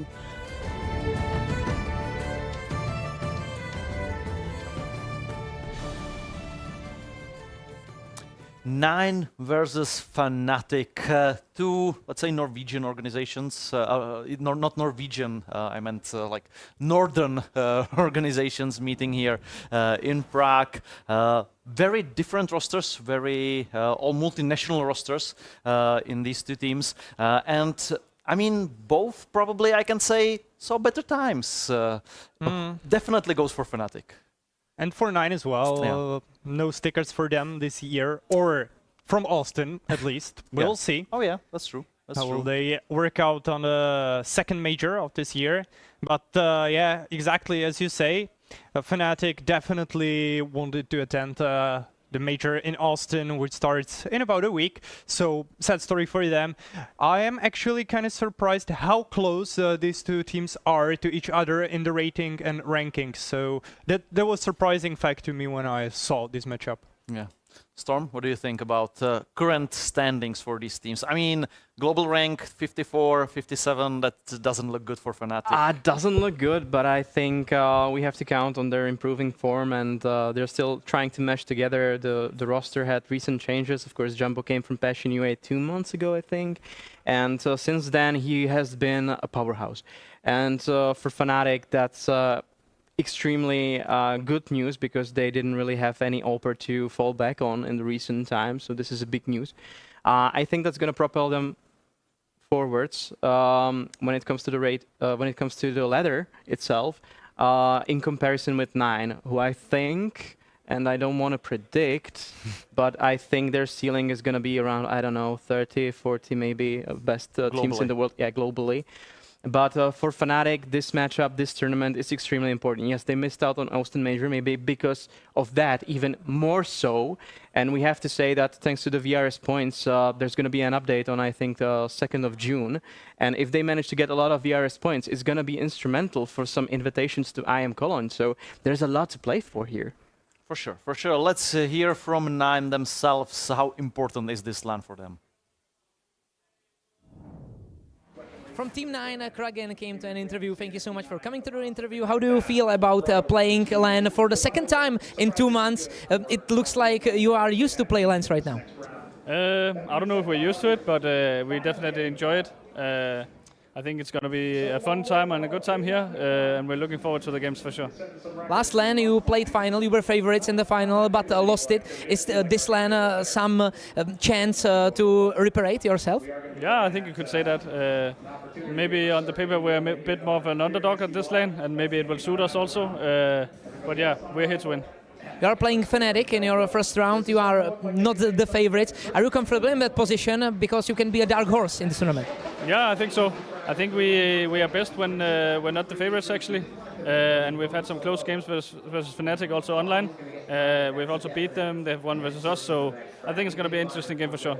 What do you feel like can be the biggest difference in terms of playing offline and online at Team Fnatic? Is there something special you prepared for? I don't think there's anything special. I mean, sometimes the games are more crazy when it's on LAN. You cannot hear certain stuff that you can online, stuff like this. But yeah, in general, it's very fun to play LAN. There's more excitement. There's some more nerves also. So yeah, I think it's going to be a good game. In your current matches, in your recent matches, you struggled a lot with the starts of the matches. Are you still battling this struggle? Yeah, I think let's just say that if we get some pistol rounds going on this lane, I think the starts will be there for us for sure. Good luck with that. Thank you so much for the interview. Thank you. Perfect. It was already mentioned, they were runner-ups in, it was Level Up Land LAN. So, I mean, it's LAN experience, but on the other hand, you are the runner-up, your favorite in the finals even, and you end up losing. So is this good mindset, bad mindset? You know, you have the LAN experience, but on the other hand, you didn't make it. Well, they are in a different position right now. Kragan mentioned that they are the underdogs now, and this may take off the pressure of their chest. So that's good for them. Something new, at least, not first LAN, but definitely a unique experience. For sure. I mean, 9, what can we expect from this team? Well, we can definitely expect interesting individual play. So we saw that during the Swiss stage of Tipsport Conquest of Prague. Really nice individual showings from, I guess, all of the players. They play really similar. At least if we take a look at the ratings, they are all oscillating about 0.2 rating points. So I think they are playing really good team-wise. So that's what we can look for in this matchup. And me personally, I'm looking forward to see Mantu on AWP because, of course, he's a really experienced player. When we take a look at his team from the past, he played in Big, OG, and other interesting lineups. So I think Mantu will be definitely player to watch today. We have, of course, veteran in Rals, two-time major participant. Unfortunately for him, the last major was 11 years ago. That's amazing. No stickers for Rals. And no stickers, of course. Yeah, that was way before we started to do the signature thing.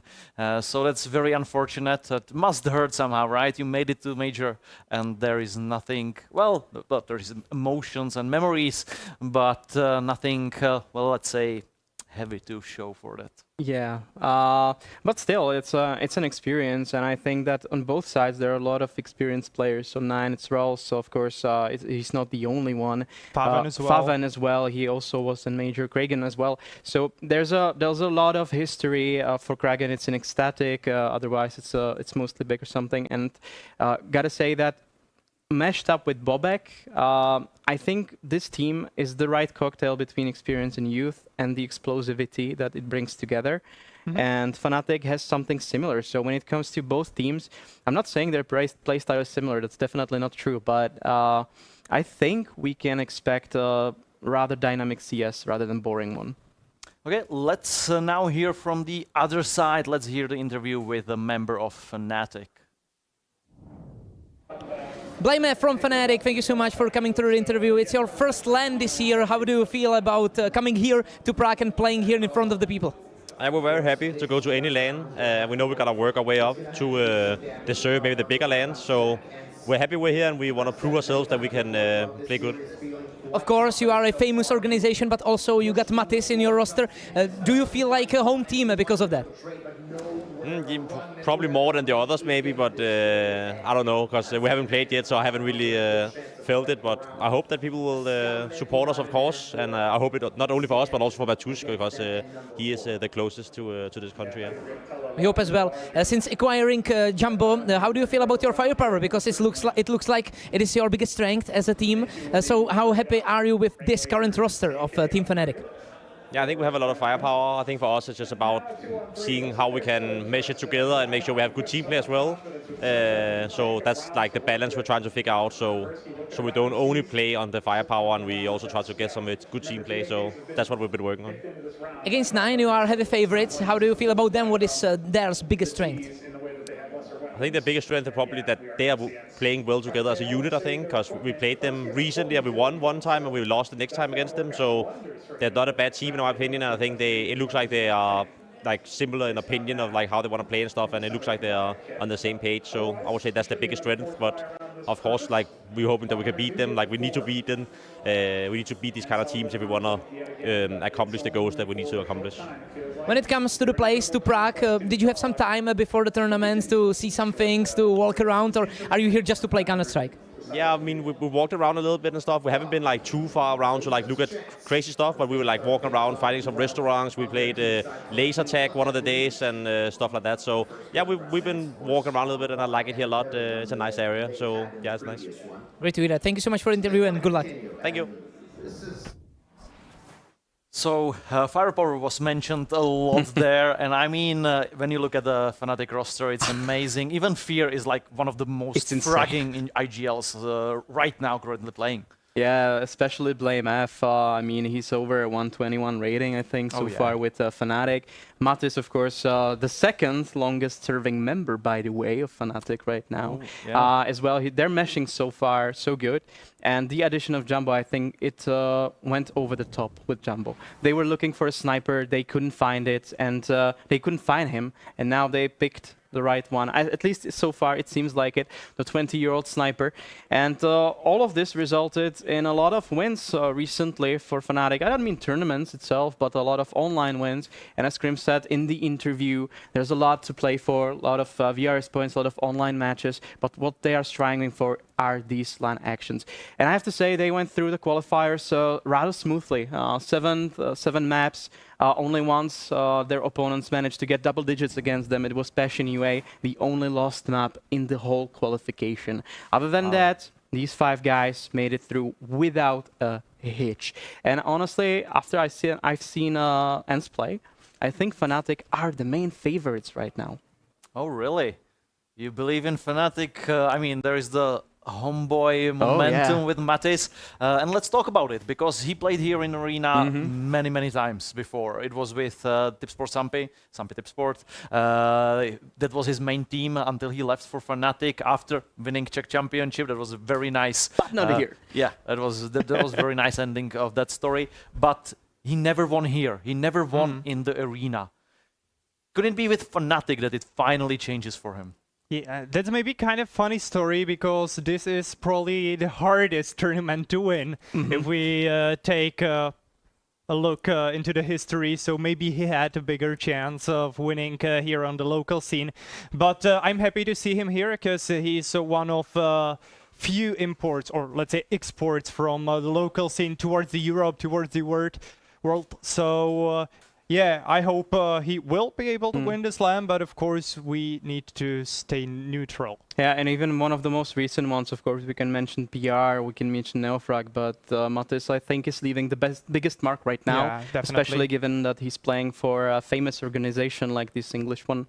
And hopefully he's going to be a part of another golden decade for them. So maybe, Storm, we have to take many steps back to even track some previous export from Slovak region. Towards, you can go way back to Frozen, to Guardian, but... Stico Zero, but after them, there was no one. There was Void.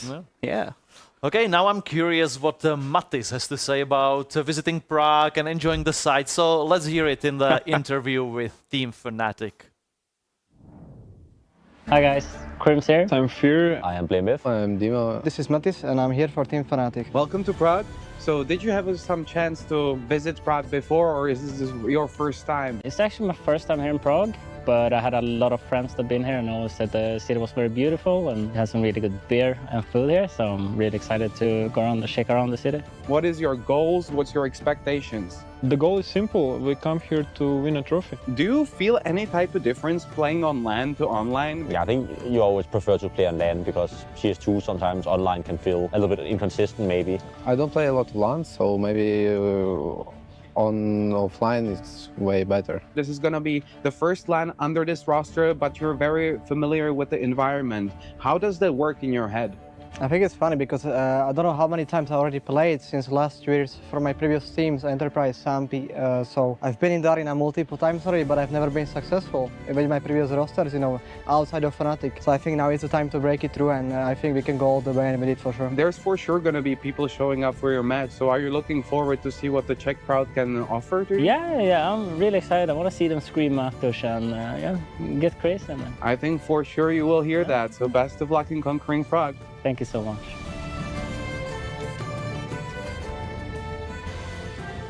is definitely looking for the win here. Oh, with his iconic mouse. With his iconic mouse. He's never gonna throw it out. He's never going to. Never. Yeah, since I know him, I mean that's few years now. It was always this mouse pad. That's just good stuff. And I think it's going to be frame at some point somewhere.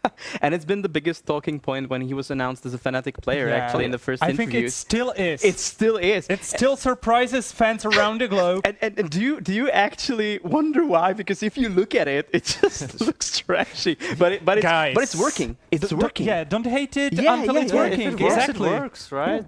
Yeah, no, it's just amazing. It has he's always saying like this is the best traction. It's just the smooth, and I was not able to find anything that was even close to it. So even though he was trying, so I mean, if it works for him, it works for him.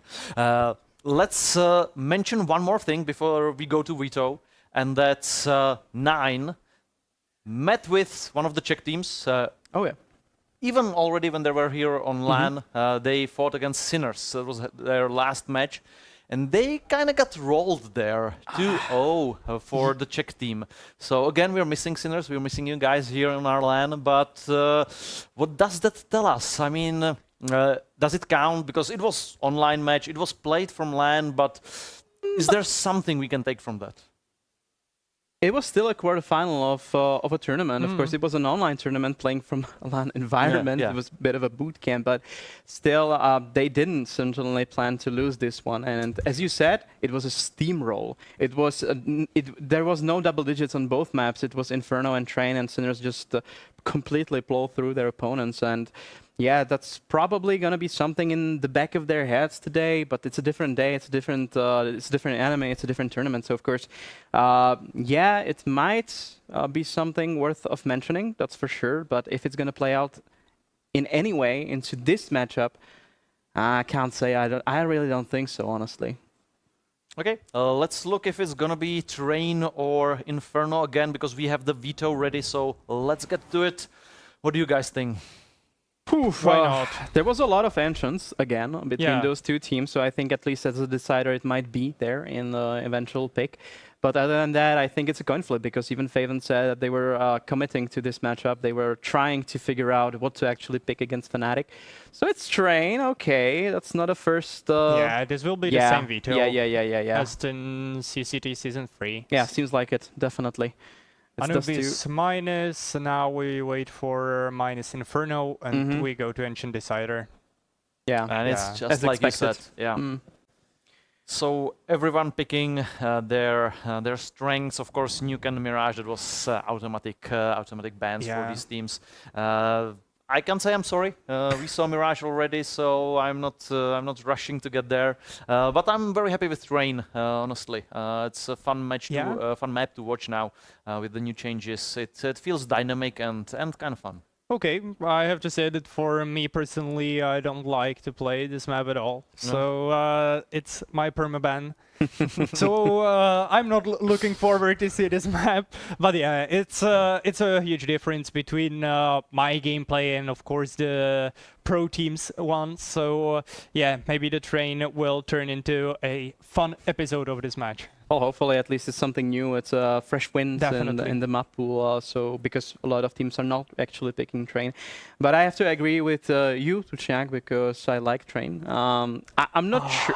I'm sorry, I know you're boomers. I have to apologize. I'm a boomer, but I still like Train. I'm not sure if the putting back of Train into the active map pool was warranted, because yeah, there were a lot of changes, but they were not distinctive enough for me to actually warrant it back. I would rather have something new, something really new. Okay. But we haven't seen Train with CS2, right? The game is new, and that can change a lot for how the map is played. I mean, you have the new smokes, you have new everything. Yeah, nice flashes above the A main. They are definitely something we will see in this matchup, because they are one of the classics. And well, I've said that I don't like Train, but if I should pinpoint something that at least is good on this map, then it's B-Lurk and playing it around the B-bomb side and towards the T-house. So at least something maybe to take a look at. Okay, before we get to the odds, I'm always excited about that. Let's take a short break and we'll be right back with some betting insights.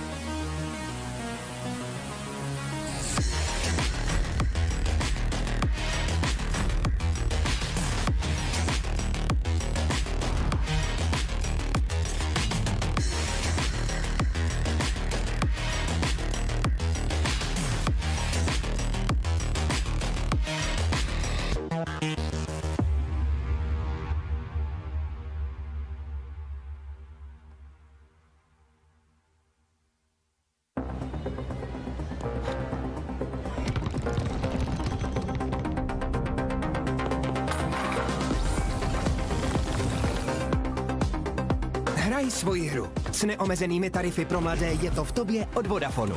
Teď s Apple AirTagem za jedinou korunu.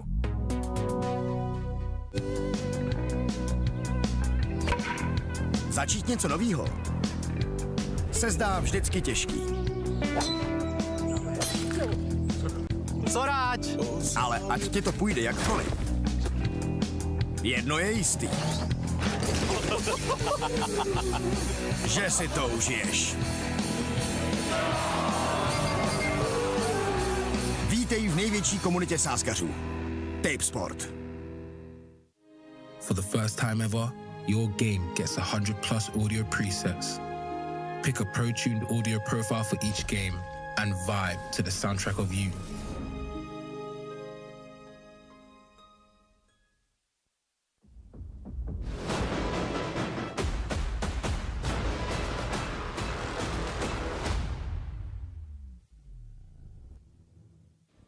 Mishek, Czechcaster and a face of Playzone for such a long time. How do you feel seeing players like Crims, Glaive, Blamef playing in this arena?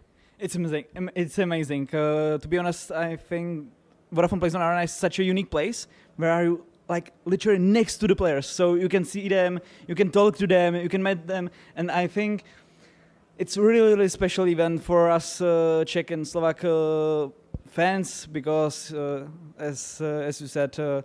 Crims, Glaive, these kind of players, that's really, really like amazing for me. And like if you told me that like 2-3 years ago that I will meet these players here in my working place, I wouldn't believe you. So it's amazing for us. And from this collection, who is the most favorite player? Who is the player you would love to have dinner with, for example? Because now you can, maybe even today.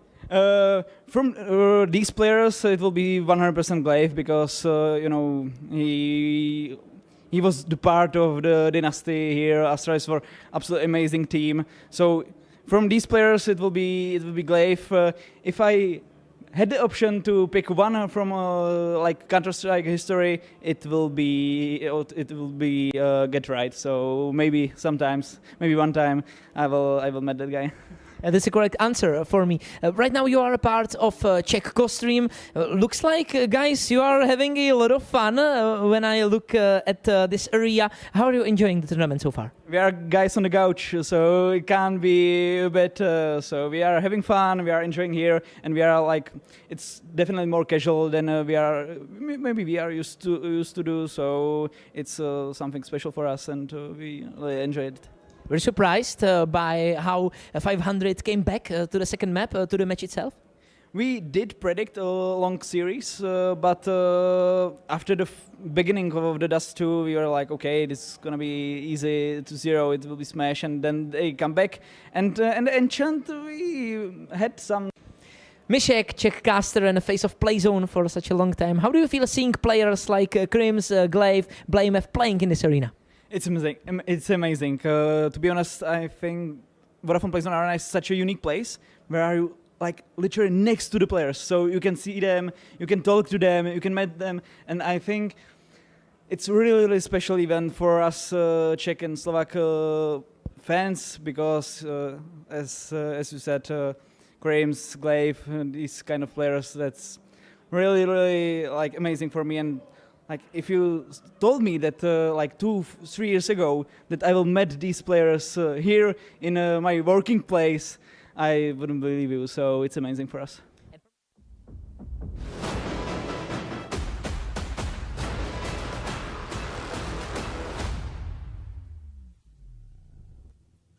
Ladies and gentlemen, we are back. How do you guys feel about the odds for the... Ladies and gentlemen, we are back. How do you guys feel now that this time is for real? How do you guys feel about the odds on who will take this? I'm not sure. I'm not asking who will take it. I'm just asking about who the bookmakers think will take it. Fnatic 100%. Yeah. I mean 110% maybe. Okay. That's definitely going to be how most bettors think about this match. They are clear favorites, not even in this matchup, as we have said previously, in the whole tournament. I mean, if we look at the history of these two teams, we definitely are leaning slightly towards Fnatic, but let's take a look what Tipsport thinks. Not even slightly. Not even slightly, yeah, that's true. It's heavily favored in Fnatic, and so are the odds for this upcoming best of 3. 139 for Fnatic, 269. 69 for 9. And of course, again, very strongly leaning for under 3 maps. Under 2.5 maps. Well, we know so good what does it mean in reality. So it means 3 maps, yeah. Maybe it will come into the third map as well. Well, I was pretty interested by the second odd on BobXD over 13.5 kills, because even though we know the map, I'm not really sure if I would go for it or not, because he's being a player on the CT side, so it depends how will Fnatic approach this very matchup. So it's very complicated to maybe judge this one. But yeah, BobXD, maybe statistic-wise, not the best performing one on the nine side, but definitely a young player with a huge potential. And I saw a few matches where he was the difference maker in favor of 9. So maybe, judging by these matches I personally saw, I would really dance around that odd. And Favan even said that even though he's a new player, of course, he has a huge drive and quality. So he's successfully, coping with the tasks he has from his in-game leader. And I think that's the that's the prerequisite for him to become a really great player, even in this team. Who knows what he could amount to in 9, but we're gonna see what he amounts to in this first map, that's for sure. But yeah, I agree with you. How can 9 overpower the huge firepower we mentioned many times of Fnatic? Like, I mean, any player can clutch on that team. Any player can make multiple kills. Any player can open. So how do you fight against that? Is it just do the default? Use the smokes, use flash, use pops, and just take some early advantages? Yeah, Utility and strats. I don't think they can actually compete mostly in the firepower departments. Even BlameF, most of his interview was the word firepower. So if it comes even from him, who's a firepower house in his own, yeah, I don't think 9 can actually compete in this regard. But in the other hand, definitely, I think so. Yeah. Yeah, take the inspiration from Army, use the buddy system, as it's called. So go together, go for refracts, outnumber their opponents. That's the way to win against strong opponents. So this is the classic, good rotation and always have quantity one more over player quality on the side. Yeah. Let's talk about one of the largest veterans, like the biggest name here as well, 2-time major winner, and out of I think 17th major he participated, which is just insane. It's Grims, of course. Yeah, over 11 years in Fnatic. And over $1 million won in prize pool. That's something crazy. He's one of the people on this planet who shows that even a hobby can make you a fortune. So, well, it is what it is, and it's pretty good that we can see such a clubism on the esports scene, because he's one of the longest playing members of one special organization. It's kind of sad that in 2016 it was the stint with Godsend, because if it weren't that, he would be there for, 11 years without a break. That's very interesting thing you just said, because the clubism, we're not really used to it on the esports scene, unless, of course, it's something like fully Turkish team, or indeed, like just national teams, right? And now we can say not even the full Turkish team. Now we can say not even the fully Turkish team, indeed. But that's something we are not too used to seeing. Yeah. The clubism. Can you think of some other name, like Grims, of course? But I mean, is there someone else who can prove this? I mean, not even like, I mean, for the younger people, Vitality and stuff like that. Yeah. That's just not too much of a long living roster. Yeah, I think in Partizan there's one player. I'm not sure. In Nexus, in it's Nexus. BTN. I'm sorry, it was Nexus. It was BTN. That's in Nexus for 8 years, I think, actually. Okay. So again, that's incredible loyalty, and I think that's a motivation maybe for other players to follow through in this pattern. But of course, there's a lot of variables to it: the pay, the situation in your life, and everything. So if it just doesn't mesh with your life, you have to change. You have to change something, and maybe it's the team. Or let's move maybe to Northern America and take a look at Nav, who plays for Liquid for a long time. He won even the Grand Slam with them, so. That's true. Or of course, it was Elish with Team Liquid for a long time. Yeah, that's true. Okay, we got some names then. We got some names, but Crim's definitely up there, considering the team loyalty and, of course, performance that goes hand with that. But right now, I'm curious what our duo of casters has to say about the upcoming map. So, guys, take it over.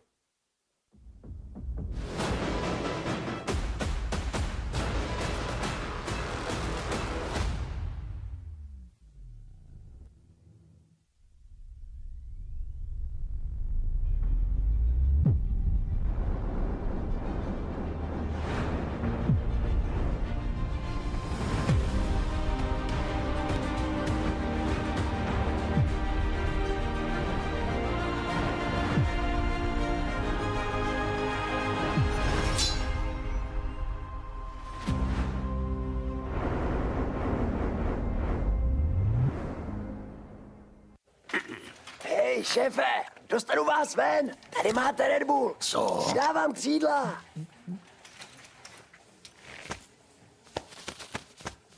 Křídla, jo. Fakt vtipný. Jseš ready na další level? Hackni realitu. Urči si vlastní pravidla a staň se tím, kým chceš. Game. Nová vůně od Straight.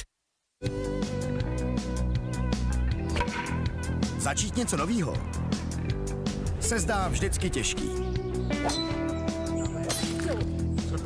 Co rád? Ale ať ti to půjde jakkoliv. Jedno je jistý. Že si to užiješ. Vítej v největší komunitě sázkařů. Tipsport.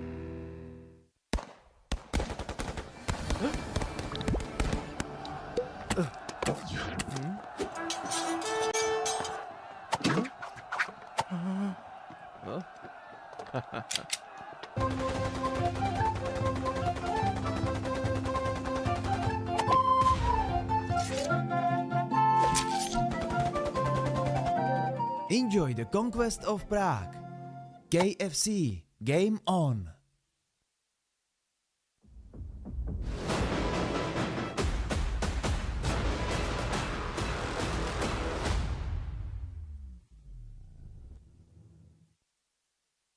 And we're back, ladies and gentlemen. It's Fnatic against 9, our second best of 3 of today. We're going to see who's going to be fighting ENCE for the grand final and who will be fighting 500 just to stay alive in this competition. It's Luba and Pronogo here to bring you all of the action from Prague. Pronogo, how are we doing, man? We're doing pretty well. ENCE obviously had a bit of a barn burner on Dust 2. Otherwise, we thought we would be done and dusted with that first series bright and early. Fnatic, well, hopefully they can maintain their advantage, but when it comes to considering them as favorites, you can't be so quick to rest on your laurels. You have to understand that I think every team at this competition, but especially in this specific series, they're kind of on the path of redemption. Their organizations have seen storied heights, especially on the side of Fnatic. Some of the players have been around the block in Tier 1 for a good amount of time, and they find themselves at this level of competition and still struggling for that consistency. Whoever ends up scoring the ultimate victory and lifting the trophy here in Prague is going to have a lot to write home about, and I really want to see if Fnatic can live up to the pedigree of their organization. Oh, yeah, that's a definite. Fnatic finally fighting on LAN. It's been a long time since we've seen them in a competition that's not fully online. So it must be refreshing, right, for Crims as well as for the rest of the players to be back in such an atmosphere where you can actually see your opponents before and after the match, where you can actually hear the crowd. Might be a bit of a a redemption, as you said, for them, just to show that maybe some online results weren't the best, but when you're back on LAN, it's a completely different story. Completely different story. And you know, Crims can definitely pass some intimidation checks once he's on LAN. As long as you don't hear him speak, I think everything is pretty much scary. You know, you're starting to think, oh man, is that guy going to start grabbing the Viking longships and bring his brethren onto the field? But no, that's just the way things are with him. He's a man of few words a lot of the time, but he's all smiles these days. Yeah. And that's, you know, it shows almost a level of acceptance where you want a little bit of hunger. You want to get back to this position. Now you're here. Let's see what he's got. Of course, Blame F, really one of the star fraggers. Matisse, the hometown favorite. We want to be able to say that he's able to deliver a dialed-in performance. And going up against it or 9, they are not going to be sourcing too much crowd support, I think, not in this particular matchup. But we do have some really notable names. I would say watch out for Montu. He's been not quite a revelation, but certainly a steady hand at this level of play.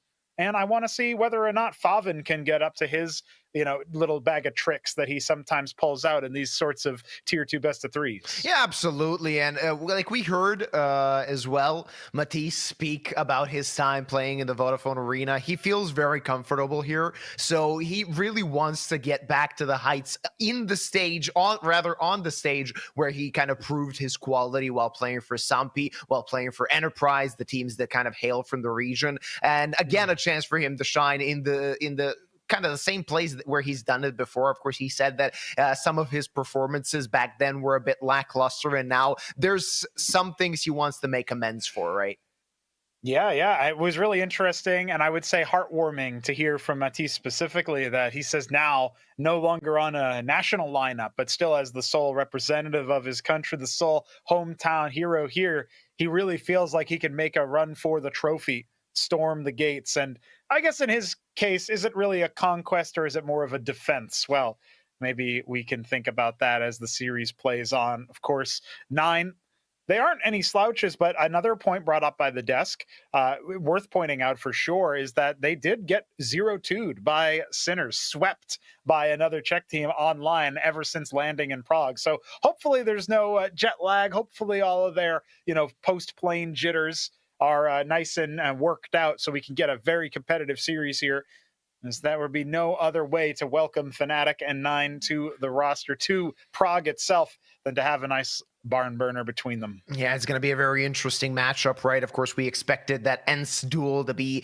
a bit more one-sided, and most definitely there was a case to say that it was. Had ENCE finished off Dust 2 in a convincing fashion, it had 500 not made the comeback. But here, I really can't tell who's coming in as favorites. Maybe Fnatic being the slight favorites. So, of course, Tipsport are favoring them a little bit more. But I can see 9 fighting back quite well. I mean, they got players that have built up a solid amount of experience, players that individually can actually play quite well, and each one of their individuals has moments where they shine. Even Raus, who statistically is not their best player, has moments or rounds where he completely obliterates the opposition.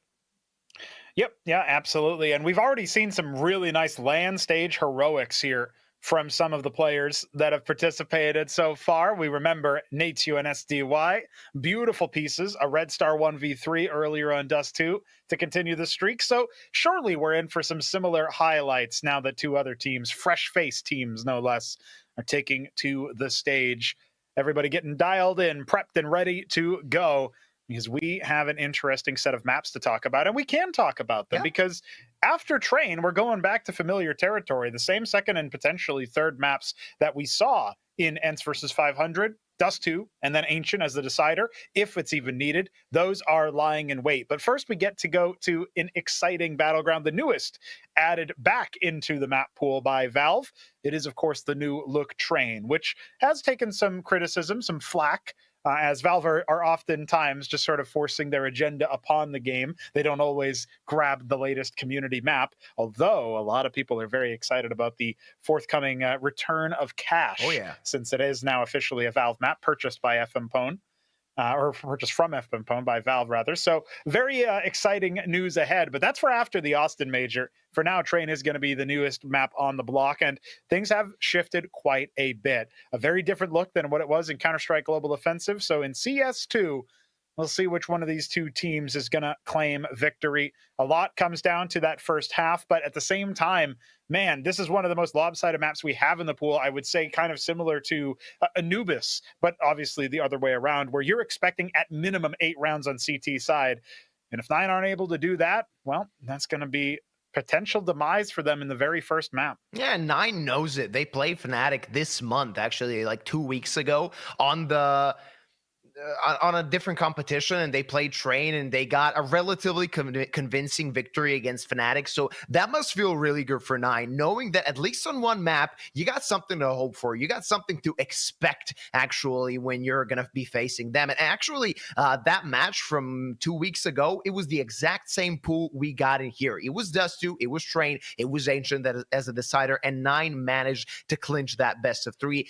As it was really, really close. So we might see a same, or at least a similar story in this one as well. That story needs to be told, and, well, we were talking about Rawls earlier. He's certainly pumped up and ready to go. Got the imposing figure of their coach behind them. I think 9 are going to be coming out swinging on Train. I really want to see how Train is developing tactically between teams like this, because I do think that even though the head-to-head, you look at the riflers, you look at some of the star players, and you're thinking to yourself, oh, there's going to be so many highlights. But as Train starts off with 9 on the T side, it's going to be Fnatic to defend, and I really want to see what kind of tactics we're in for. All right. Fnatic on that defensive, as you already mentioned, and all of their players equipped with Kevlar. That's going to be an interesting setup as Matisse is looking for first blood. Let's see if he can drop it, though. Kragan, he's the one with the molly. That actually might prove to be very useful if he falls, though. Kragan takes care of Matisse. Now trouble, but Blamef firing away as well as Jambo. And now Kragan alone. He's going to have to find an ace if he wants to clutch this one. Now a good start with 1 frag, finding the second. The fire where Jambo burns now gives himself a chance. Kragan, can he pull this off? Can he start this best of 3 off in an incredible turn of events? But the bomb is in no man's land. He's gonna have to fight if he wants to actually get this clutch. He knows about one player, but doesn't know about the other, and that's the problem. He could actually get double peaked at some point, but the player from Pop Dog is quite slow. Crim's relatively slow on the rotate. Kragan is gonna have isolated duels, and he's found the 4th. There's a chance, and a good one at that. Blamef, 70 HP versus 24. Kragan cannot miss a bullet, and he has missed a few. Just tagged Blamef a little bit, gets, or rather doesn't get the bomb plant. In the end, it was for naught. He found 4 frags and a valiant effort, but not even the plant means that Fnatic are off to a flying start. Yeah, flying start. Listen, that was very beautiful attempt there, but at the end of the day, it doesn't even matter. It's not enough for either a bomb plant or a force buy into the next one, right? You're not expecting anything coming into the second round. But Kragan will certainly have some cash to splash, maybe a surprise deagle or so. Steady hand for Blamef. It wasn't pretty, but eventually he gets the job done. And maybe both teams have a little bit of land jitters they need to work out after something like that. Let's get a bit of a brief reprieve as another technical trouble has started to arise.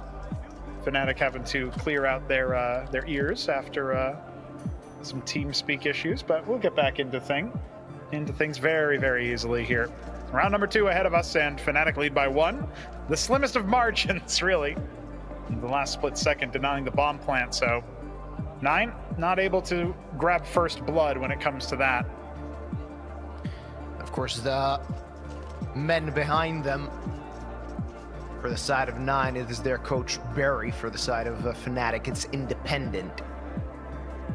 We'll see what they can do. Of course, Independent still in a position to try and make a name for himself as a coach. Fnatic being his first big break, let's call it that way. See what he can do you bring to the ever table. think about this? Obviously, a coach is more than just appearances, right? And a coach is more than just even cheerleading, right? Well, depends on who you ask. Oh, well, here's the thing. I think, maybe there's a question. Independent, hey, he's got a little bit of a baby face, right? Like, I don't know, man. Like, are you going to be able to tell Blamef and Crim, some of the most veteran players on any roster at Tier 2, that you've got a better idea? No, that's an open question, but hey, it is a great opportunity. He can suit up for LAN, try his best to focus on the tactical side of things, where Fnatic might need a little bit of a boost. Right now, we're talking about that MP9 on Fear and Crims, Matisse on the FAMAS, and it will be a bit of a force, but 9 investing quite a bit here, and they've got Kragen's Galil, everybody else just on the Deagle. Yeah, they decided to force the issue, force a buy. That might spell danger if they lose this round. Give Fnatic a pretty good start on Train. Not a map they're completely comfortable on. Oof, Blame F. A bit of a struggle. But manages to convert the frag on Bob. Matisse takes care of Kragen, and it's crumbling for 9 as Jambo finds the flank. Rouse finally fires back, finds 2. But as Faven falls, Rouse with an all to do. All to do, and not a whole lot to work with here. 16 points of health. He's not even going to be able to fell Jambo. And, at the end of the day, I don't think they'll recover a third rifle, but still keeping 3 bodies alive means that going into the next one, Fnatic looking very solid there. We got Fnatic fans in the audience. I see Sammy as well, watching on for his squad. Very nice stuff there for the English organization, technically, but everybody associates them with Sweden. As long as Crims is there, it's Swedish as far as I'm concerned. That's right. That's right. Everybody remembers. Back down to just pistols here. A couple of P250s, the only investment you're going to get out of 9 in this round. And might be, speaking of Swedes, Trim's farming with that MP9 he brought into this one. Fear has invested nothing. Yeah. Got himself an HE, and that's about it. He can hope to just grab a gun into the next round or pick somebody up if the P250s grab a couple kills. 9 just looking at best for a bomb plan here. That would be miraculous for them. And Fnatic likely to grab that 3rd round in a row. Let's see what's going to happen here. A lot of ground gain already from Fnatic. And Crims, such an offensive position, but he's not going to force the issue. Just pull back and wait for them to get into his crosshair. $600 in the back pocket of the Swede. And on the other side of the map, though, they do manage to find 1 frag. Not a big investment, as Fear is, of course, rather started with that USP. So he's going to have enough money to buy in the first gun round of this best of 3. Yeah, Matisse getting a couple of bursts there. We like that. Long-range engagements, pad those stats, make yourself feel at home. You get to see a couple of those on the refrag there. Fear helping out with the USP. I love he looks down and says, hey, what'd you get? Maybe I can... Oh, that's a pistol. Well, maybe he likes the skin better. You never know. Yeah. At the end of the day, always a good idea to go with the USP. Of course, on that 1 soul player, when you know that the opponents are on Glocks, why invest? Why risk it? Jambo, gonna get tested. That op misses. Failed to find first blood. He's gonna have another chance as 9 seem quite interested in that A-bomb site. A forward position for Matisse as he's in the main area just waiting for somebody to make a misstep. That somebody could be Kragen, but that duel, if it comes to it, could be crucial in this round. Yeah, it's not tradable right now for either squad, even if Montu is going to post up on the AWP. I mean, is he really going to get his first impact with the sniper on T side as a refrag? That would be lightning fast reflexes for him. So Kragen will end up eventually pushing forward. We also have to watch out for how long it takes that Ivy lurk to start to foment. And Jambo, oh, Rawls has actually made it past, but Shadow advantage, still giving Matisse an option, and there it is. Jambo flashed off the angle, but oh, Matisse does not trip the wire. Trap is not yet sprung. Instead, main flushed out. That's an opportunity, but no, it's not to be. The bomb is still stuck in pop, and Faven is activated on Ivy. All right, might there be some chance for 9 as Faven finds his 2nd. Looking for more, but 4 HP means he's going to have to be really good on his aim, surgically precise. And Montu is actually the one that's going to have to be the main man as Faven is now alone, rather. 1v2 with 3 HP on him. That would be incredible if he does it, but so little time left on the clock means he's just going to get wasted by Blame F and his 4 for Fnatic, as they are starting this LAN quite well. Winning the pistol, converting it, and taking the first gun round. That's a way to start a LAN. It is, and you know, props to them. There's still a couple of cracks in the armor though, and 9 can absolutely exploit that. We have to factor in, that was a 2 versus 4 at one point. Oh yeah. Really solid play coming out of Faven off of the Ivy Lurk. And if that doesn't happen, well, at this point, the economics on the CT side, they start to build up, run away with it, but they're not gonna be able to invest so liberally after all. And at the very least, you know, you think about that USP save Fear did. He just had such confidence in his squad. They weren't going to get overrun by lesser pistols. That is, you know, basically you could think of that as an advantage they built up so that when 9 go for this play and they make it so close, it's almost neutralizing whatever 9 would have gotten from that. Now there's no disadvantage. We're basically back down to 0. So even there, lots of money built up on Jambo and Blame F. Shouldn't be surprised to see some strong performances out of them. And it's going to be a half buy here for 9. They've got Armored Tech 9s. Oh. And they are going to use them. I hate to see Armored Tech 9s. It always gives me jitters. You never know what's going to happen. They're either going to get slaughtered as they try to enter the site, or they're going to run the defense down. Let's see what's going to happen. Former or a latter, as they seem to be quite interested in that B bomb site, leaving a lurk towards Ivy. 2 defenders towards B. This is an angle we see quite often as it gives you some intel quite safely. Blame F finds the first frag. Now he might be in trouble. Finds the second before he was traded. And they still can't get the rifle as Crims, good place, good time. He still might be in danger as there's a player quite close to him. No problem for the veteran. He knows his angles as Montu hits the deck. Only Faven, though. Faven between the lines. Still danger posed for Fnatic. Only short-lived as Matisse turned back. He was aware of the timing. Fnatic lose only 1 player. Gain Tech 9s as sidearms for the rest of their team. And they're doing quite well at the beginning. Yeah, they absolutely are. Great stuff so far from Fnatic. You could even say nearly flawless. 5-0 start, and this is now where 9 have to stare down the uncomfortable barrel of knowing that the CT economy is stretched out so far away. It's probably 2 full rifle rounds considering how easy it is to at least save and get away with a couple. That's assuming they can successfully take a bomb site, and so far, it's not been very kind to them. Montu has the op again. Needs to find some impact, and look at this, he scoped up in Brown Halls. That's how far back 9 are being forced, and they still lose the opener. Bobxd's hit the ground. I don't know what Fnatic have been eating, but this seems like such a different gameplay that we're used to seeing from online teams, where they try to play passive on train. Fnatic just putting the fight, bringing the fight to 9, and actually winning those gunfights. 5v3 and 9, no answer. Finally, that Molotov will at least take Crims out of the picture for a bit. Blame F still holding that forward angle. 60 seconds on the clock as 9 really need to think about things, but look at that angle. Montu had no chance as Blame F brings him down. And now 6 almost confirmed for Fnatic. Really hard to break any little part of this armor. Conquerors of Prague might be on your screens right now. Fnatic, flawless gun round against the op, no less. And remember, Montu was scoped up in Brown Halls, man. He absolutely had to use that leverage to crowbar his way, his team's way into that B bomb site. They couldn't even take forward control. They couldn't even get to the point where they could exec onto a site. That's how much of a shutout this has been. And heads up play from Jambo as well to finish the job. Blame F looking stylish on 10 frags already. Looking good. Hero AK in the hands of Faven, hoping that might change the tide of battle.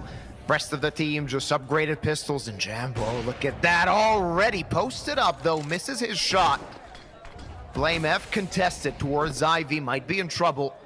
But he threw that smoke before, and now he knows that he's safe, at least for the time being. Jambo, though, is far from it.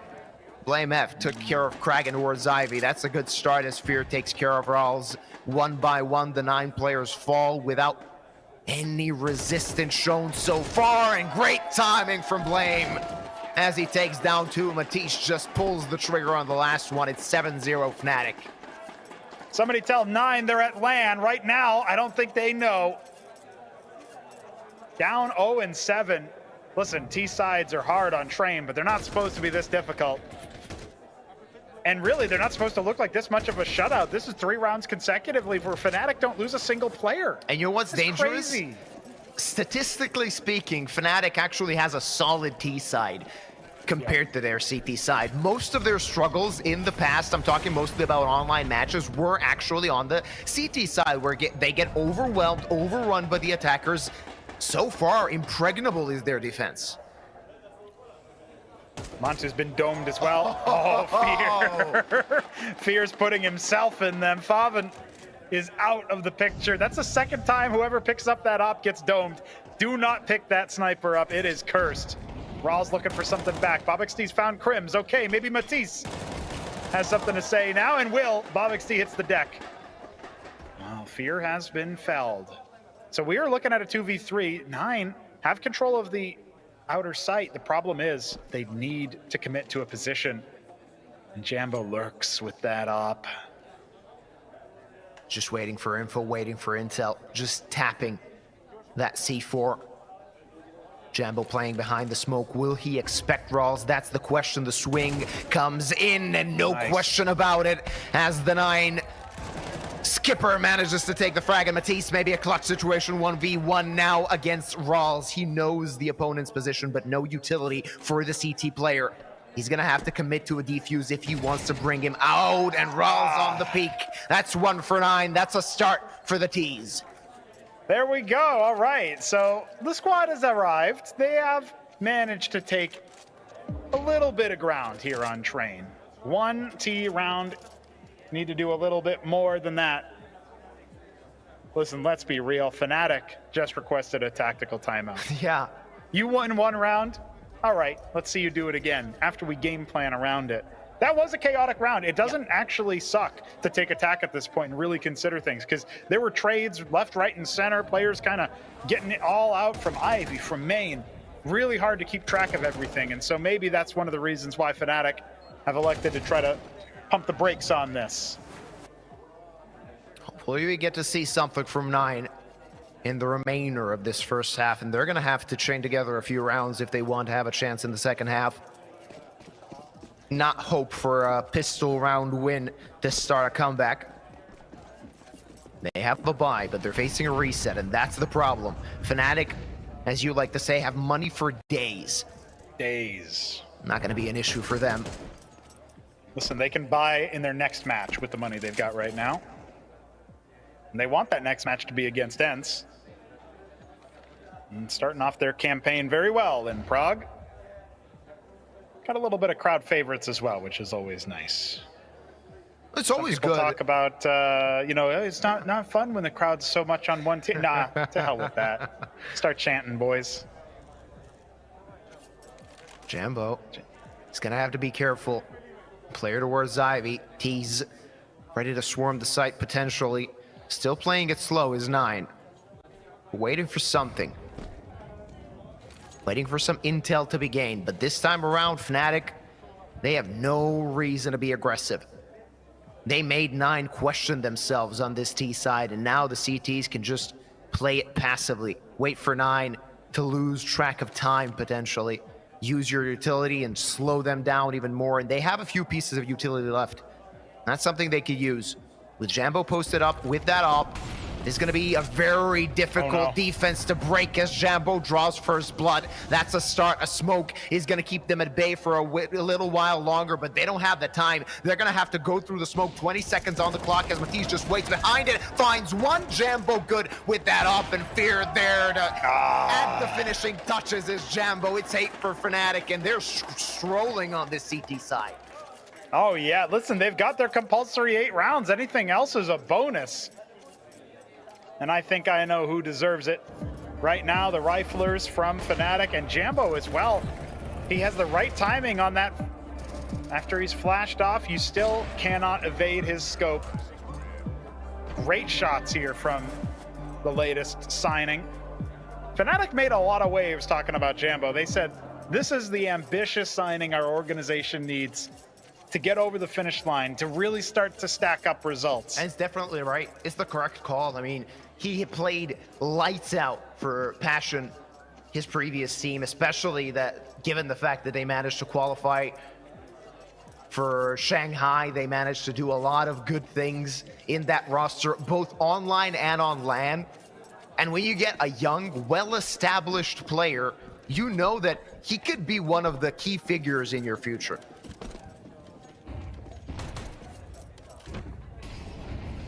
Love to see it. Developing more and more talent. How about Crims? I hear he's an up-and-coming player. Found the first frag already. BlameF only good for the one, though, and maybe that's a little bit of an opportunity for Nine to use that A4 and get themselves onto a bomb site. Rotations are already in. It'll be Crims and Matisse. They've been playing quite well so far. I can't believe it. BlameF on 14 frags, Jambo on 12, Matisse on 10. So really, there's no longing from Fnatic. They've got so many frags spread out across their 3 stars so far. Nine are going to cut noise and try to relocate in the 4-on-3. They are not favored, especially when it comes to the weaponry, but they do have enough utility for a site take. Now, hopefully it will be enough. One rifle, though, in the hands of Montu, who still has yet to see a few kills to his side. Only 2 in his hands. Fear, good positioning. Jambo good on the up, and that's just going to be a shutdown of Nine's attack as Fnatic take 90% of the rounds already played.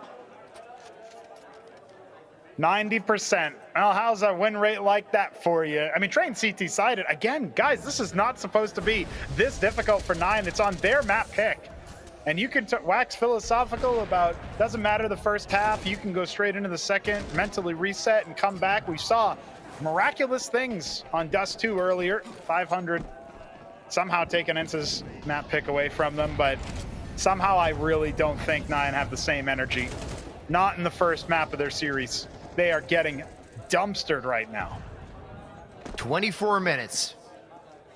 It's a bit longer than that, is how long this map already took. Doesn't seem like Nine have an answer just yet. They desperately need to get to that number 3 before the half ends. That'll give them a fighting chance. Otherwise, Fnatic could just sit pretty. And pretty they do sit with Jambo, BlameF, and Matisse already on double digits.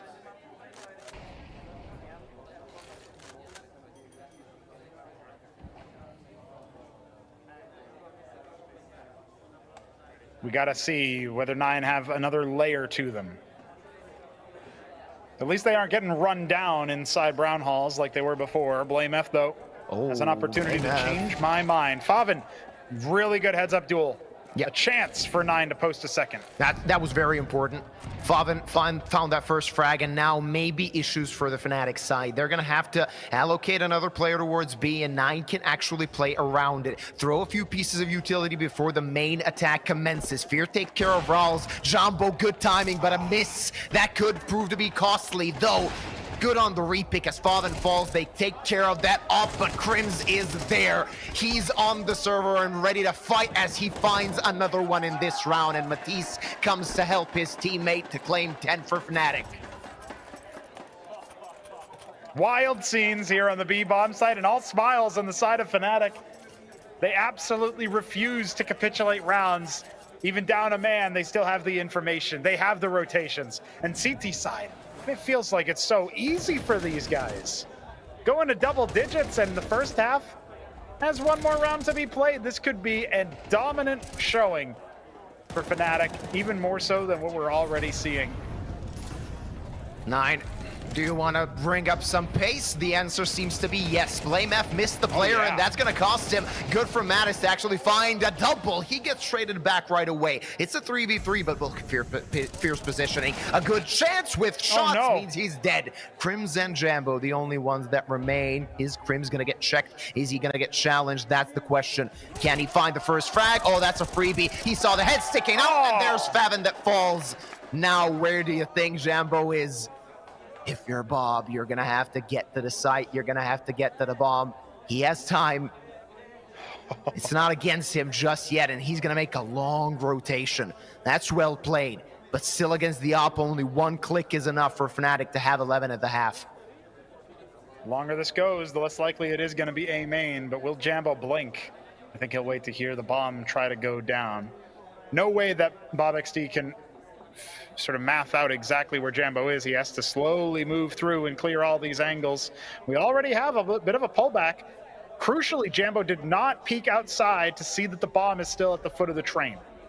So right now, whether it's been calmed over or not, he's thinking maybe it's going to be the other way around, and he'll have to rotate in through Z. Well, Bob is definitely going to get that bomb plant. He's recovered it. Still doesn't feel like it's safe. Still doesn't feel like this is the place, but it will be. 15 seconds, and then the bomb goes down. Now Jambo has to move his way back to the original site, the outer site, and they'll meet in Z. Oh, let's see if that D can do damage. That will be just insult to injury if he just 1Ds him. Oh, no. Oh, no. That was a miss and a half, and he managed to slink away. BobXD can actually get a good post-plant position, though the incendiary might actually make it work. He's going to claim the second for 9. It's 2 at the half for 9. It's not enough, but it's something.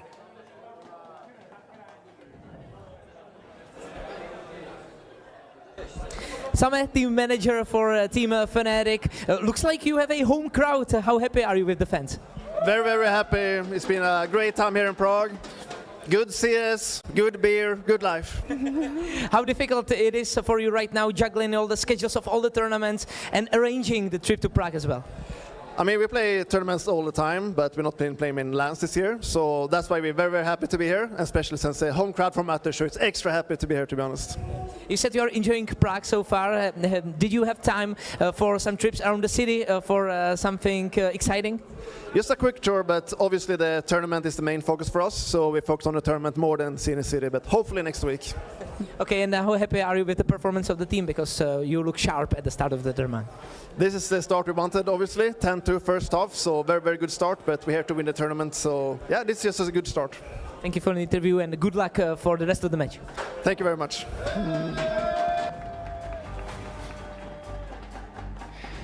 All right, you heard the crowd. You heard the Fnatic manager quite happy with how they're playing, and why wouldn't he be happy as everything they touch turns to gold. 9 seemingly lucky to have 2 at the half. This pistol round is a necessity for the CT side if they want to have a chance. Let's see if they can muster a comeback, because we've already seen one comeback today. Yeah, that's right. It was 9-3 for ENCE on Dust 2 before the halves switched, and it was ridiculous amounts of rounds in a row, let's be honest. But, well, 1-for-1 trade is all we see so far. 9. They're going to need to do much better than that, and Krogan's head has been taken off by the hometown hero, no less. And now trouble. 2 players only remain in this pistol round. They're going to have to make some work, but no, not going to happen. BobXD is the only one left alive, and such low HP, he didn't stand a chance. It's 11 for Fnatic, and they're just steamrolling 9. Don't forget, Fnatic is not the one that picked this map. It was their opponents, and so far, they're not showing it.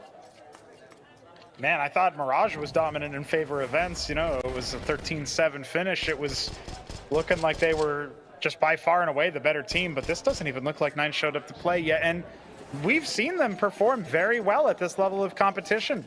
They can't afford to be going ghost. Not in map number 1, not on their map pick. Something's gone wrong. If they can right the ship, if they can mentally reset between maps, maybe then we can see a resurgence in map number 2. Will be Dust 2 once again.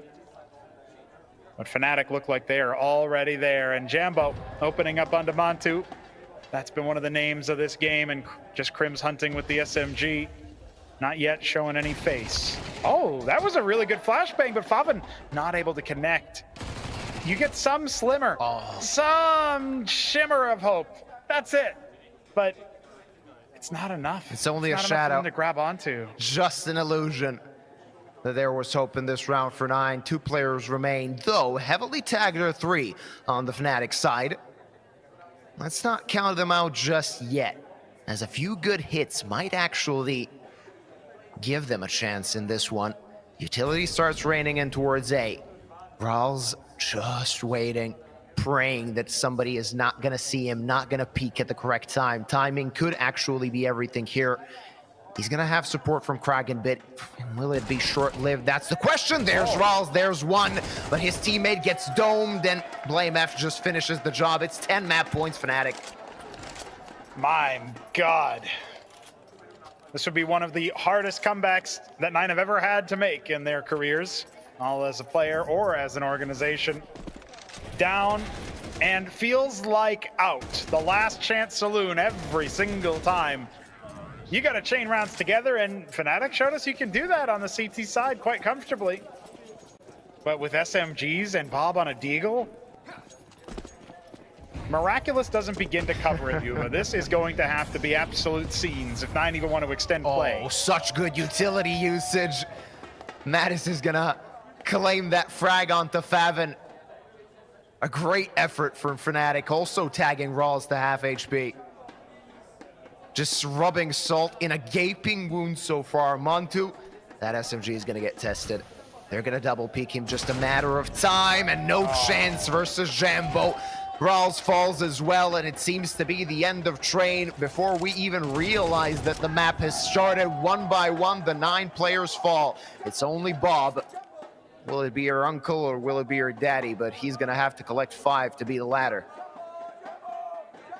If my daddy has XD in his username, he deserves to lose 13-2, and that's exactly what has happened. BlameF finishing the job. And at that point, I mean, Nine have yet to show up. Map number 2 is gonna have to look very, very different. And you can see they're already calling for the mental reset. They're already saying, let's exit stage left and figure things out.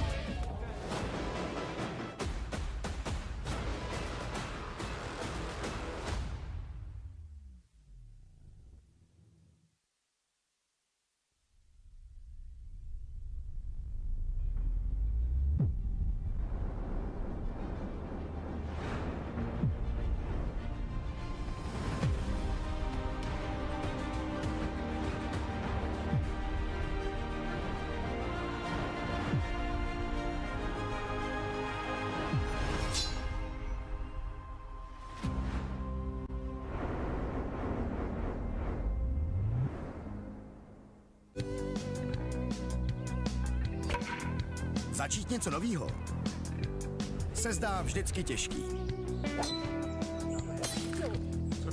Co rád?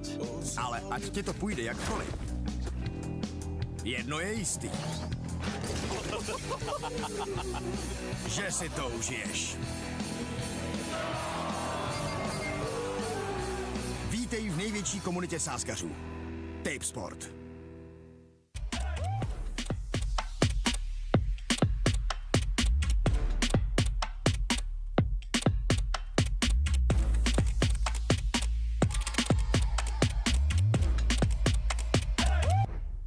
Na portále Playzone.cz jsme společně s Vodafonem spustili podporu komunitních turnajů ve hrách League of Legends, Wild Rift a Counter-Strike. Můžete si tak užít spoustu zábavy a zahrát si turnaje o peněžní výhry. Tak na co čekáš? Dojdi na portál playzone.cz a vyhrávej parádní ceny.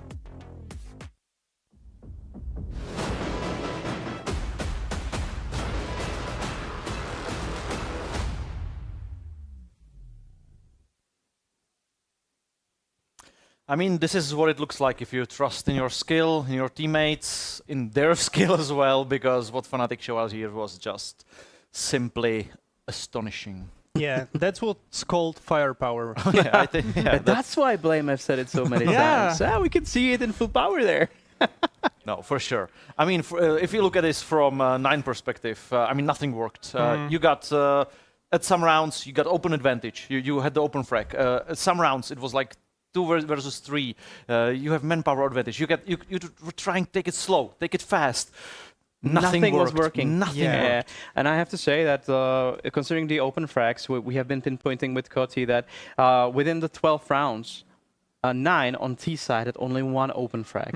And that, I think, surmises all the time how Fnatic were extremely proactive, how they were able to take all those duels. And we know that Mattis and Blame, especially on CT side, along with Fierce sometimes, are extremely aggressive. and are extremely effective. And today, they show it on Train. And the result, 13-2, despite Train being map pick of Team 9. That's even worse. That's the biggest issue. That's definitely a slap in the face. We have very good showcase of the aggressive play the Fnatic chose, and it's the 6th round. We have it ready for replay, so maybe Storm, if you can take us through what happened in the 6th round, because indeed, it was all about the aggression. Yeah, it was indeed about the aggression. Usually BlameF was spotted in the previous few matches playing A main, but so far in the 6th round, actually, where Fnatic were trying to go for the 6-0, which eventually they managed to pull through, they were proactive on the B side, especially. It was BlameF and Crims after the initial load of grenades. They were managing to pull through, and you can just see through the hallways and getting numerous informations and kills. I think in a few seconds there's going to be kill from Jumbo, and it all falls apart for 9 because there's like 2 or 3 players near B, and they're all evaporated. Until the first clash between players, it all looked pretty fine for 9. Yeah. It was a default round. Yeah, look at the control. This kill can, of course, happen, but Fnatic held their positions. They didn't want to rotate back, and now great rotation by Crims, but BlameF is still holding this crucial checkpoint. With the smoke. Yeah, with the smoke, which turned out to be really helpful. There was a kind of one-way smoke for him in fight against Man2. And of course, the next 2 kills came in a fast pace after Faven died in main, and Ral stood no chance in here, and even losing his 1v1 duel. Thanks to timing, well, that's a Counter-Strike. Things like this can happen, but yeah, one-sided round number 6, the same without single kill was the next round, round number 7, and of course, yeah, we had some of the kills from 9 in the next round, but there still was nothing to show off.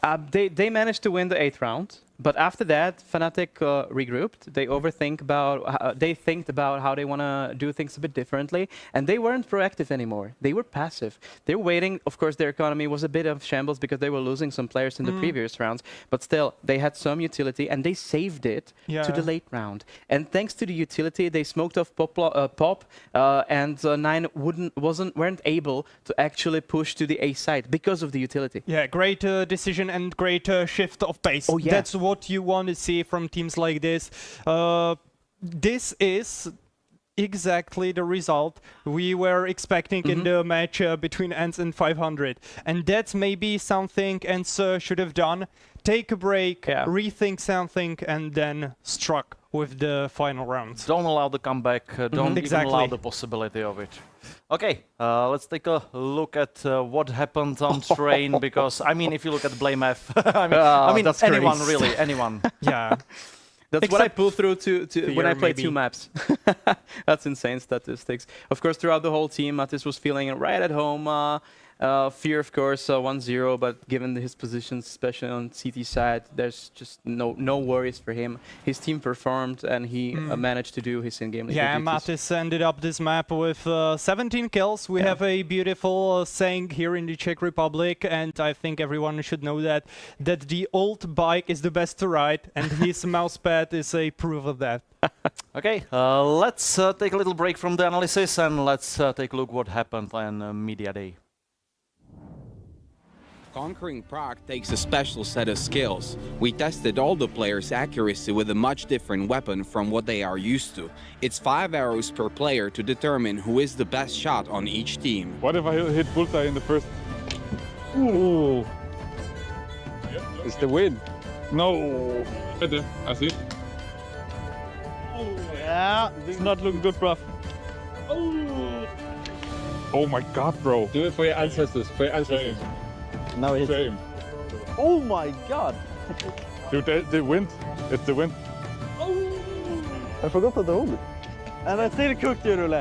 And the winner of the archery competition for Team 9 is Mantu with 21 points.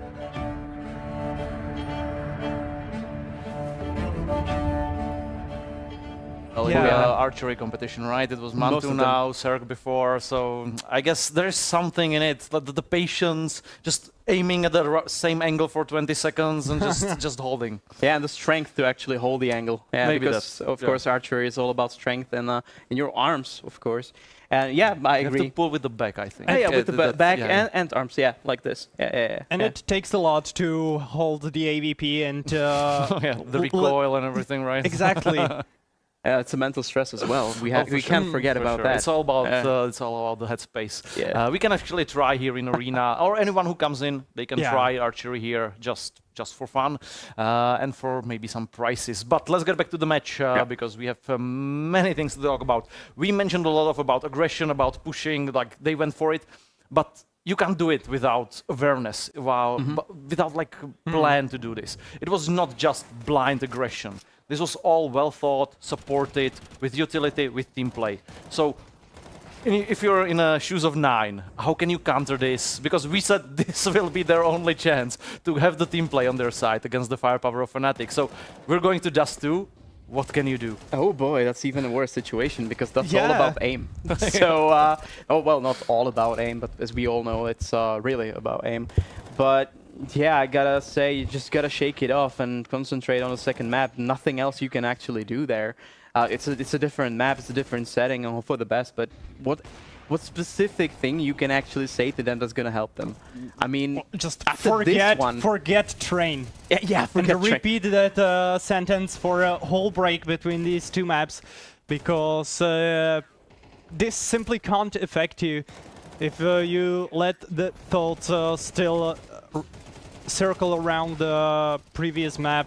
It's the worst thing possible, and maybe the worst scenario there is in CS is the thing with BO3, where you lost first map like this, and then you lost the pistols. That's the hit when it hurts the most, I believe. And the thing is that 9 actually lost both pistols here, so of course I'm hoping for the objectivity and the gameplay of the second match that they managed to get at least one at the second map. Maybe there's some like little hope in it was so fast that maybe the brains don't even like register that it happened. It was like maybe it's better to lose this fast than just to struggle for 20-25 rounds and just you know, you feel powerless for longer. Now it just happened, it's gone. You can just say, we were not ready for this, we were not feeling it, and now you can focus. Maybe that's something they can bounce off at least a little bit. Yeah, I gotta say, we've even managed to talk about all the players in the team in 9, of course, a lot of experience there, so I think, as you just said, it's much easier to throw away a loss like this than something that's you struggling for, I don't know, overtime or something. Yeah.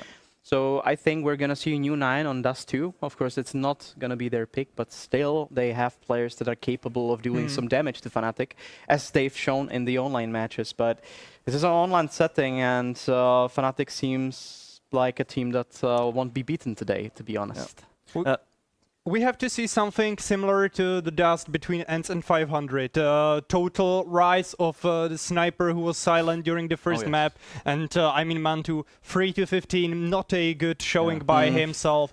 And Jumbo on the other hand, 18-5, he was dominant sniper during the entire train. So things have to shift during Dust 2, or that's no chance for 9, unluckily. I mean, to be fair, Mantu didn't have too many opportunities to use the op, right? Not such a big bang for him. They didn't even have bomb plants. Their economy was in shambles, so of course you cannot really buy an op. You have the lost bonus, but I mean, what can you do? Yeah, what can you do? Yeah. I mean, let's see what can they actually do on Dust 2, because the map is ready. So, guys, take it over.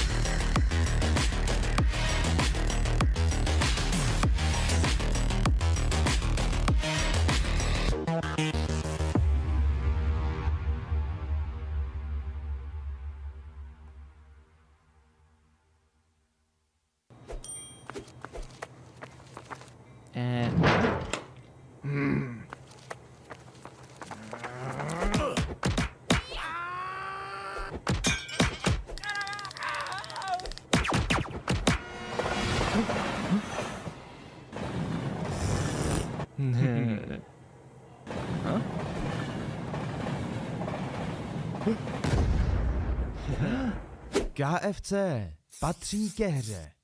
Nový Straight Wild Beat. Zažij divokou jízdu. Zažij to napětí. Zažij ten beat. Zažij Wild Beat. Novou vůni od Straight. Začít něco novýho se zdá vždycky těžký. Co rád? Ale ať ti to půjde jakkoliv. Jedno je jistý. Že si to užiješ. Vítej v největší komunitě sázkařů. Tipsport.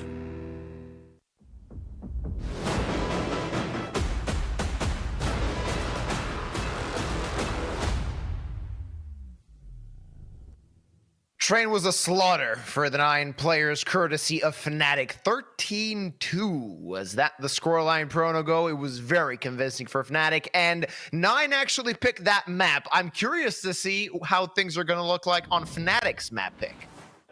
Yeah, Dust 2 is up ahead, and we are about ready to get underway here. You can see a couple grimaces on Montu's face. He's trying to adjust his headset to be comfy. Listen, that last one was a bit of a stinker, but the desk said it well. If it goes by so fast, maybe you don't even register it. You just pretend that this is, you know, the 2 best of 1s up ahead. That's all. And so maybe there's a chance for 9 to come back into it. The big question really is, can they get to their normal level of gameplay, their stable level of gameplay on LAN? Because right now, Fnatic look like a completely different beast. Absolutely. I mean, Fnatic were so convincing, so different than what we're used to seeing from them online, right? It's a completely different story. And I would say a different sort of setup, a different mentality as they, on their CT side of Train, they really fought aggressively. I actually can see that being the case in the remainder of the series. How long it actually goes, that's a different question. Dust 2 will be our battleground for map number 2 of our second best of 3 of Conquest of Prague. Fnatic starting on the CT side, which is interesting, given that this is their map pick. 9 actually chose to start on the T side. Let's see what they're going to do and if they have something ready. It's going to be a long push, protected by 2 Fnatic players. Jambo and Mattis just waiting for that attack. Mattis struggling, but claiming 1, searching for the second, unable to find him. He manages to go back, actually, to Pit, and 2 players, 2 teammates there to protect him. There's still a chance as he finds one more head. Bob actually took care of Blame F, and there's Mattis, but Fear good on the trade, and this pistol round might be crumbling for 9 as Montu's trying to salvage something which is unsalvageable, and it's only Bob XD. 1v3. He's got the dualies, at least it's 2 guns to 3, but I don't think it's going to be nearly enough as all Fnatic CTs are in the same spot. Good luck staring down 3 barrels at once. Another Fnatic pistol round victory. That makes 3 for 3. Not letting up. Not relieving any pressure for 9. And you mentioned earlier they elected to start on the T side, but they chose that before the series had even started the first round. You pick your sides, not before you get into map number 2, but before you get into map number 1. And they had some idea, some game plan for the T side. It did not foment going into Train. We know that for a fact. But Dust 2 can be a bit more even. And with no bomb plant, we just got a couple of pistols. This one's probably going to be a write-off. Maybe Fnatic will take some damage. Other than that, nothing really to write home about here, and very likely we're going to see Fnatic have a strong buy going into the next, with 9 picking up an attempt at the first rifle round. And I'm curious about Fnatic's Dust 2, because even though percentage-wise it's pretty good for them, it's their second least picked map in the pool. Only 7 maps played in the past 3 months. I'm curious to see if maybe that's one of their like pocket picks, something they can count on, but not something they go for every time or every chance they get. It's an interesting pick. Hopefully it pays off, as Blame F might actually get a bit of a payoff here.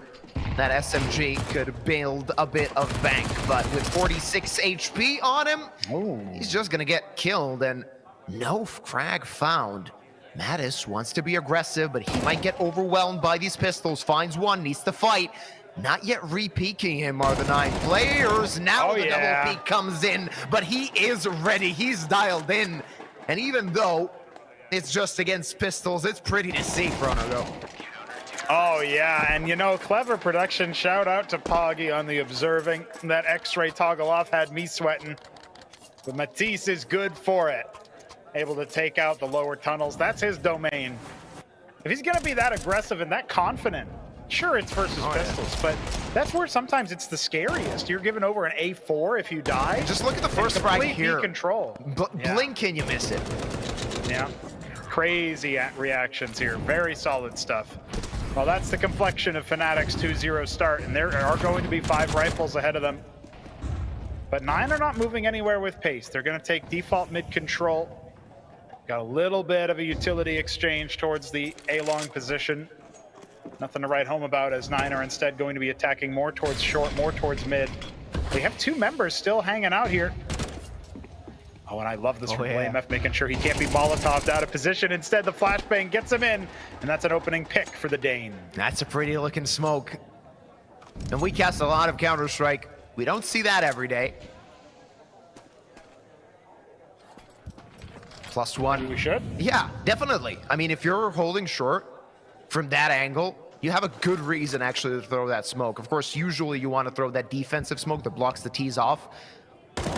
That's something that can get into the T's heads as Crims finds another frag. It's a 5v3. Now they need to proceed to the B bomb site. They need to split it with whatever they have, but whatever Fnatic do, it turns to gold. It works out as they claim the first gun round. Yeah. People call it the black and yellow, but it definitely is looking golden today. I'll tell you that much.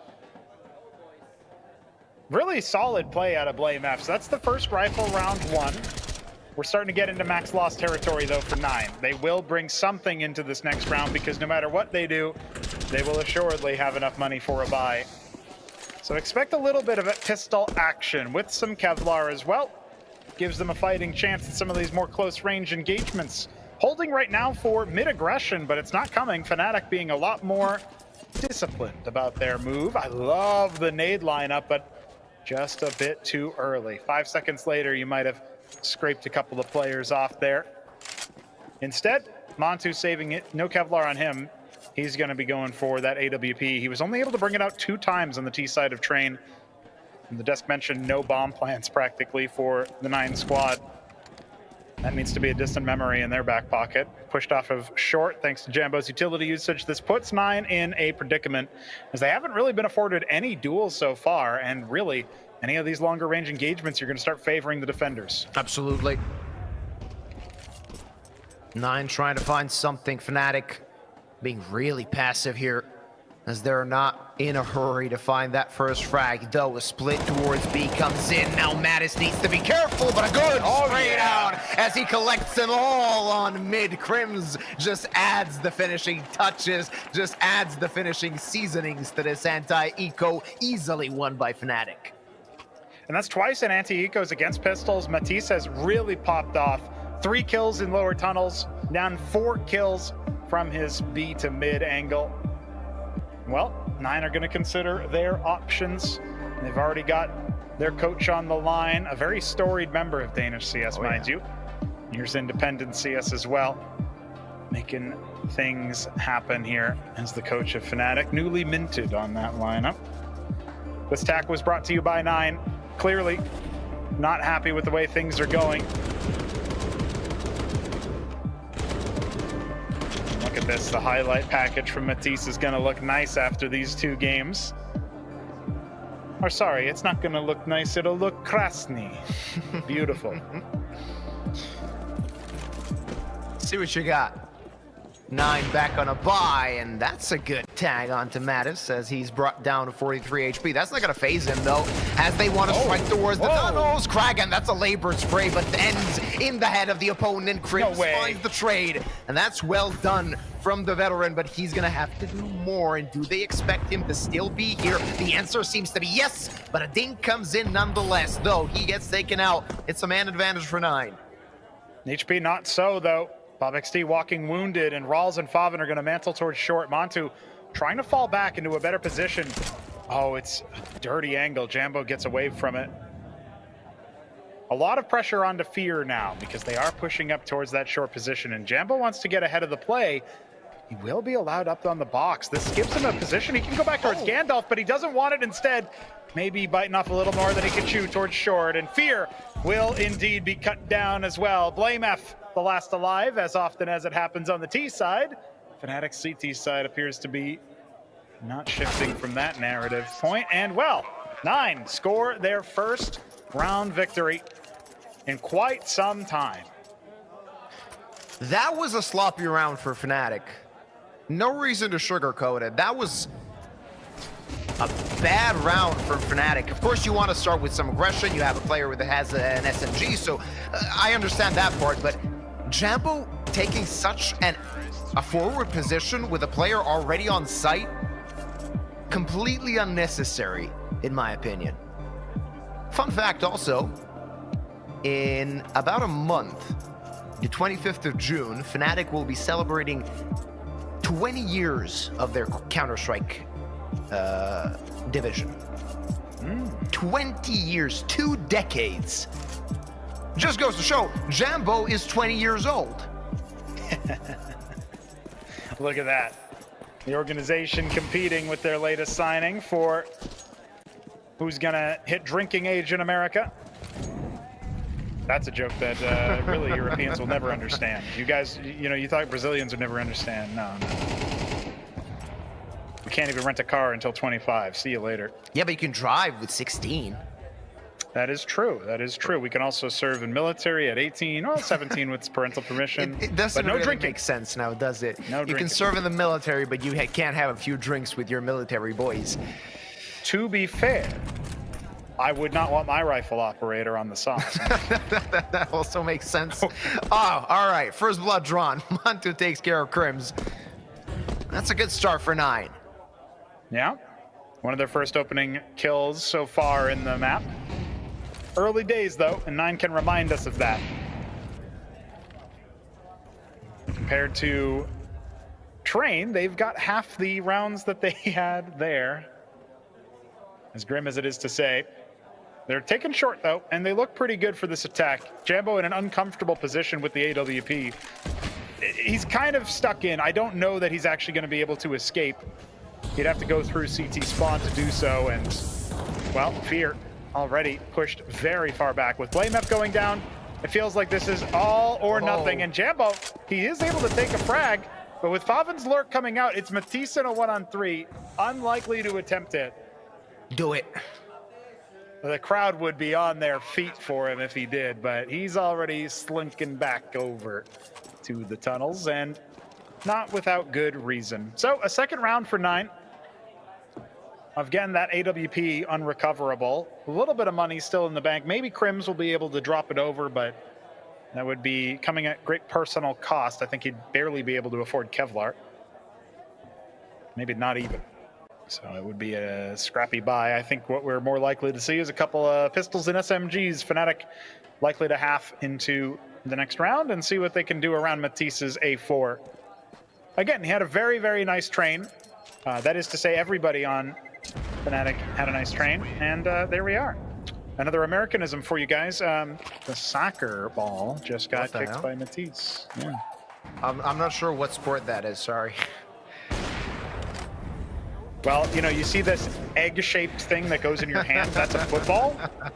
And that thing that you kick around, that's soccer. That makes sense.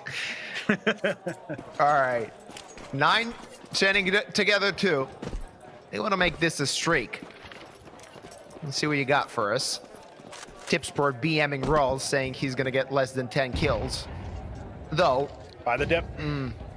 still on that 1, so he's going to have to do a little harder to prove the odds makers wrong. Does feel like the house always wins, and right now Fnatic have the home turf advantage with Matisse on the roster. Again, he has the A4. Actually, their buy ends up being more utility light, but with Montu finding Crims, this is 3 members, well, formerly 3, now only 2, have to accept this B hit. Multi-kills compulsory. Blame F though hiding.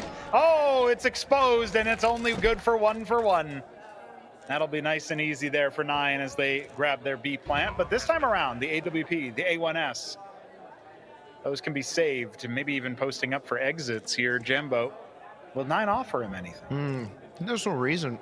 I mean, Fnatic don't really know it. You can't really completely be sure of your position economy, but it's looking good for the side of 9. Even if they lose a rifle or 2, they can still have a buy in the next one, and Fnatic, not looking good when it comes to their bank, as they're desperately gonna hold on to these 2 rifles, as it will be the best they are gonna have in the next round.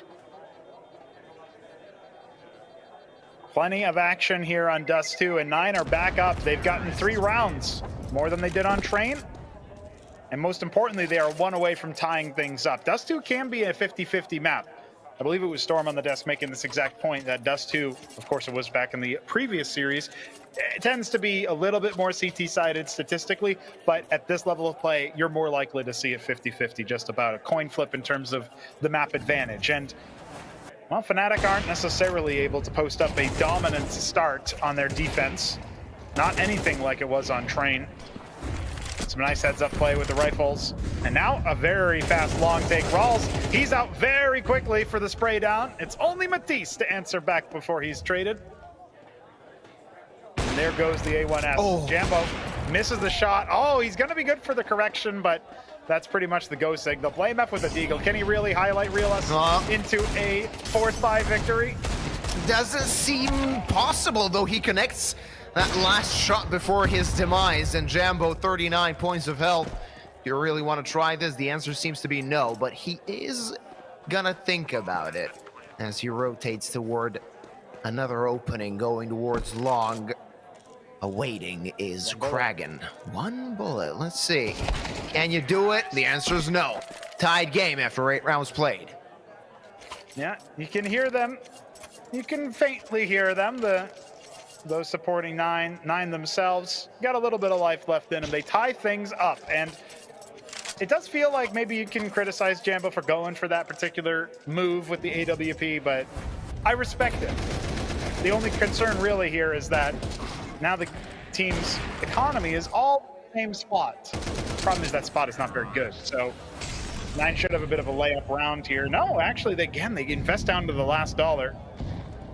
The lost bone is starting to help out. Jambo glass cannon with the sniper. Why not? That's such a forward position for a glass cannon. Oh, he wants to risk it. And the risk almost paying off. Still somehow alive. Baiting the shot is Kragan. And collects the opposition upper.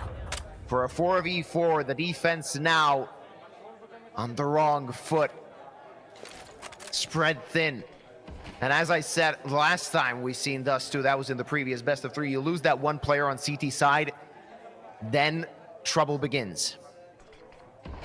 Trouble has definitely begun, and 9 seem to have arrived in Prague after all. Need to see a steady hold here, a multi-frag or 2 for Fnatic, because they are spread thin. Crim's the sole defender on Overwatch towards B. Everybody else more towards A, and of course you've got Fear burrowed into long coming over. No sound. Blamaf finds the first head. With Kragan going down, there's still Favin and Montu, but Bobexty, he had infiltrated CT spawn. This is looking like Matisse needs to be the man of the hour, and even with the shadow advantage, Favin entries him down. Fear will be cut short. Crims, you have got to save that sniper. Give Jambo a look into the next round. Give him a fighting chance. And 9, they're looking pretty. They're looking good. 5 rounds in a row. That's something you can be proud of. I mean, 5 rounds, that's not what we've seen on Train from them. Not even half.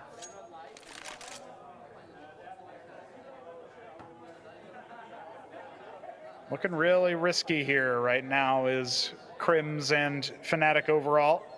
Oh, is he really going to try to face this angle? Bob spots him.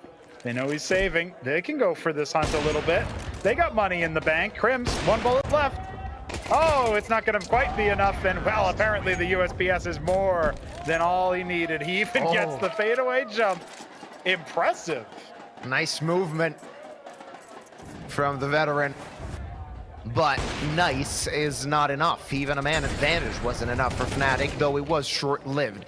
I mean, usually when you see this kind of setup with an op going lower tunnels, you want to have one player at least close to support him. That wasn't the case for Jambo. So as soon as he missed the no-scope, which of course really isn't a high percentage shot, you know that he's dead. You know he's not walking out of there alive. It's dangerous stuff at the end of the day, but again, Jambo going for these risks, sometimes they will pay off. That time, not quite. BlameF wasn't able to make it through the smoke without any information towards short, towards unalive. Call back there for the first series. Big problems, though, for Fnatic. They are finally down to scrappy bye with that saved AWP. Thankfully, Crims gave him the option. This will be a B rush, and now he's got only a Deagle to deal with it. Fire at his feet. Kragan storms the gates, but it's Matisse with a 4K, and the USP out trying to go for the ace. There he is. And the hometown hero. And there's the crowd as well, cheering for him, cheer him on. That's the way to strike back. That MP9 combined with the sidearm destroys 9 on a fast push. Just look at that. He's gaming. He's enjoying himself right now, even though it's a close fought affair. Nobody near him on the scoreboard. 17 frags to his name. Unbelievable scenes. We'll take it. Leading the charge, tying the game. Fnatic right back into this, but there's a lot of money to chew through on the other side. 9, not quite facing a reset, but if they lose all 5 here, they could definitely be facing some hardships. Montu back on the sniper. He's had some impact, although really a lot of this has been down to Kragan and to a lesser extent Faven. Riflers for 9 having quite a bit of impact. But surely Matisse is the standout. Absolutely. He played a solid map number 1. Though it took him a long time to get the 17 kills there. He ended it on 17, already on that number now. And he's looking to improve. Crims there with the support. It seems to be like 9 want to take control of mid, but that's going to be hard fought as Kragan falls, and somehow the Slovak still alive. As Fear finds Faven as well. Finally an answer courtesy of Bob. BlameF, well, baiting his teammate, but he's going to get a frag. And it's a 4v2. Rouse. Ooh, good angle. Crims faster, better in the duel. And now Montu alive only. The only one alive for his side. Crims will take him down. And Fnatic back in the driver's seat on Dust 2. Well, they'll take that. They secured at least a tie half and maybe more. Final round of Dust 2's first half. Coming at you very, very shortly here, but let's take another look at those kills. Crims obviously set up to trade very, very nicely with Blame. The 2 veterans of the lineup, and even just a cute little move to clear Mantu out of the picture. That would have been a 1-on-4 for the pole. Not going to work out at the end of the day. Jambo clearing his own smoke, but not quite able to adapt. He spots multiple players moving towards short. That's at least information gleaned. Yeah. BlameF answers back with a molly, also a smoke thrown there. So they're gonna have time to reposition. Bye looking worse for wear for 9 in the last round of the half. Let's see if they can get us to a tied result, or if Fnatic are gonna have that minimal lead in this second map.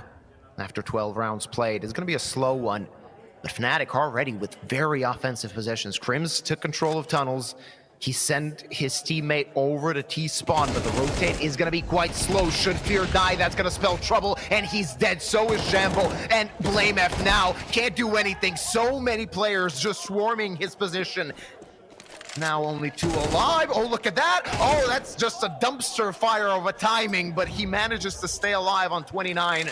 Crims coming from short. Let's see what he can do. Matisse, I know you only got 29 points of health, but I think the crowd needs another ace from you.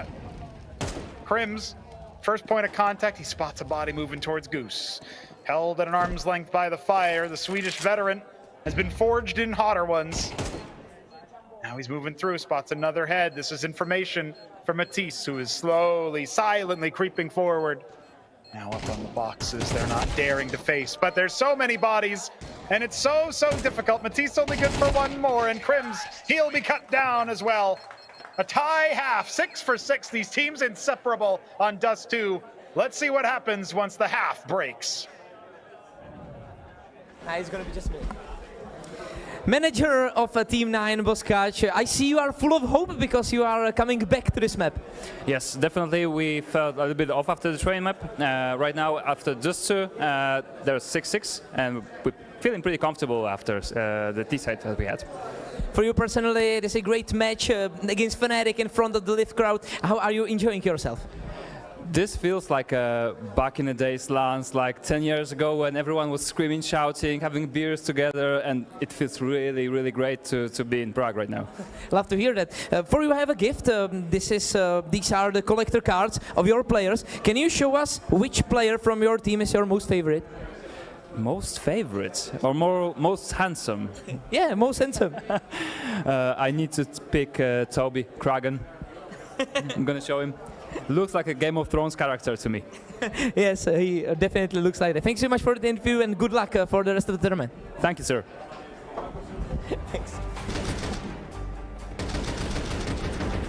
Collector cards at the tournament. Now that's something I want to have. Hopefully next time we get a chance to go to Prague, I'm going to collect them all. I'm just going to take them like Pokemon cards. No problem for that. It's the second half. The first one was tied together. Let's see if Fnatic can bounce off of the opposition score line, if they can get a little bit of wind, as was the case of Train, or rather 9 can make this a 3-map affair.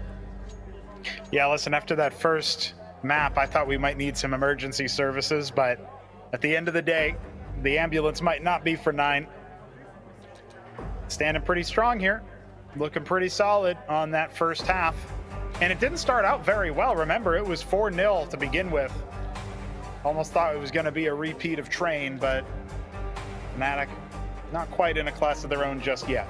Maybe, if they can secure their map win easily enough, now that they're on the offensive side, they can set the pace. Might give them something. Of course, the pistol round is going to show us where this map could go.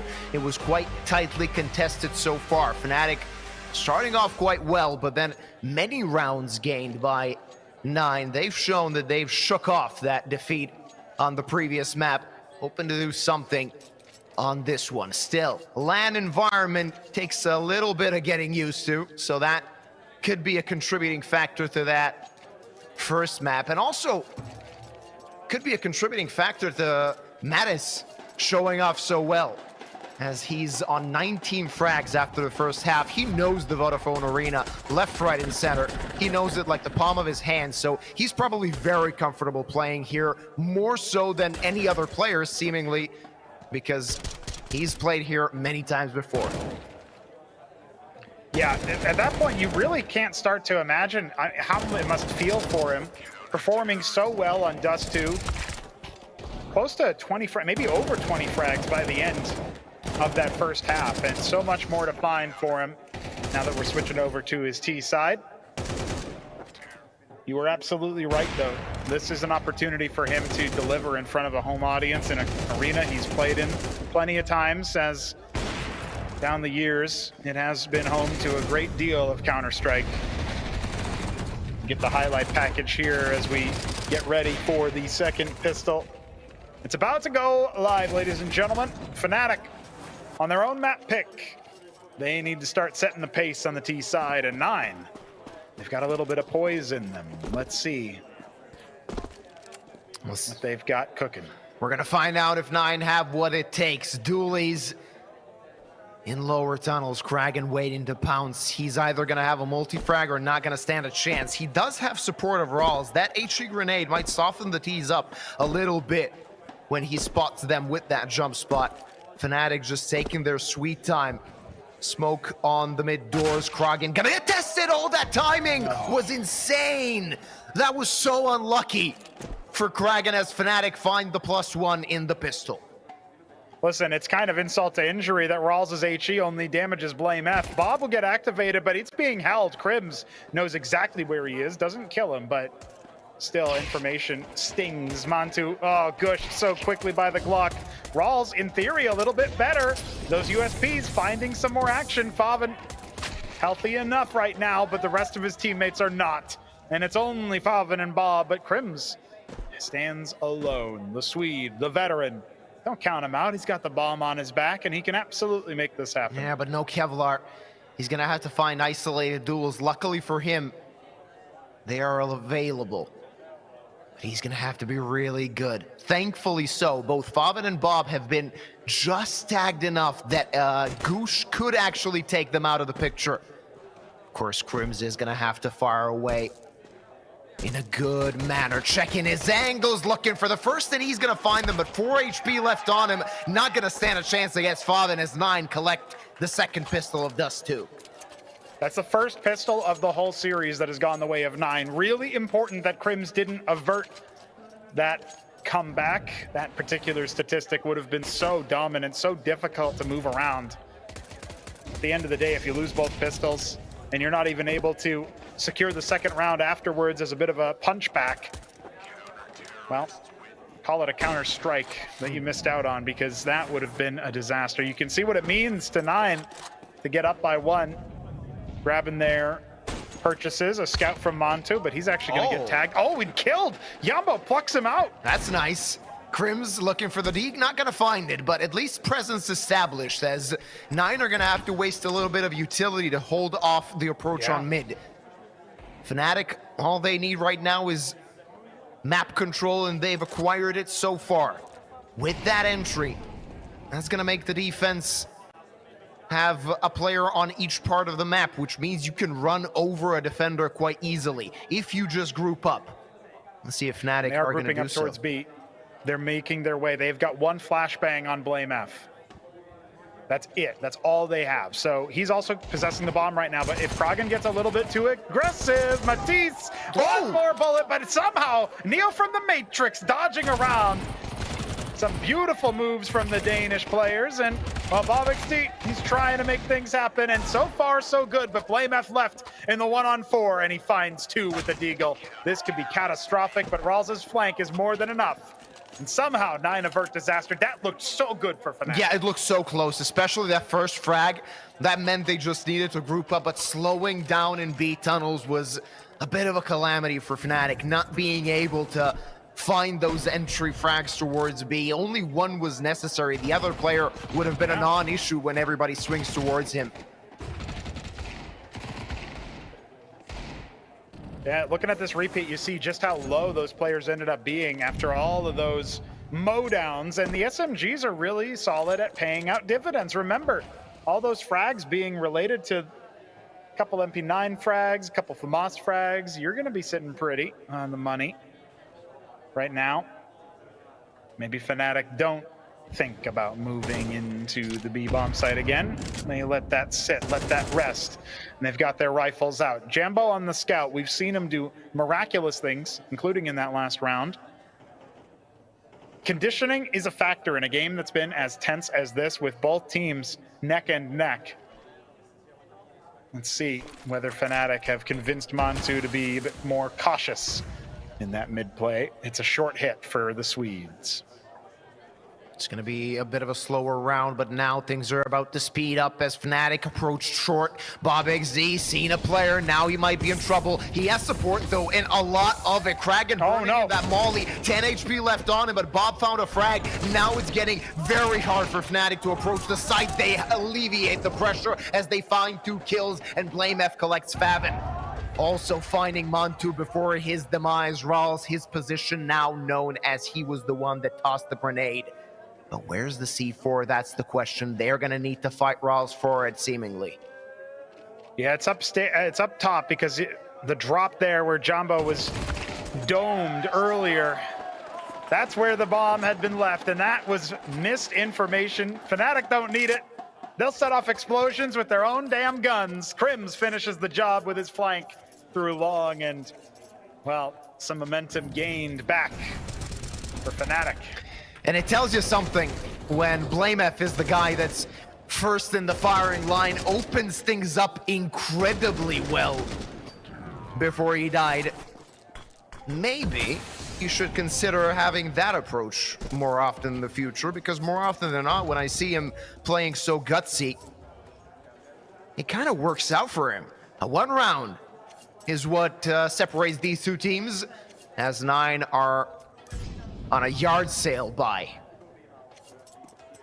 Hey, somebody found a A1S while thrifting. Rawls will be happy with that.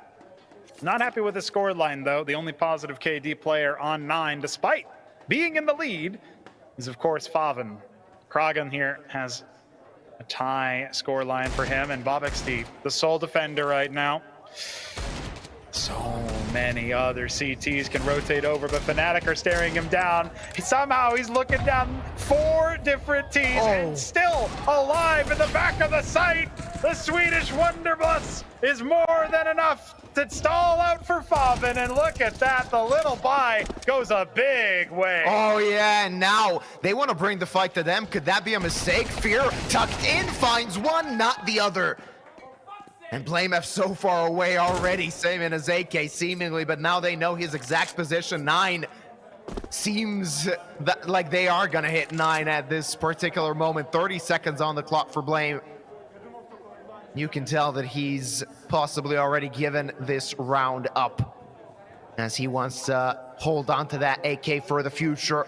9 looking quite good, and how has Bob not died on platform? I know, it's so ridiculous. That K-sharp position, they did not molly it correctly. And now with 5 seconds left, BlameF hoping to stay alive. If Montu swings on him after time, that could be impactful, but instead, veteran Dane will stay alive in pit. Biding his time, grabbing that AK into the next round, and that is another lost CT player. Remember, keeping 3 alive, that's your target on the CT side. That's where you want to be. So, despite all of these heroics that 9 are certainly happy with, getting to their namesake, 9 rounds on the board. Money isn't spectacular for them going forward. They will be somewhat brittle after this full buy, and even then, I mean, you're seeing some concessions of FAMAS and MP9. They're talking over a couple of their options as they've called their second penultimate tactical timeout. Yeah, and this is such an important round, right? The team that wins is gonna get a lot of economy. The other team, of course, are gonna get strapped for cash. You can actually chain together a few rounds, and if you're Fnatic, you can tie up the scoreline really quickly. And if, on the other hand, if you're 9, then you're just strolling to being quite close to winning this map and going to a third. Yeah, we could be here for a while longer. It didn't seem like it after our first map. Fnatic down by 2 rounds, but double digits are looming. A little bit of a boost here. You can hear the crowd. They are on the side of Fnatic cheering them on, but I hear a couple of 9 enjoyers there as well, enjoying the fact that we've got a competitive set. Nobody wants to come into a total blowout, right? Matisse, recipient of a little bit of nade damage there. Not that that slowed his assault. 21 frags for the fan favorite, and BlameF will help him out as well. There you go. Traded in as BlameF gets 2. That is a +1 for Fnatic. Yeah, and so much trouble for Bob. You're not going to stay alive that long if Fnatic decide to strike towards B side again. That was a one-and-done affair last time around. BlameF turns for the flash, finds another, and a lot of damage dealt. Bobexd, not a chance. Faven, what do you got to show us? 20 points of health, looking for something, looking for the frag. He knows that a few players are tagged, but is there a chance here? I think not, as smokes have fallen. Fnatic ready to plant the bomb and claim 8. Yeah, Faven can't go for this. He might know that some of the players are tagged, but this is so difficult to do anything in, to control the bodies. That matters a lot more than their HP in this situation. Faven will back off, and the crowd knows it. We're going to 8 rounds for Fnatic. Double digits. Not yet there. Elusive for 9. Currently so, and it seems that they're going to have to wait a little bit longer to claim 10.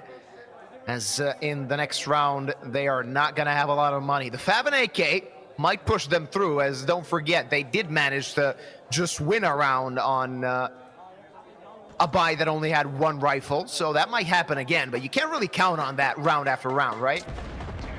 No, yeah, that's very slim. I mean, look at the money, 1,800 on a few players, maybe less than that. The reset is there. You can see energy on the side of Fnatic for sure. They might be down a little bit here, but it's only one round, man. Anybody's game still, and the money does not look good for the defenders. Fnatic's attack will not yet abate. Jambo, the quick double scope to clear Bob before catastrophic damage could have been dealt. That could have given Favin a leg in. It'll be Montu on the lesser sniper now. 2 deagles and a 5.7. That's bought around Favin's AK. $0 on him and on Bob. The money's so very low. Strapped for cash. If they get full wiped here, they won't even have enough for a full buy into the next. That's how dire things are. So Fnatic, do they understand the assignment? It's going to be a B push, and they are pretty far back. Spotted out ahead of time. Matisse can swing.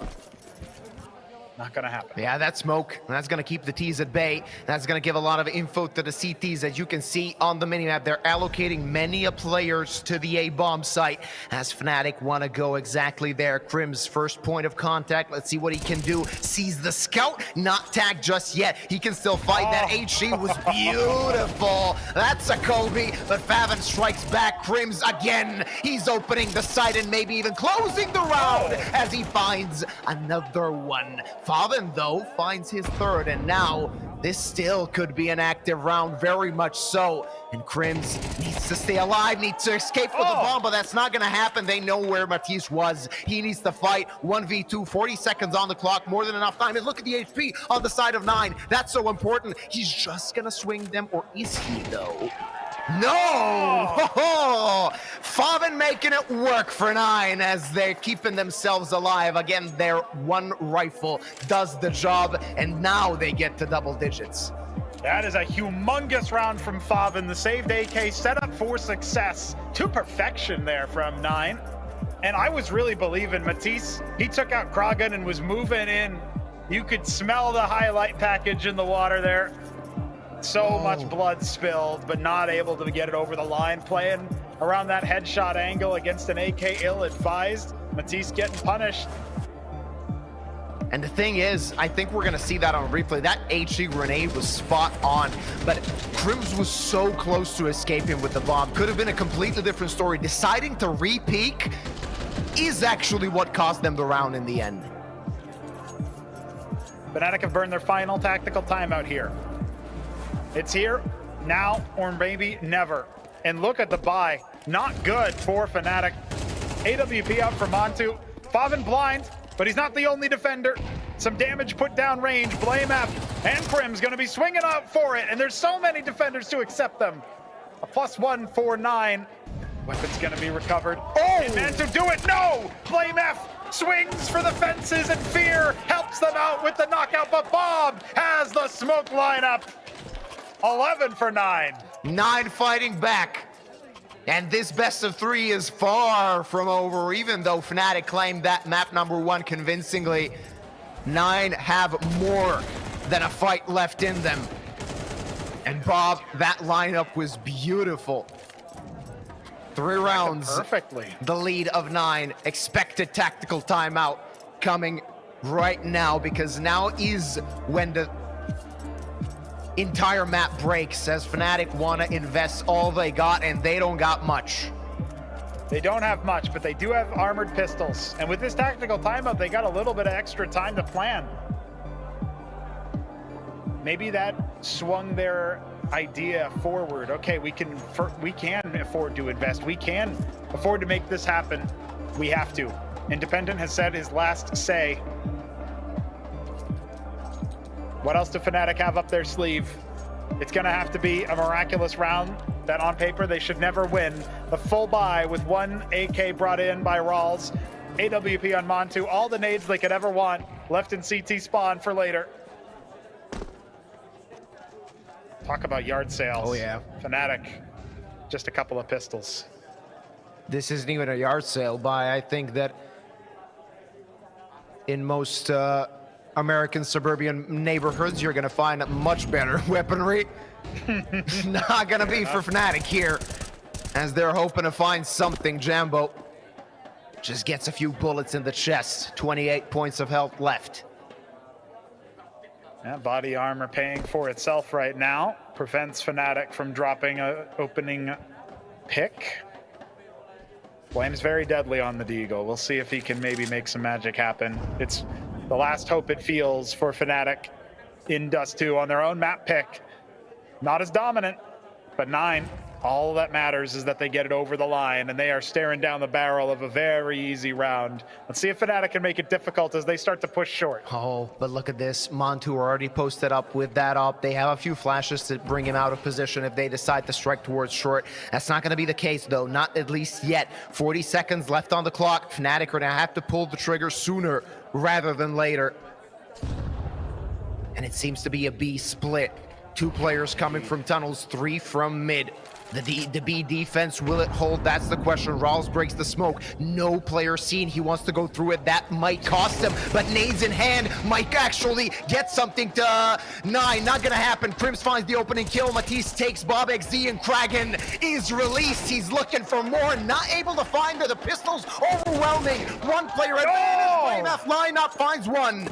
It's Jambo in fear. They're the ones that remain. Favin again in a position to clutch. Let's see if he can be the hero of his team once more. 22 frags, bomb planted, but a kit is on him. There is no reason to hurry. He must find the kills, finds one, knows where the other one is. He knows! Favin takes it for 9's map point. I can't believe it. 4 points of health. That was the last moment, but Favin has been a hero for Team 9. The German player rolling back a couple of those years where he was top of the charts in big. And here he is on a different lineup, an international lineup. And the European combines are sticking the landing here in Prague. Fnatic, man, I thought it looked so good for them, but Jambo could not control himself. The trigger discipline could have cloaked his position, but Favin heard those shots. And here we are, the last of the buys, the last of the opportunities. Kragan traded, but there's so many more CTs where that came from, and Jambo is caught in a no man's land. And 9 players, they want to fight this. Oh, that tag to Matisse is going to leave him on 22 points of health. Fear on 19. Not looking good for Fnatic if they want to stay on this map. No. Not at all. The HP has not been advantaged for any of these players in so long, and Rawls even gets the better of Crims on the peak. Jambo not able to swing off of that flash. This is a 3 versus 4. They know where 2 of the defenders are, but now enough time has passed. Are they still going to be there? Jump spot for Rawls.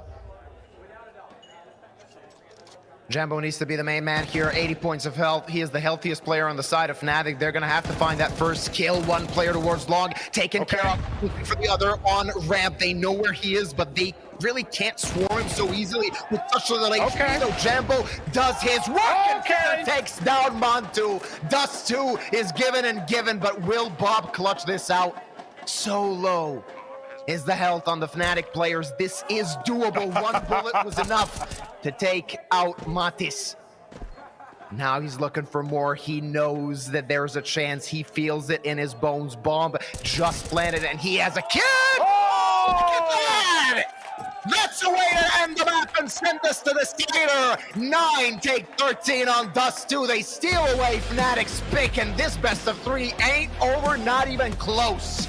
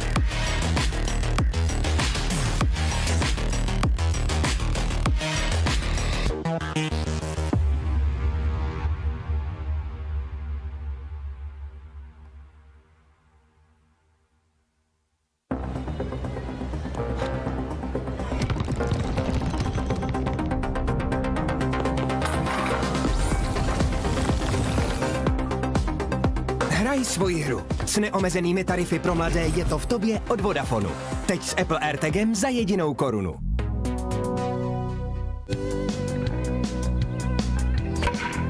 Začít něco novýho se zdá vždycky těžký.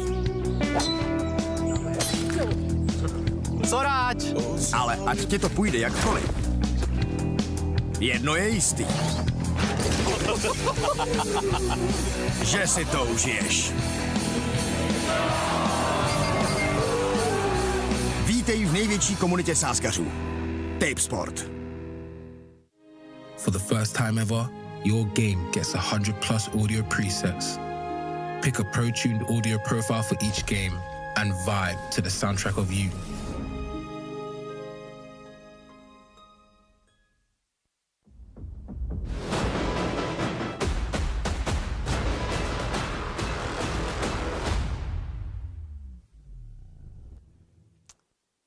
Ladies and gentlemen, we have a match on our hands. After train, it didn't look like it, but right now I can definitely say this is going to be interesting. Well, we can't have another opinion because you're absolutely right. Yeah, and what a way to end it for 9, right? The last two rounds, I mean... 2 clutches in a row. 2 beautiful clutches. Yeah. Gotta say that, of course, there was some mistakes made by Fnatic. I'm not sure if it's ready already, but we can probably point for those. Yeah, definitely. Yeah, so we could actually showcase some of those mistakes. Koty, if you can pick, I mean, we were talking about Mattis, right? Yeah. He was shining through the first half of this map. After that, something terrible happened. I don't know what, but I mean, he ended the first half like 18-4 or something, almost 100% KST. So, Koty, what happened in the second half? Well, hard to say. The side did have switched, so maybe that's the reason why Mattis wasn't able to, let's say, continue in his really successful way through the map. But 9 played well. They didn't give their opponents much space to work around. They were playing really proactive CS, and when something went wrong, clutches were on point. Who can we highlight on the other side? I mean, Faven probably? Yeah. So much impact, especially in those clutch situations. He was able to. Yeah. Maybe some kind of specialty of this matchup is absence of AVP players. Mantu, only 8 kills, Jumbo the same. And Mantu for the second map in a row. Yeah. Gotta say, on the first map, of course, most of the team was non-existent, but he as well. And on Dust 2, which is supposed to be a big green heaven, nowhere to be found. In EAFC, he definitely wouldn't get the inform card, we can say, for this matchup. Okay, we were talking Faven. Koty, 20th round, we had the highlight ready. So walk us through it, because it was something spectacular. So let's get it. This situation didn't seem out of ordinary, let's say, because 5v5 after a minute and a half of the round, and we must point out it was forced by Fnatic. And suddenly, out of the blue, everything started to crumble on the side of 9. Some trades came, yeah, of course, but they weren't really sure what to do. At this position of blame, this position, it looked like he will get a imminent spray down on both players, line up, easy win for Fnatic, but that didn't happen. And let's take a look how Faven did solve this situation. Genius play by him. Look at this very situation. He killed player in window. He hides behind the doors, so the second player, Jumbo, in this situation isn't able to refrag him. He isn't able to peek either from Xbox or even from under the window. And now Faven just peeks out and is ready to take this fight. So close. He got dinked, but well, he was successful thanks to the prior hits. He won this round, and maybe I was corrected in the chat that it's not last nail to the coffin, but screw in English. They are screwing the coffin. Screwing the coffins? Yeah, well, let's not get into it. I think it's nail in the coffin, but yeah. There was one more screw. Yeah, I mean, this was the one clutch, and then another clutch one round after Box D, who just amazingly again took over on 3 players. Yeah, that was just a way to end it. So there we're seeing some individual performance from 9 and also some good decision making, like you described. Maybe also we're seeing some weird decisions though. I mean, there were some situations that we didn't quite get. One was the rush onto B against SMGs or pistols, because they knew there will not be a full buy. In that round, you were expecting someone, at least someone, to be there with the SMG, and you just went through the tunnels. I don't think it was even a split. I think it was only through the tunnels, if I remember correctly. It was 5 players running through. It was mouse one, basically. Too much utility or no support. It was just 1 by 1. And they fall down. Exactly. Kind of style. And I think that that Fnatic actually ran out of ideas in the second half. I mean, they only won like 2 rounds. So that's not a lot on T-side, especially given the topology of their players that really shine on T-side. Yeah, and some saves that were very, well, not even trying to save. I mean, Jumbo definitely threw away his AVP or AWP.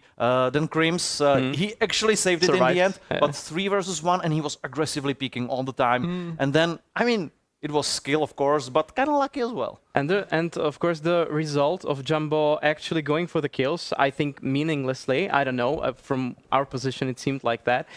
He lost the AVP, and the next round he actually bought AVP again, but it was glass cannon. It was glass, yeah. And I think that was one of the reasons, actually, he died in the lower tunnels. Okay, let's make a big dot, let's make a big period after the Dust 2, and let's lessen the mood with some video from Archery about, well, Fnatic, I think, is the last team to go. Conquering Prague takes a special set of skills. We tested all the players' accuracy with a much different weapon from what they are used to. It's 5 arrows per player to determine who is the best shot on each team. That's good. Oh, Lord! Okay, it's gonna make it. Wow, that's good there. It's a bit windy right now. Oh, wow. Oh my god! Oh, that was too fast. No way. Oh, okay. When he came from the right. Oh my god! See, that one kind of hit the arrow, right? There's also wind right now. That's fine. Alright. Shit. That's alright. Don't throw this, Ben. Oh my god, man. Oh my god. And the winner of the archery competition for Team Fnatic is Fear with 27 points. Finally, IGL winning something as well. Sharp aim, sharp calls. Very much so. Let's see what happens on the decider. Ancient, what can we expect? Something similar to the other actually situations or matches that they actually met in the recent times. It's 2 for 1 for 9, actually. They managed to win 2 out of 3 times on this map. We have seen something similar in the previous matchup. We know that it was a struggle for ENCE, but they still managed to win it. I expect something similar here. It's a Dust 2, that's the gatekeeper of actually winning the whole matchup. That takes us to the 3rd map. Similar story. I think similar ending. Well, we'll see. I'm expecting that finally maybe Marto or Jumbo will show up on the server. I hope that despite the fact Ancient is not, let's say, #1 map for Oppers, this match will be different. Yeah, exactly. As you say, on the CT side, you can utilize it much better than on the T side. Because on the T side, you risk peeking ramp, maybe from boost. Okay, that's a possibility. Through the mid, it's usually taken by CTs very fast, so you need to have the best spawn possible to try somehow get that open frag, or then of course during the A execute try to zoom something from the long distance, but I'm not really sure if that will be the case in this matchup. On the other hand, you've mentioned the CT side, there are many possibilities to zoom throughout the B. From long, from short, there is a possibility, and what will be interesting to watch maybe in this matchup and with OP players is how will they work with their spawns. Okay, so moving around spawns, will the knife round matter in this case? Or is it just for Ancient, just who cares? Hard to say. I don't think it's as notable as it was, of course, when Ancient was released. It was heavily CT-sided. Yeah. But right now, no. Everything is shifting more towards D-side. It's just like 50-50 usually. So it's more of a comfort pick for you. You have the advantage, I guess, for choosing what you just seem fit in that situation. So that might help you with the mentality, I guess. But I don't think it's going to be the resulting force of whoever wins the map. Something that seemed easy for CTs earlier was that easy mid take, which is now kind of more complicated. Either it's thanks to spawns or either it's thanks to T utility. This area of the map is now harder to take thanks to the flashes above you can throw, or thanks to the Astralis smoke you can throw to not shrink the mollies into the elbow and so on. So, well, I don't have a favorite side.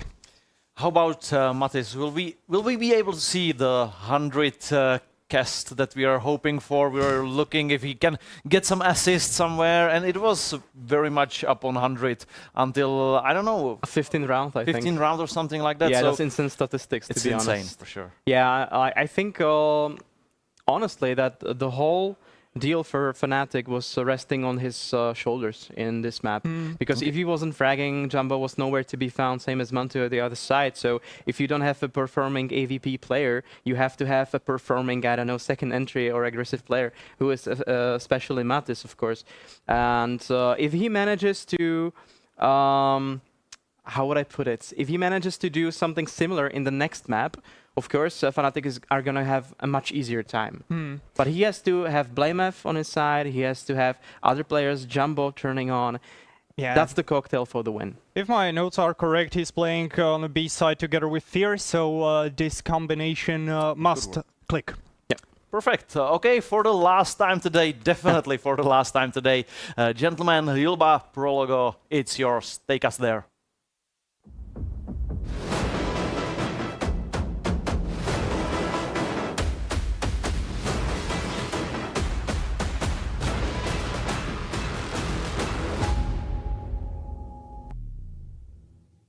Thanks to the desk, there has been many Counter-Strike, or much Counter-Strike played today so far. I'm at a loss for words for what happened on Dust 2. We expected Fnatic to be convincing. It wasn't Fnatic, it was 9, and it wasn't really convincing as much as they had incredible clutches to close out the second map, Pronago. Yeah, listen, it was miraculous to see just how many clutches could be chained together. I'd even count what Favin did in that miraculous round where it was Matisse left in a 1-on-2 with full HP, but a headshot angle against that AK on the German player. Favin able to get 2 through the smoke, just trailing, spray transferring, following those tracers. That's how the 9 campaign started, where Fnatic looked so damn imperious up until that point. We have them all deep in thought, considering their options on our decider. Ancient looms ahead of us, and, well, as the desk said, this will be the final map of the day. And so far, with the decider required in both series, I'd say day 1 of Conquest of Prague has delivered. Before we actually begin with the map, as the players and coaches are getting ready, I want to hear a little bit from the crowd. How are you feeling, guys? Yes, Desnami.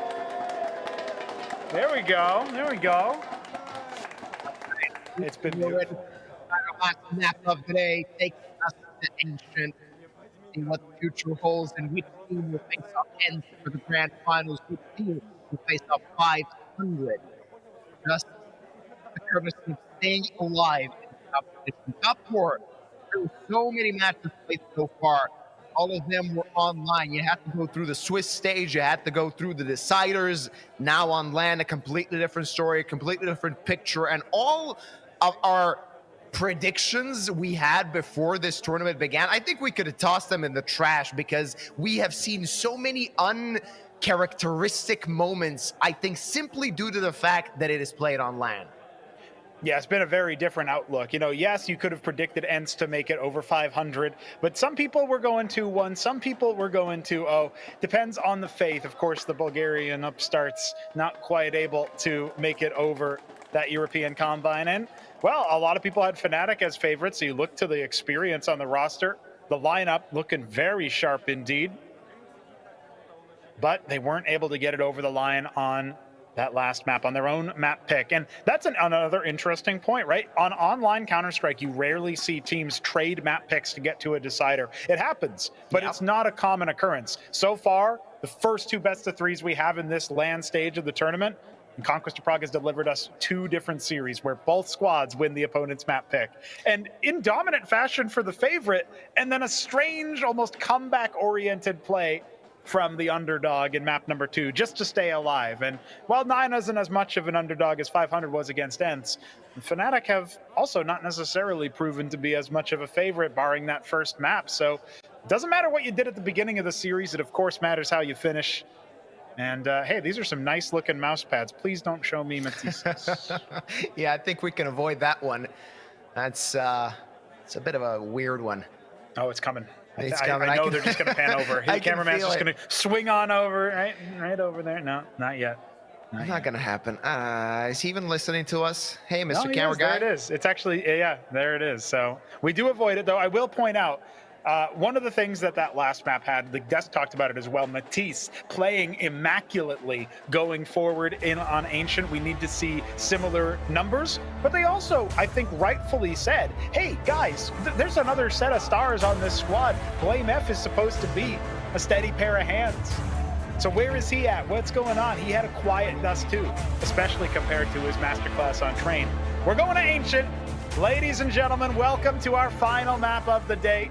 Fnatic with Matisse, the crowd favorite. They're going up against 9 who are on the attack. And we'll have to see whether the dualies of BlameF will find plenty of frags, or what does 9 have up their sleeve? Because they've got 2 members with utility. Oh, yeah. It's going to be a pretty looking execute, if I do say so myself, as the attack starts from Ram. BlameF collects one. There's Matisse with one more. Faven brought one down, and Rawls takes care of one, though trades 1 for 1 go galore. Crim's in trouble as he's now between 2 players. Needs to find a way to escape. He's rather going to fight, and Kragan takes care of him. Only Jambo remains, but he's going to see the bomb. Oh, no. Whiff's coming in, and Rawls collects. Oh, that was so unfortunate. It's so unlucky, and 9 claimed the pistol round. If Jambo gets that kill, bomb loose, you know you can set up a favorable angle on that 1v1. But Jambo, with that land nerves, did I just see the latest signing of Fnatic have a bit of a shaky move? You got to shake that one off. And they have to persevere. No bomb plant, surely no move there for 9 because they end up scoring the round nonetheless. And you do see a MAC-10 for Rawls, but we don't even have a CT force buy this time around. They've just pistol stacked at the back of the B site. If it goes their way, they might be able to scrape together a comical tower of a win, but I don't know that that's going to happen, though 9 do seem interested. I have not seen this pistol stack do a lot, though.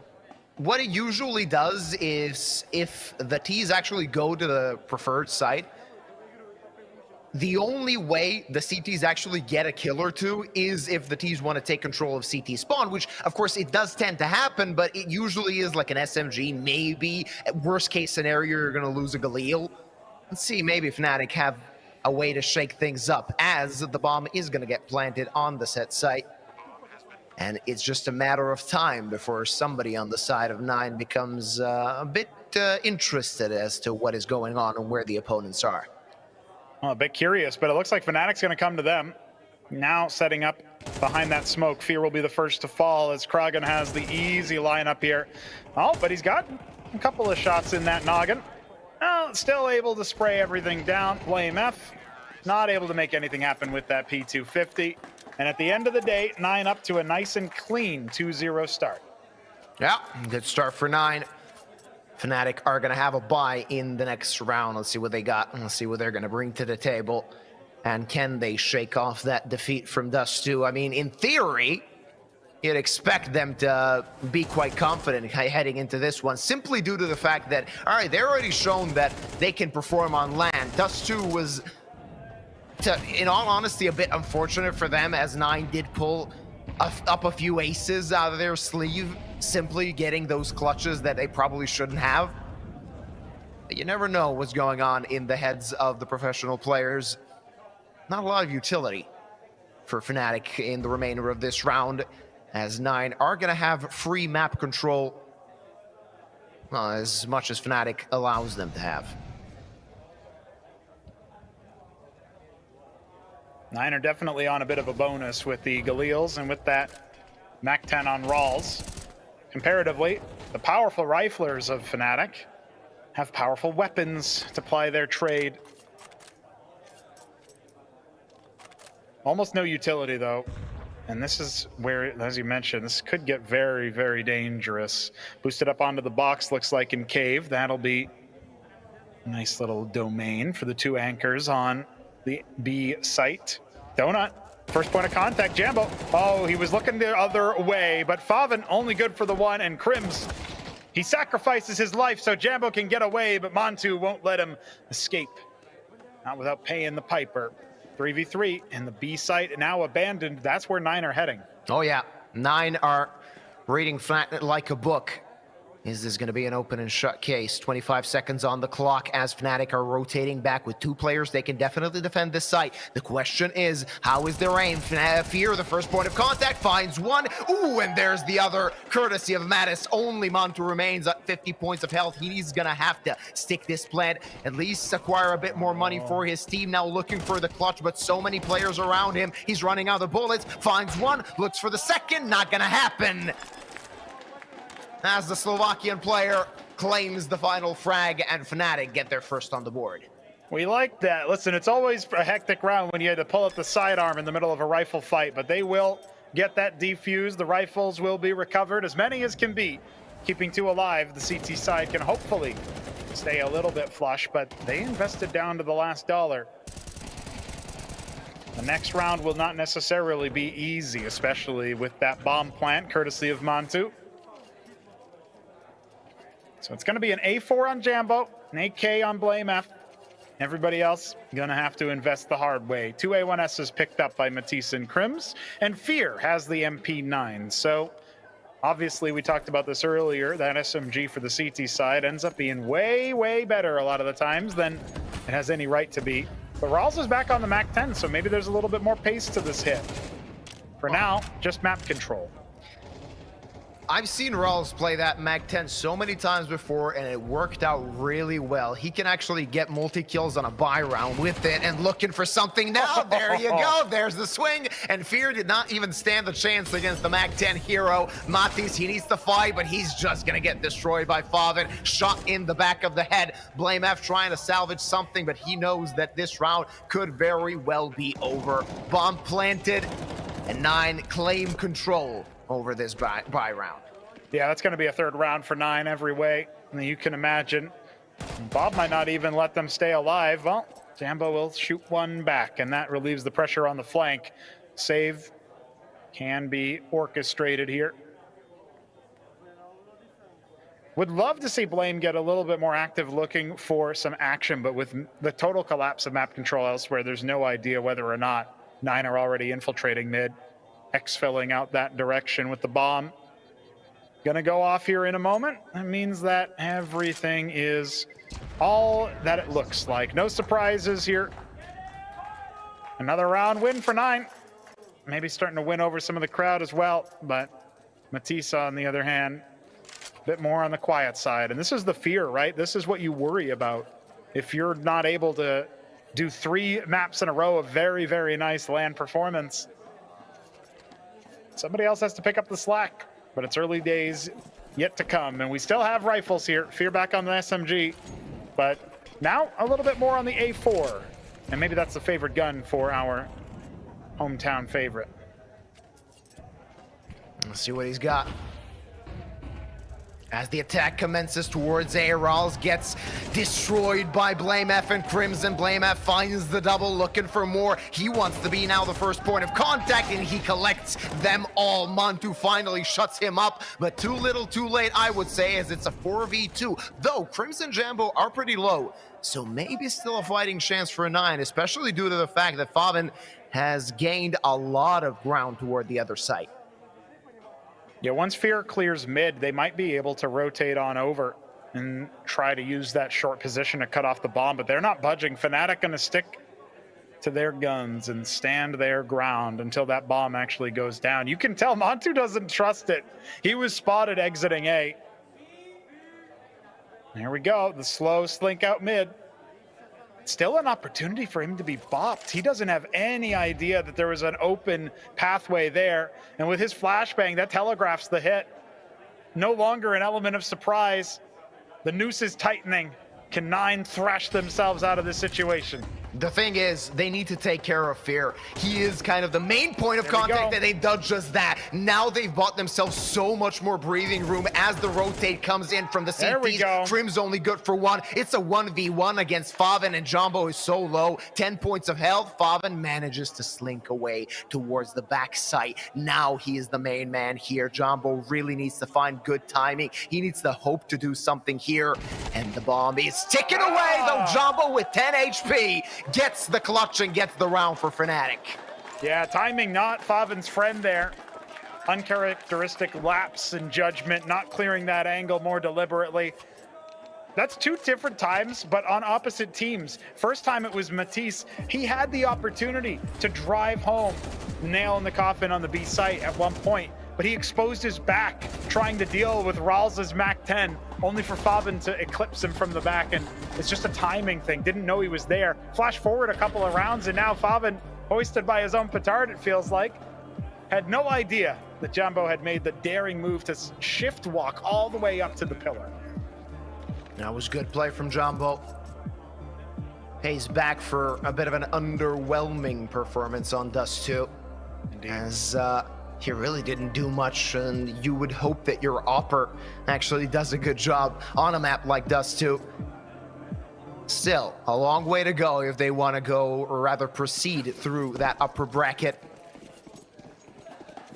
Nine still on a bye, not looking great, but as Fnatic can be reset as well, this round could very well paint a picture of the first half. Ooh, Fear, that's an offensive try, though try he might. He's not going to succeed. BlameF took care of Kraken. 2v, or rather 2 for 2, 3v3 as Rals is only on 14 points of health. They're going to have to slow it down, but Crim's a forward position on mid. Could be a double-edged sword, but for now, he gets a lot of intel. Yeah, this is a really good position for Fnatic to be in, but the longer it goes without them really confirming where the T's are, the more doubt will start to creep in, especially if BlameF doesn't stick around to watch from mid, and he doesn't. He starts to fall back, so Crims will not stay there for long. Jambo spots out some cave presence. Bob not able to do anything other than confirm that his position is indeed over there. Rawls needs to steer clear of that fire, and Montu pushing up short. This is an opportunity, but Jambo, he's caught behind the fire. He goes for it, and he swings and decapitates his opposition. Will be traded by Bob, but Blame is there, only good for damage. Crims is set up. There's no health on these two remaining. Yeah, but they're gonna plant the bomb. Crims finds the first, and now he needs to search for the second. So many angles, though, to cover. Will Bob be in an offensive angle? The answer is yes, but that did not help him. And Crims rolling back the ears with a clutch. It was easy. They were low. You can say all that, but it's always good to see. Hey, the arena goers might have spotted that. A couple of shots. I bet they were aimed at a body. Crims proven that he's still got a little trash talk in him as well. Definitely the killer instinct, the 1v2 clutch. He was set up for it. The HP was definitely not there for Nine. But this is damage dealt to both sides, and the bomb plant means that Nine absolutely have another look into this.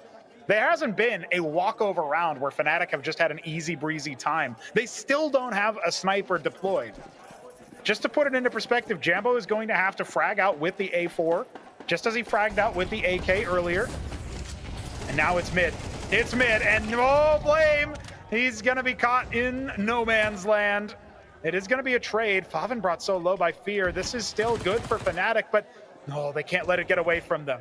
Yeah, absolutely, though. Bob takes care of Crims. Now things are starting to crumble for Fnatic. They don't have control of the site. It is Nine that plant the bomb. And with a man disadvantage, what do? Ooh, you destroy Bob XD. Give yourselves a chance. They are aware of a T presence and a chance for a flank, and that is a very ambitious flank from the side of 9. Only one player present at the site. Jambo takes care of Fav, and there's still a chance for Fnatic, but they gotta speed things up, and Montu catches them off guard. It's Jambo again, trying to clutch, but he knows not enough time, not a chance, no kit, and pulling back. 9 back in the lead. Yeah, big impact from Montu there. Humongous. Without that, there's no hope for 9 to score a 4th round, but they break the tie in their favor. This is looking a lot more like Dust 2 than it was like Train. Let me tell you that, Yuba. We are looking at 2 inseparable teams, neck and neck. This is even closer than how Dust 2 started. Remember, that was 4-0 for Fnatic at the beginning. It's a lot harder this time around, and they spent all their money and got nothing for it. So, it's finally going to be some concessions, and I'm not just talking about an MP9. Fear knows how to use that just fine. Blame is on it, though. And we've got a 5.7 or 2, and of course a P250. Jambo with the only proper gun on the server. Not much utility either, so Fnatic are going to have to use bodies where they would like to use nades. I love that Rawls is still on that Mac 10. Oh yeah. Doing work with the SMG. Oh, though, Jambo gets the lead. He is tagged low. The only guy with a rifle. BlameF takes care of Kragan. Now this attack might even crumble, but Mattis only a P250, and that's not going to be easy against Rawls SMG. As he goes through the smoke, not going to happen just yet. The attack proceeding. The pistol doing work. Krame's good for one, but Matt is not even that. It's a man advantage for Fnatic. Bomb planted, not just yet. Jambo through the smoke, catches one, sees the other, but still a chance for Fav, and bomb planted now gets one. Finds 2, though it's not enough as BlameF collects and finds 4 for Fnatic. Well, there you have it again, inseparable. But only one left alive. You believed in the Fav turret for just a second. Not enough. Eventually these 2 teams will calm things down, but I don't think it's gonna be anytime soon.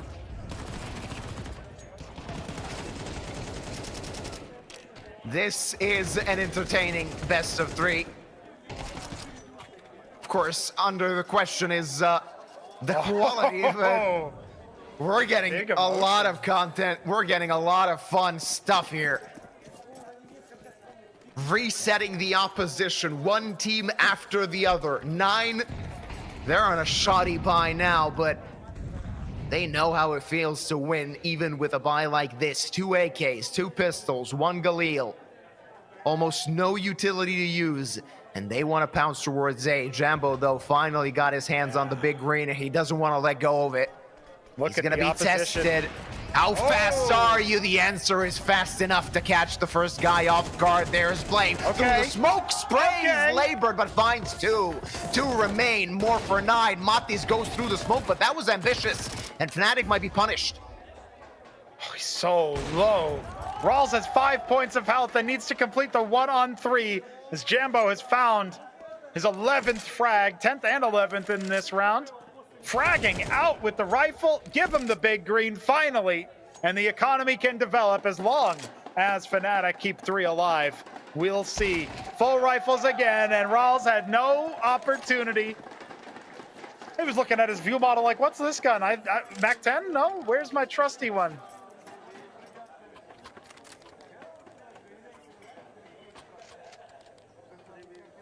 Finally, Fnatic break 9. And they have a chance to get a bit more comfortable on the CT side. Late as it is in the first half, though.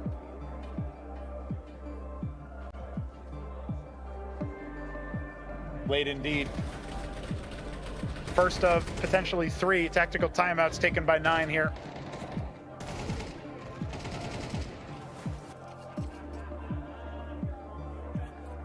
Talk over their strategy. Let's see what's cooking. Independent has his own thoughts he wants to scribble down here. Keep taking notes. He can share his findings the next time the coaches are allowed to speak. Fnatic finally getting the advantage on their side. That's another big difference between this map and the others. 9, they were the ones to start to lead the charge, stretching away from their opposition, but no longer. And reduced to only pistols, mostly Glocks. Favin with the Soul investment. Coach Lau told me you always have enough money for a deagle. Oh, yeah. And you always have enough teammates for a boost. Let's see. Maybe Crims will get bamboozled.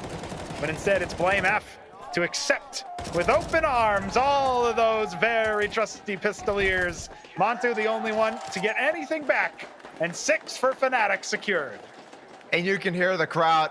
They're enjoying this, especially when Fnatic is in the lead. Of course, it's not a bad thing for them that they've already had a few beers in them already, I assume.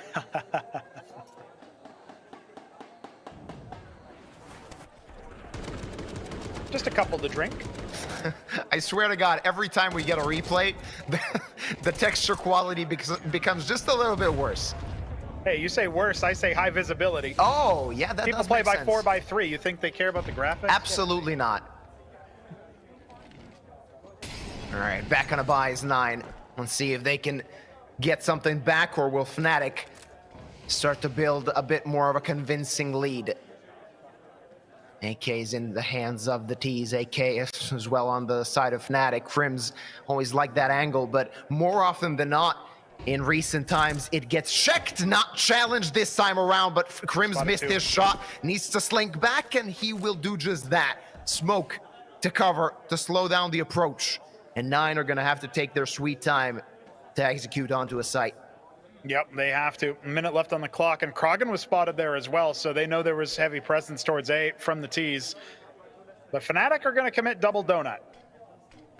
It'll be Matisse on responsibility for the rotate, and some noise has been made. Crim's gonna try a little bit of a spray. It's Bob to catch all these strays. Crims has his number, but not quite his name. Kill feed will remain silent for now, as Jambo has to start watching his 6. Yep. If it's over, great clothesline. There's the tripwire as well onto Rawls, if he has it. If he has it, the shoulder peek not good enough, but immediately traded as they pounce onto the site. This is a 3-on-3. Very interesting attack coming from 9, but Jumbo stood his ground. Crims not so much. There's Matisse, good only for 1. Blame F against 2, but he's so far away from the bomb. Needs to gain a lot of ground before he even attempts this clutch. And you can expect Bob to be right place, right time with that op. How quick will he be? That's the question. The answer, quick enough, as only 1 round separates these 2 teams once again. We could be in for another 6 for 6. That's how Dust 2 closed out its first half. Why not have the same thing happen here and now? I hope we get this level of parity between the teams the deeper this tournament goes. I want to see that full set. The decider have to be pulled out in the finals. It's a long road ahead of both of these squads if they want to be one of them on that side of the bracket. Scrappy buy, and very far forward Blame. Not known for his aggression necessarily, but he takes Krogan out, and Jambo scored with the AWP. They only claw 1 back with utility, but Matisse can be the man to pounce. This could be interesting positioning for Fnatic. Is Crims gonna get checked? Is he gonna get challenged? The answer is no. Finds a freebie. There's 1 more. Oh, there's Matisse to cover his teammate, and only the upper remains in the final round of the half. He has to commit to this. Going through the smoke, not gonna help him, as Crims claims round number 7 for Fnatic.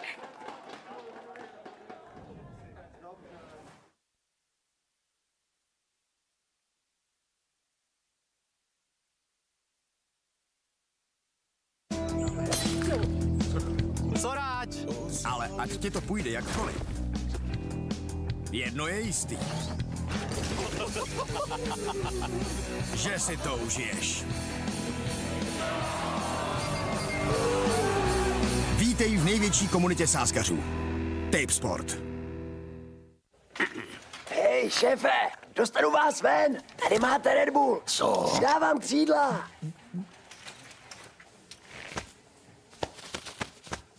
Křídla, jo. Fakt vtipný.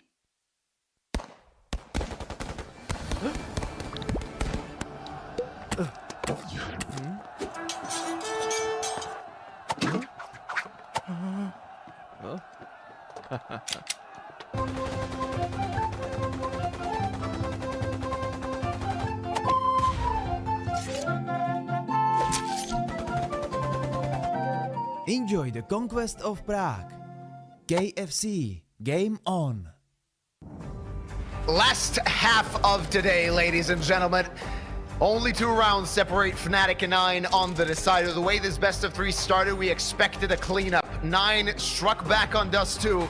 Ancient just slightly tilting in the favor of Fnatic, but still a long way to go if they want to claim this decider and, of course, set their schedules to a duel against ENCE.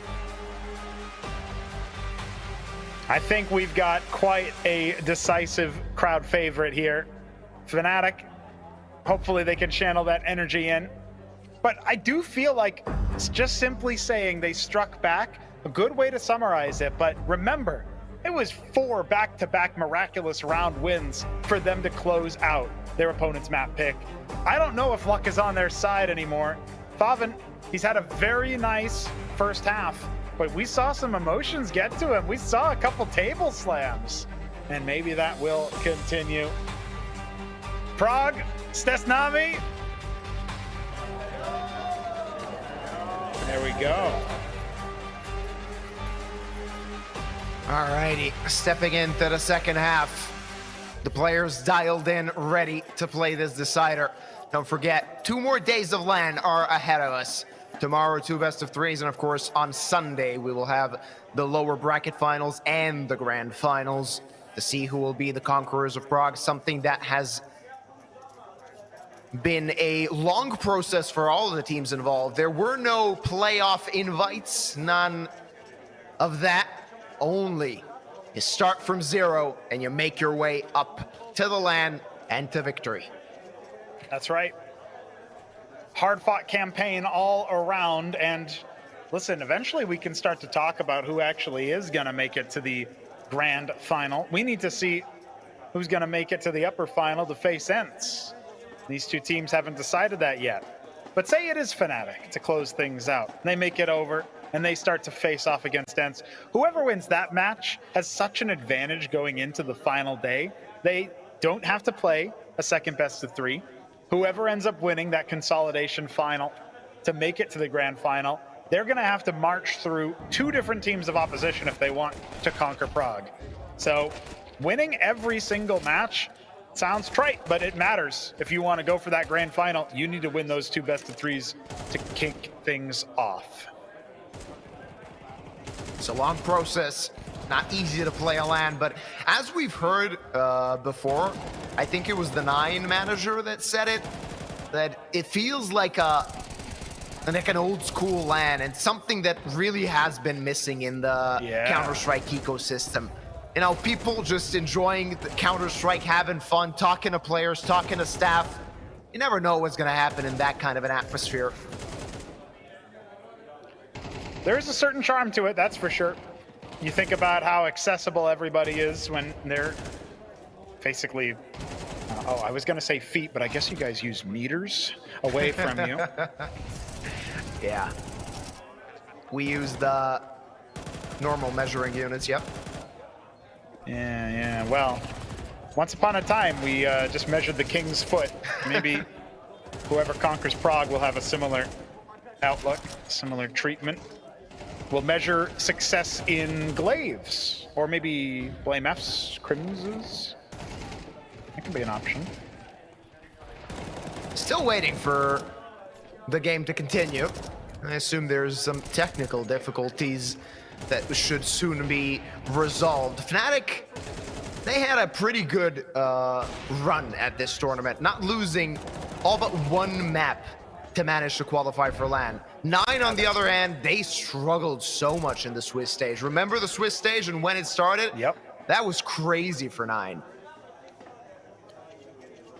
Yeah, big opportunities for lots of teams to knock them out and be here instead. But 9, they showed some resolve. Just as Fnatic must, as we wait for a headset cable to be repaired or replaced. Shouldn't be too much longer now as we await. Oh, I'm kind of surprised that there wasn't a tech issue after Favin's little outburst, but we get to see that crowd reactions, we get to see the player reactions, and it seems like Barry's back up and running, so maybe we're all set. Yeah, hopefully. soon Counter-Strike will be resumed. Oh, yeah. And one more thing to mention about Nine, right, is the fact that they're really grinding it out. They're playing every freaking tournament they can find. And in some cases, that really works out for you. In some cases, it can be a bit of a double-edged sword, simply due to the fact that there is an element of exhaustion at some point, right?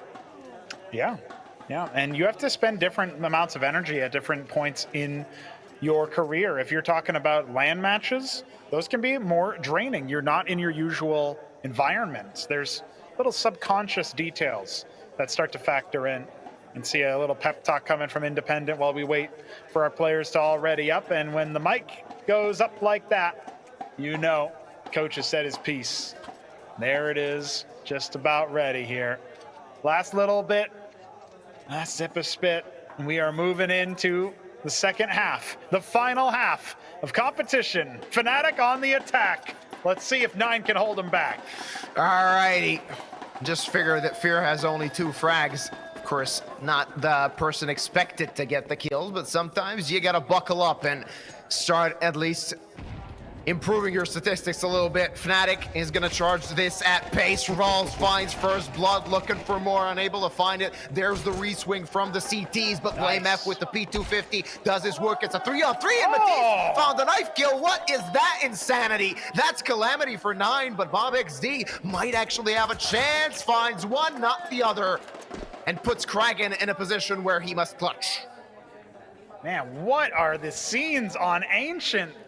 Yet another series where knives come out. And of course it had to be Matisse. 3 frags, one of them making him so very rich. Big bounty when you behead Favin like that. And there it is, finishing it off in style, a headshot with a stolen USPS.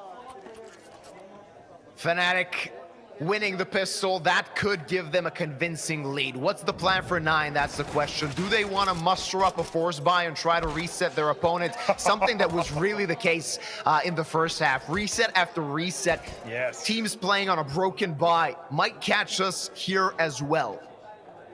And there's almost worse than being Zeused, I feel like. When you get knifed in that kind of situation, you could see it on Favin's face, clear as day. Still, Fear only good for the one, and the USPs are starting to frag out. Jambo has a lot on his shoulders all of a sudden, and same for Matisse. They're infiltrating. Rawls hasn't been spotted, but will eventually be checked, and the bomb should be able to go down after all. But that's opportunities to recover weaponry. Sure, one of them's only a MAC-10, but there should be a bona fide rifle there. Somebody can scarp her off with. What is the plan for Nine? What are you going to do in this position?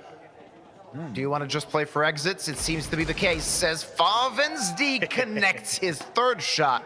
Well, 3rd time's the charm, and he proved just that. 2 rifles left in the hands of Fnatic as Nine want to tighten up that noose. They want to take those rifles out as soon as possible, do some eco damage, and that's going to be the case as none of the Fnatic players will be survivors of this round. They will claim 9, but they lost a lot against just USPs. Well, fair point out that actually I thought there was going to be only 2 MAC-10s. There were 3 brought into that last round. So the 2 players that die in mid just give over SMGs. Not the worst outcome there for Fnatic, especially as they increased their lead. 7-5 were the scores on the doors when it came to our first half, and now up to 9, as you mentioned. Fnatic looking very good for double digits here, but they'll have to get past the triple rifle buy from 9. And it looks quite good. Simply due to the fact that Fnatic don't have much to play with. Bob XZ, a forward position. He saw the molly. He knows what's going on. That incendiary is just going to push him back. And that's a lot of ground gain for 9 at this point in time. Yeah. As Fnatic know, they're going to have to wait out this utility if they want to go anywhere. And Matisse, a bit uncareful, uncharacteristic play as he gets destroyed, though Jambo domes Bob XD, brings it back into a 4v4, and Fnatic now are gaining ground. They want to split towards the A-bomb site. Kraken defending only with a MAC-10. He could well get overwhelmed, but finding the first frag, he does. Jambo with the trade. Montu sees the shadow. He sees the player. This is going to be complete chaos, but they're solving it. They're figuring it out. And Rawls, Mac-10, his weapon of choice, that's a definite, but really on long range, he can't hope to do much. Bomb will be planted and Favin destroyed. Now only Rawls remains and they know where he is. Jambo the Destroyer, that's for absolute sure. And Fear will finish the job. Fellow Mac-10 user, not going to be a problem this time around. Fear's Galil sings true. And you know, honestly, that last round was all down to Jambo, man. Nine did everything in their power to make Fnatic pay for even attempting double digits here, but it wasn't nearly enough, and Jambo swings out. He clears Montu on the repeak, and he even gets rid of Favin on the approach. At that point, there's nothing you can do. Double digits for Fnatic. One tactical timeout left for Nine as they consider their options, but they are already looking much worse for wear compared to the last map. Yeah, and especially, I mean, it was a 7-5 half. It's one of those positions where, yeah, sure, you're quite close to your opponent. They have a minimal lead, but people underestimate how much a 7-5 half can start running away from you, especially if you lose the pistol, which was the case for Nine. Yes, yeah, and no pistol, no CT4 spy or anything of the sort. The defense starting to crumble, and Fnatic's attack seems more than appropriate for it. A lot of presence towards B for the offense. We'll see whether or not Favin can do anything with his Deagle. 18 frags to his name. He certainly hasn't been a slouch, tying the server for top kills, but not equipped with the right weaponry, almost burning to a crisp here. And there it is, the wall bang. Dies without seeing a single enemy. Montu tries to do a little bit better, but he'll be traded, and Jambo just sailing them on through. The bomb will go down, and there's really no hope for these pistols. At best, they can scrape away with a rifle, but even that looks too tall a task.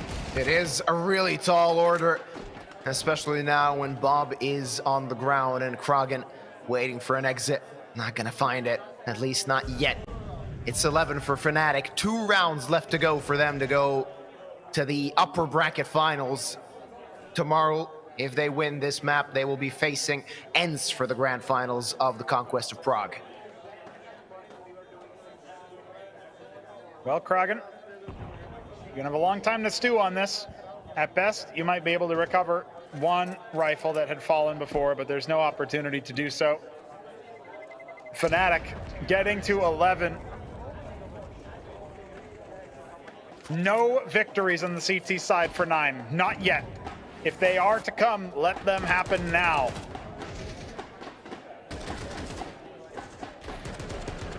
Next round needs to be theirs. Otherwise, it'll be the last bye for Nine in this best of 3. Last goodbye they're gonna have. They're gonna have a solid one now, with them on to up, 4 M4s, and a whole lot of utility to use. This is a moment where you gotta show signs of life. This is also the round where Fnatic completely abandon any aspirations towards middle. They know the utility is likely to be leveraged there, and instead, they're attacking the B bomb site with pace. They're already on it.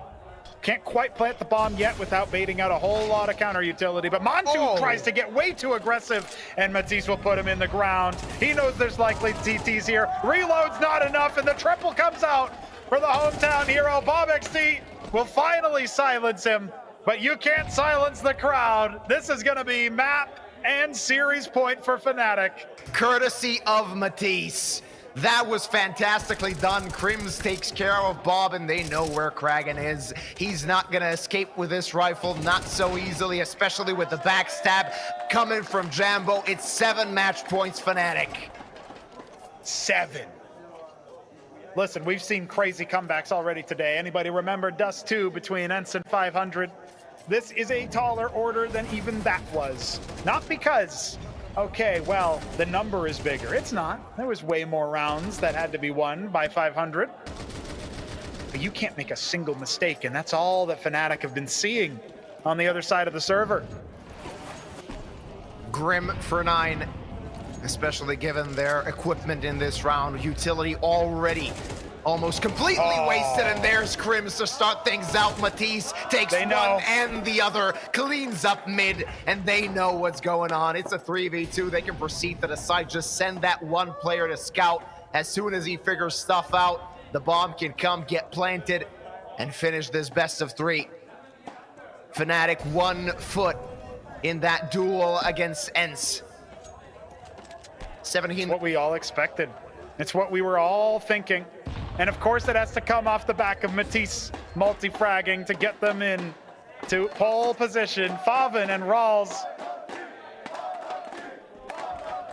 They need one more round, Fnatic, and they will make their way over. Backs against the wall. Faven falls, and Matisse, Krasny Skvele Prazi, he makes it happen for Fnatic. Fnatic going through. It was a very difficult best of 3 when we count the fact that they lost their pick, they lost Dust 2, but the drubbing delivered by them on map number 1 and the end convincing decider courtesy of Fnatic. They will be facing ENCE tomorrow for the grand finals, and 9, they're gonna have to fight the Bulgarian boys just to avoid elimination. Yeah, and I don't know who to favor in that lower match. But in many ways, the favorites having an echo of a performance compared to ENCE. They get it over the line. Beautiful. You get to see them walk on over to shake their opponent's hands. Victorious are Fnatic, the favorites, making it in to a match that I think will be quite our favorite, that's for sure. Oh yeah, the 2 best teams from the Swiss stage facing each other tomorrow. That's gonna be a fun one. And we have to say, Fnatic have been firing on all cylinders today. All of their players have stepped up. I mean, you can say that maybe Fear wasn't individually there, but you get like a player like Crims really doing a good job on most of the maps played. He had some big impact in the rounds played, and he really did well. Matisse, Blamev, Jambo as well doing really good. On the other side, you had Faven with some magical moments. The rest simply was not enough, sadly. Yeah, it was not enough indeed. Listen, I know the analysis desk is going to have a great time breaking this win down. Let me just say a quick piece. I want to point out the favorites had a very similar performance. They win the first map in dominant fashion. Fnatic certainly doing better than ENCE in that regard. But still, Mirage over 500. ENCE was very much in control that whole time. And then they get up to a nice little start on their own map pick, but then capitulated. Now, the final map handily going in their favor. The favorites need to tighten up their game plan, and I'm sure they will. They've got a whole 24 hours to do it. Yeah, absolutely. And of course, we're going to toss it over to the desk to analyze everything that has happened. And it's been a long day, so I would assume there's a lot to talk about. Boys, you can take it over.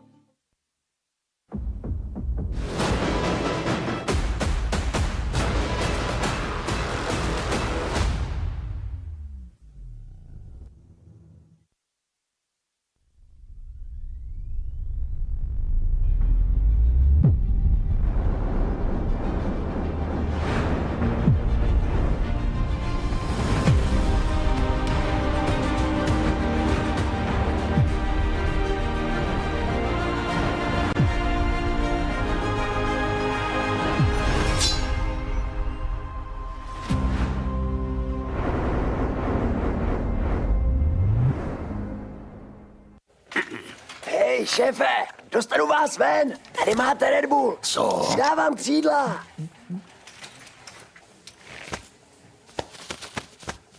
Křídla, jo. Fakt vtipný. Seš ready na další level? Hackni realitu. Urči si vlastní pravidla a staň se tím, kým chceš. Game. Nová vůně od Straight. Začít něco novýho se zdá vždycky těžký. Zoráč! Ale ať ti to půjde jakkoliv. Jedno je jistý.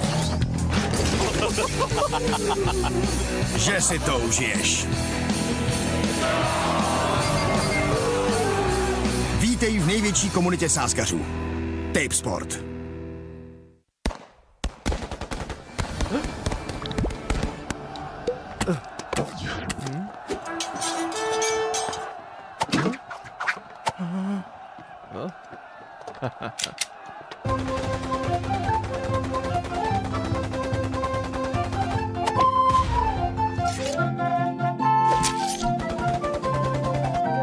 Enjoy the Conquest of Prague. KFC Game on.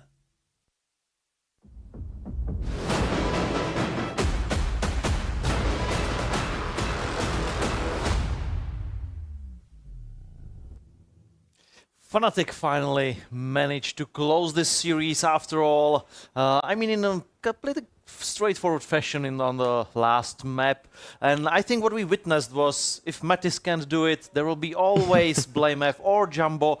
And if everything else fails, Grims will just make a clutch. That's a huge advantage for this team, honestly. And yeah, you put it well, because it was revitalized Jumbo with a lot of openings in the first half. Exactly. I think 5 in total. Oh, yeah. That managed to pull through his team through the first half. It was 7-5. After that, winning the pistol in a grandiose manner. When we compare this map to the previous one, the main difference was that Fnatic were able to win clutches. They were able to win 1vx, 2vx situations. Not all of them, but most of them. That was the difference maker, for me at least. Yeah, let's move maybe for a while outside of the server. Fnatic had a huge fan base here in Vodafone PlayZone Arena. Yeah. Let's say almost the whole crowd cheered for them, sure. So that's something that led them definitely towards the win, and really huge support. It's not local crowd. It's not local crowd. Exactly. So it's not Mattis fans. It's not about Mattis. It's honestly Fnatic. And they one more thing. Fans. One more thing is it's Friday, so it's still not the weekend, and we expect the biggest number of newcomers here into Prague. Yes, during the weekend. For sure. It's a smaller venue, right? 200, maybe 250 people will fit in here, but honestly, today you have the cozy family-like vibe, so it's good. You don't get that often on most LANs, to be honest. Oh, that's true. That's true. It's a different experience. Selling point. Yeah. You mentioned Jumbo, so let's look at this player. Let's look at his stats on the last map, because honestly, he wasn't the most killing player. I think BlameF got over him in the end, but I would say definitely most impact. 119 ADR for an AVP player, I think that sums it up pretty well. Yeah. Because he definitely had AVP in his hands for a lot of time. And this ADR just means that he was able to get a lot of damage, even with nades, maybe with different guns. Yeah. But he was eventually first. He had 20 kills, and when we compare him to the previous map where he pretty much was nowhere to be found, this is exactly what we were expecting of him. If Fnatic were able to rise from the bottom, he needed to step up, and he did. We can see the stats from this map, and we can see that Jumbo actually was the best in the statistic kill-wise. But we can look at the second. The result is now corrected. Yep. Nice. We can look at 9 roster, because Faven was once again top frag. He played well during the entire BO3 series. Huge emotions. And it shows that his experience really is able to print out to these matches. No, Faven definitely didn't slow after Dust. His performance kind of built on itself and just continued with the momentum. During the first half, it was kind of weaker, but at the end he woke up from the slumber. Yeah. He had like 5 plus 2+ kills in the whole map. So yeah, he was notable in a lot of situations. We could see his emotions on the camera whenever he failed to win some clutches. And he was so close in so many times, and he didn't manage to hammer it home. Unfortunately, of course, for his team. Let's hear now from coach Fnatic what are his thoughts after this very stressful game, I can imagine. Yeah. Fnatic's coach, independent, congratulations on the victory. It was a tough match after all. Why do you think that was so? It's always a tough match against 9, like they are a very, very good team. I think on Dust 2 probably we couldn't close out some of the clutches, and they are shooting very hard. That's one of the reasons why they put up a very hard match against us. But yeah, they are a very good team, and big chance we're gonna meet them again, who knows. I was just going to ask about these rounds you couldn't close on Dust 2. Why do you think that was? Because the rounds were started very well often, but then in the clutch moments, in the clutch positions, you failed. I'm not too sure. I need to look back. Maybe at some points we wanted to close out the round maybe too quickly, maybe nerves here and there. But I think we had very good scenarios most rounds, and I think that's the most important part. You know, you get the afterplan 2v1, 3v1. Sometimes you win, sometimes you lose. It's Counter-Strike, right? Yeah. This is the first LAN of this squad under Fnatic's colors. How do you feel about the guys? Are they a little bit nervous, a little bit shaky, or did they right now show some focus and some consistency? I would say we showed not necessarily a game, but very, very close to it when it comes down comparing to practice, for example. That's one of the goals, that we want to play very calm, you know, and don't lose the focus, even though it was like 7-1 on train or something like that. It's very important that we don't look at the scoreboard, you know, and I think we were very excited. I wouldn't say nervous, you know, but very excited. And when you're very excited, comms can become a little bit chaotic, you know, and stress here and there. But I think it was a very good game for us. And what about your nerves? Because in the end you still can count on your firepower with Jumbo. So are you confident every game that even if the plan fails, you still need to outshoot your opponent? Oh yeah, for sure. We have very nice firepower in my team, and if something goes wrong, I know that my players can win 1v3 as well, if it's necessary. But we are not really banking on that. It's always nice that we win some random ecos, you know, or you win 2v4s, or BlameF shows up, or Jima. I think it's very nice that you have this, but we are focusing more towards system and the way how we want to approach the game, I would say. It's exciting to watch. Thank you so much for the interview, and good luck. Thank you guys. Good stuff was said. I mean, it's all about the planning, it's all about the preparation, it's all about the technical stuff, but if everything fails, you always can count on the firepower, right? Once again, firepower. It had to be mentioned. It had to be. What a backup to have, honestly. Not many teams can say that, especially on the tier 2 scene. So for them, it's a huge, huge plus. And they definitely fall back on it today. For sure. Okay, let's go straight to the interview with coach of the 9. Nine's coach Barry coming for the interview. Hello Barry, thank you so much for coming to the interview. How do you feel about this match? Because it looked pretty even from the second map, but the third map Fnatic looked in control. So how do you feel about your performance? I felt like train we were starting slow. We didn't really, we never got to play. So second map it was pretty good, I would say. We had many insane comeback rounds, Bob did 1-on-3, Faven did the ace with the AK. Was we had many good moments. Ancient, I think it was it's a lot closer than the score set. We T-half, it was always they win one, we win one, and both had low money, and in the end they won the battle of the money, so instead maybe 10-2 for us, it got 7-5 for them. But it's also, prior to this event, we played them 2 times, so it was it's a hard game to prepare for, because it's a lot of mind games, how they're gonna react and how we played before. We played the exact same maps the last 2 times as well, so weird game when it's you play the same opponent more times. As you said, on tier 2 scene you are playing against the same teams a lot of times. Is it better for you because you can count on more statistics, you can prepare from more VODs, or is it maybe annoying because first of all enemy team can do the same, but second of all it gets kind of boring sometimes? I think it's funny, but I think it's also hard because you can never expect, it's hard to expect the same because you always change up when you play the same opponent. You always try to do mind tricks, you always try to do mind games, so it's hard to expect what's actually going to happen, and you can watch the old games, but you know that they're going to change something because we had something that worked before, and they had something then, and so it's always mind games, I think, so it's hard to prepare for these games, always. From your victory on Dust, you were rolling on momentum. What did you do to bring that momentum to the third map? Because it's sometimes hard to bring the momentum from one map to another. I think we talked about what worked for us. We tried to take it into next map. I think it worked in the start, but it was it was hard because they won this money battle. And on CT we never really got we lost. I think we lost this. We lost a round where we got caught off guard, and then we never we had 1 or 2 bar rounds on CT, so we never really on CT.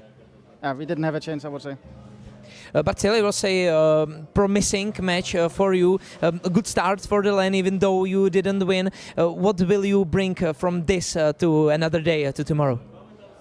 I think we need to talk about being ready from start, because it's hard when you sleep on your own map pick, when you're not ready on your own map pick. So we need to be ready from start tomorrow. But otherwise, the good stuff from the Dust 2 and the Ancient, I think we all played pretty good. So we just need to remember what we did here, talk about what we did here, and bring it for tomorrow. Yeah, thank you, and good luck with that, and good luck for the rest of the tournament. Thank you so much.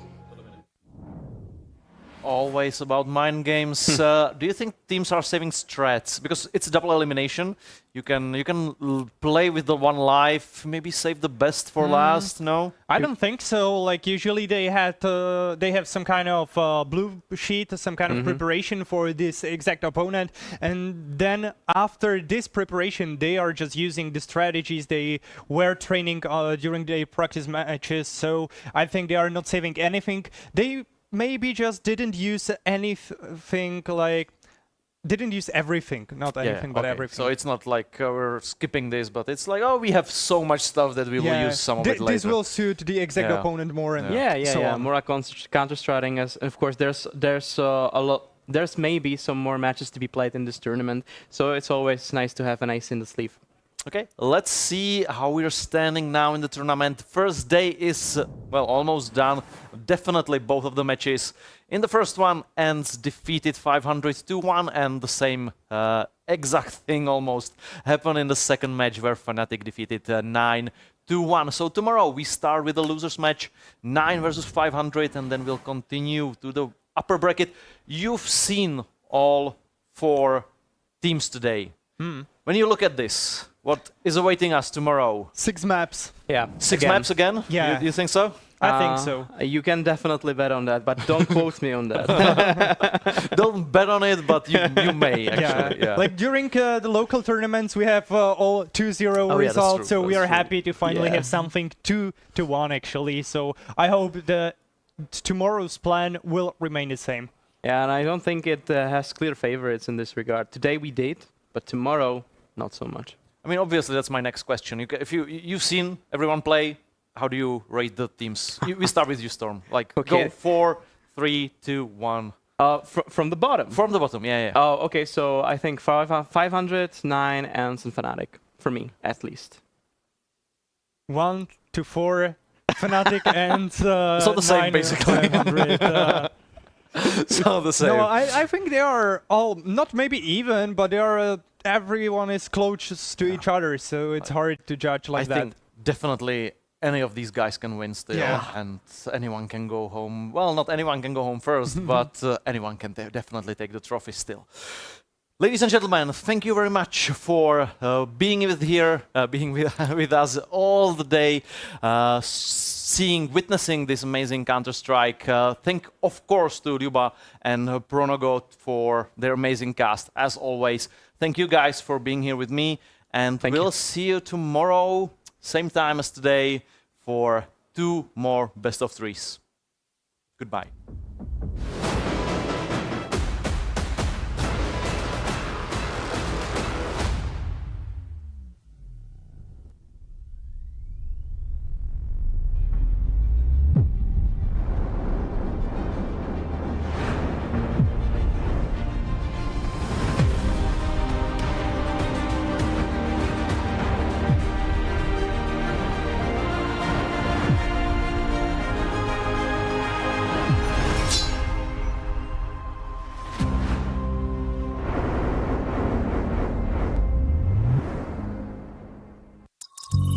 Seš ready na další level? Hackni realitu.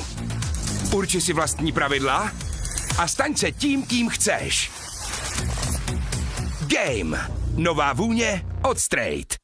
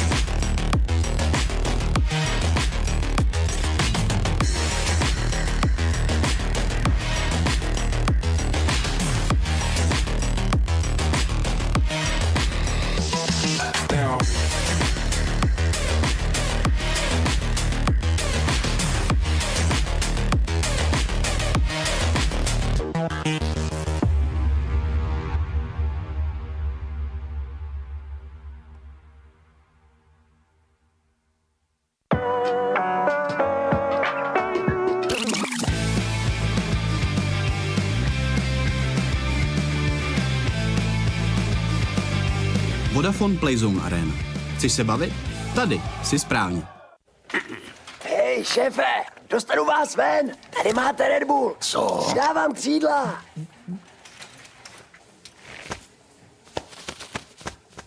Křídla, jo. Fakt vtipný.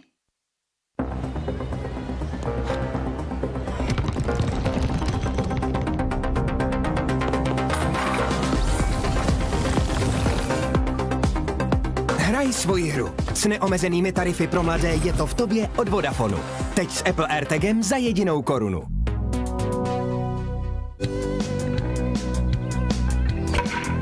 Začít něco novýho se zdá vždycky těžký. Co rád? Ale ať ti to půjde jakkoliv. Jedno je jistý. Že si to užiješ. Vítej v největší komunitě sázkařů. Tipsport.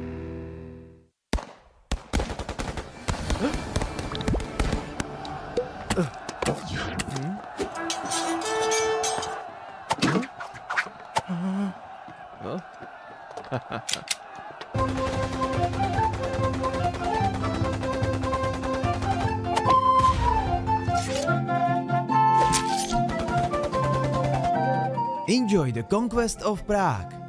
KFC, game on. For the first time ever, your game gets 100+ audio presets. Pick a pro-tuned audio profile for each game and vibe to the soundtrack of you.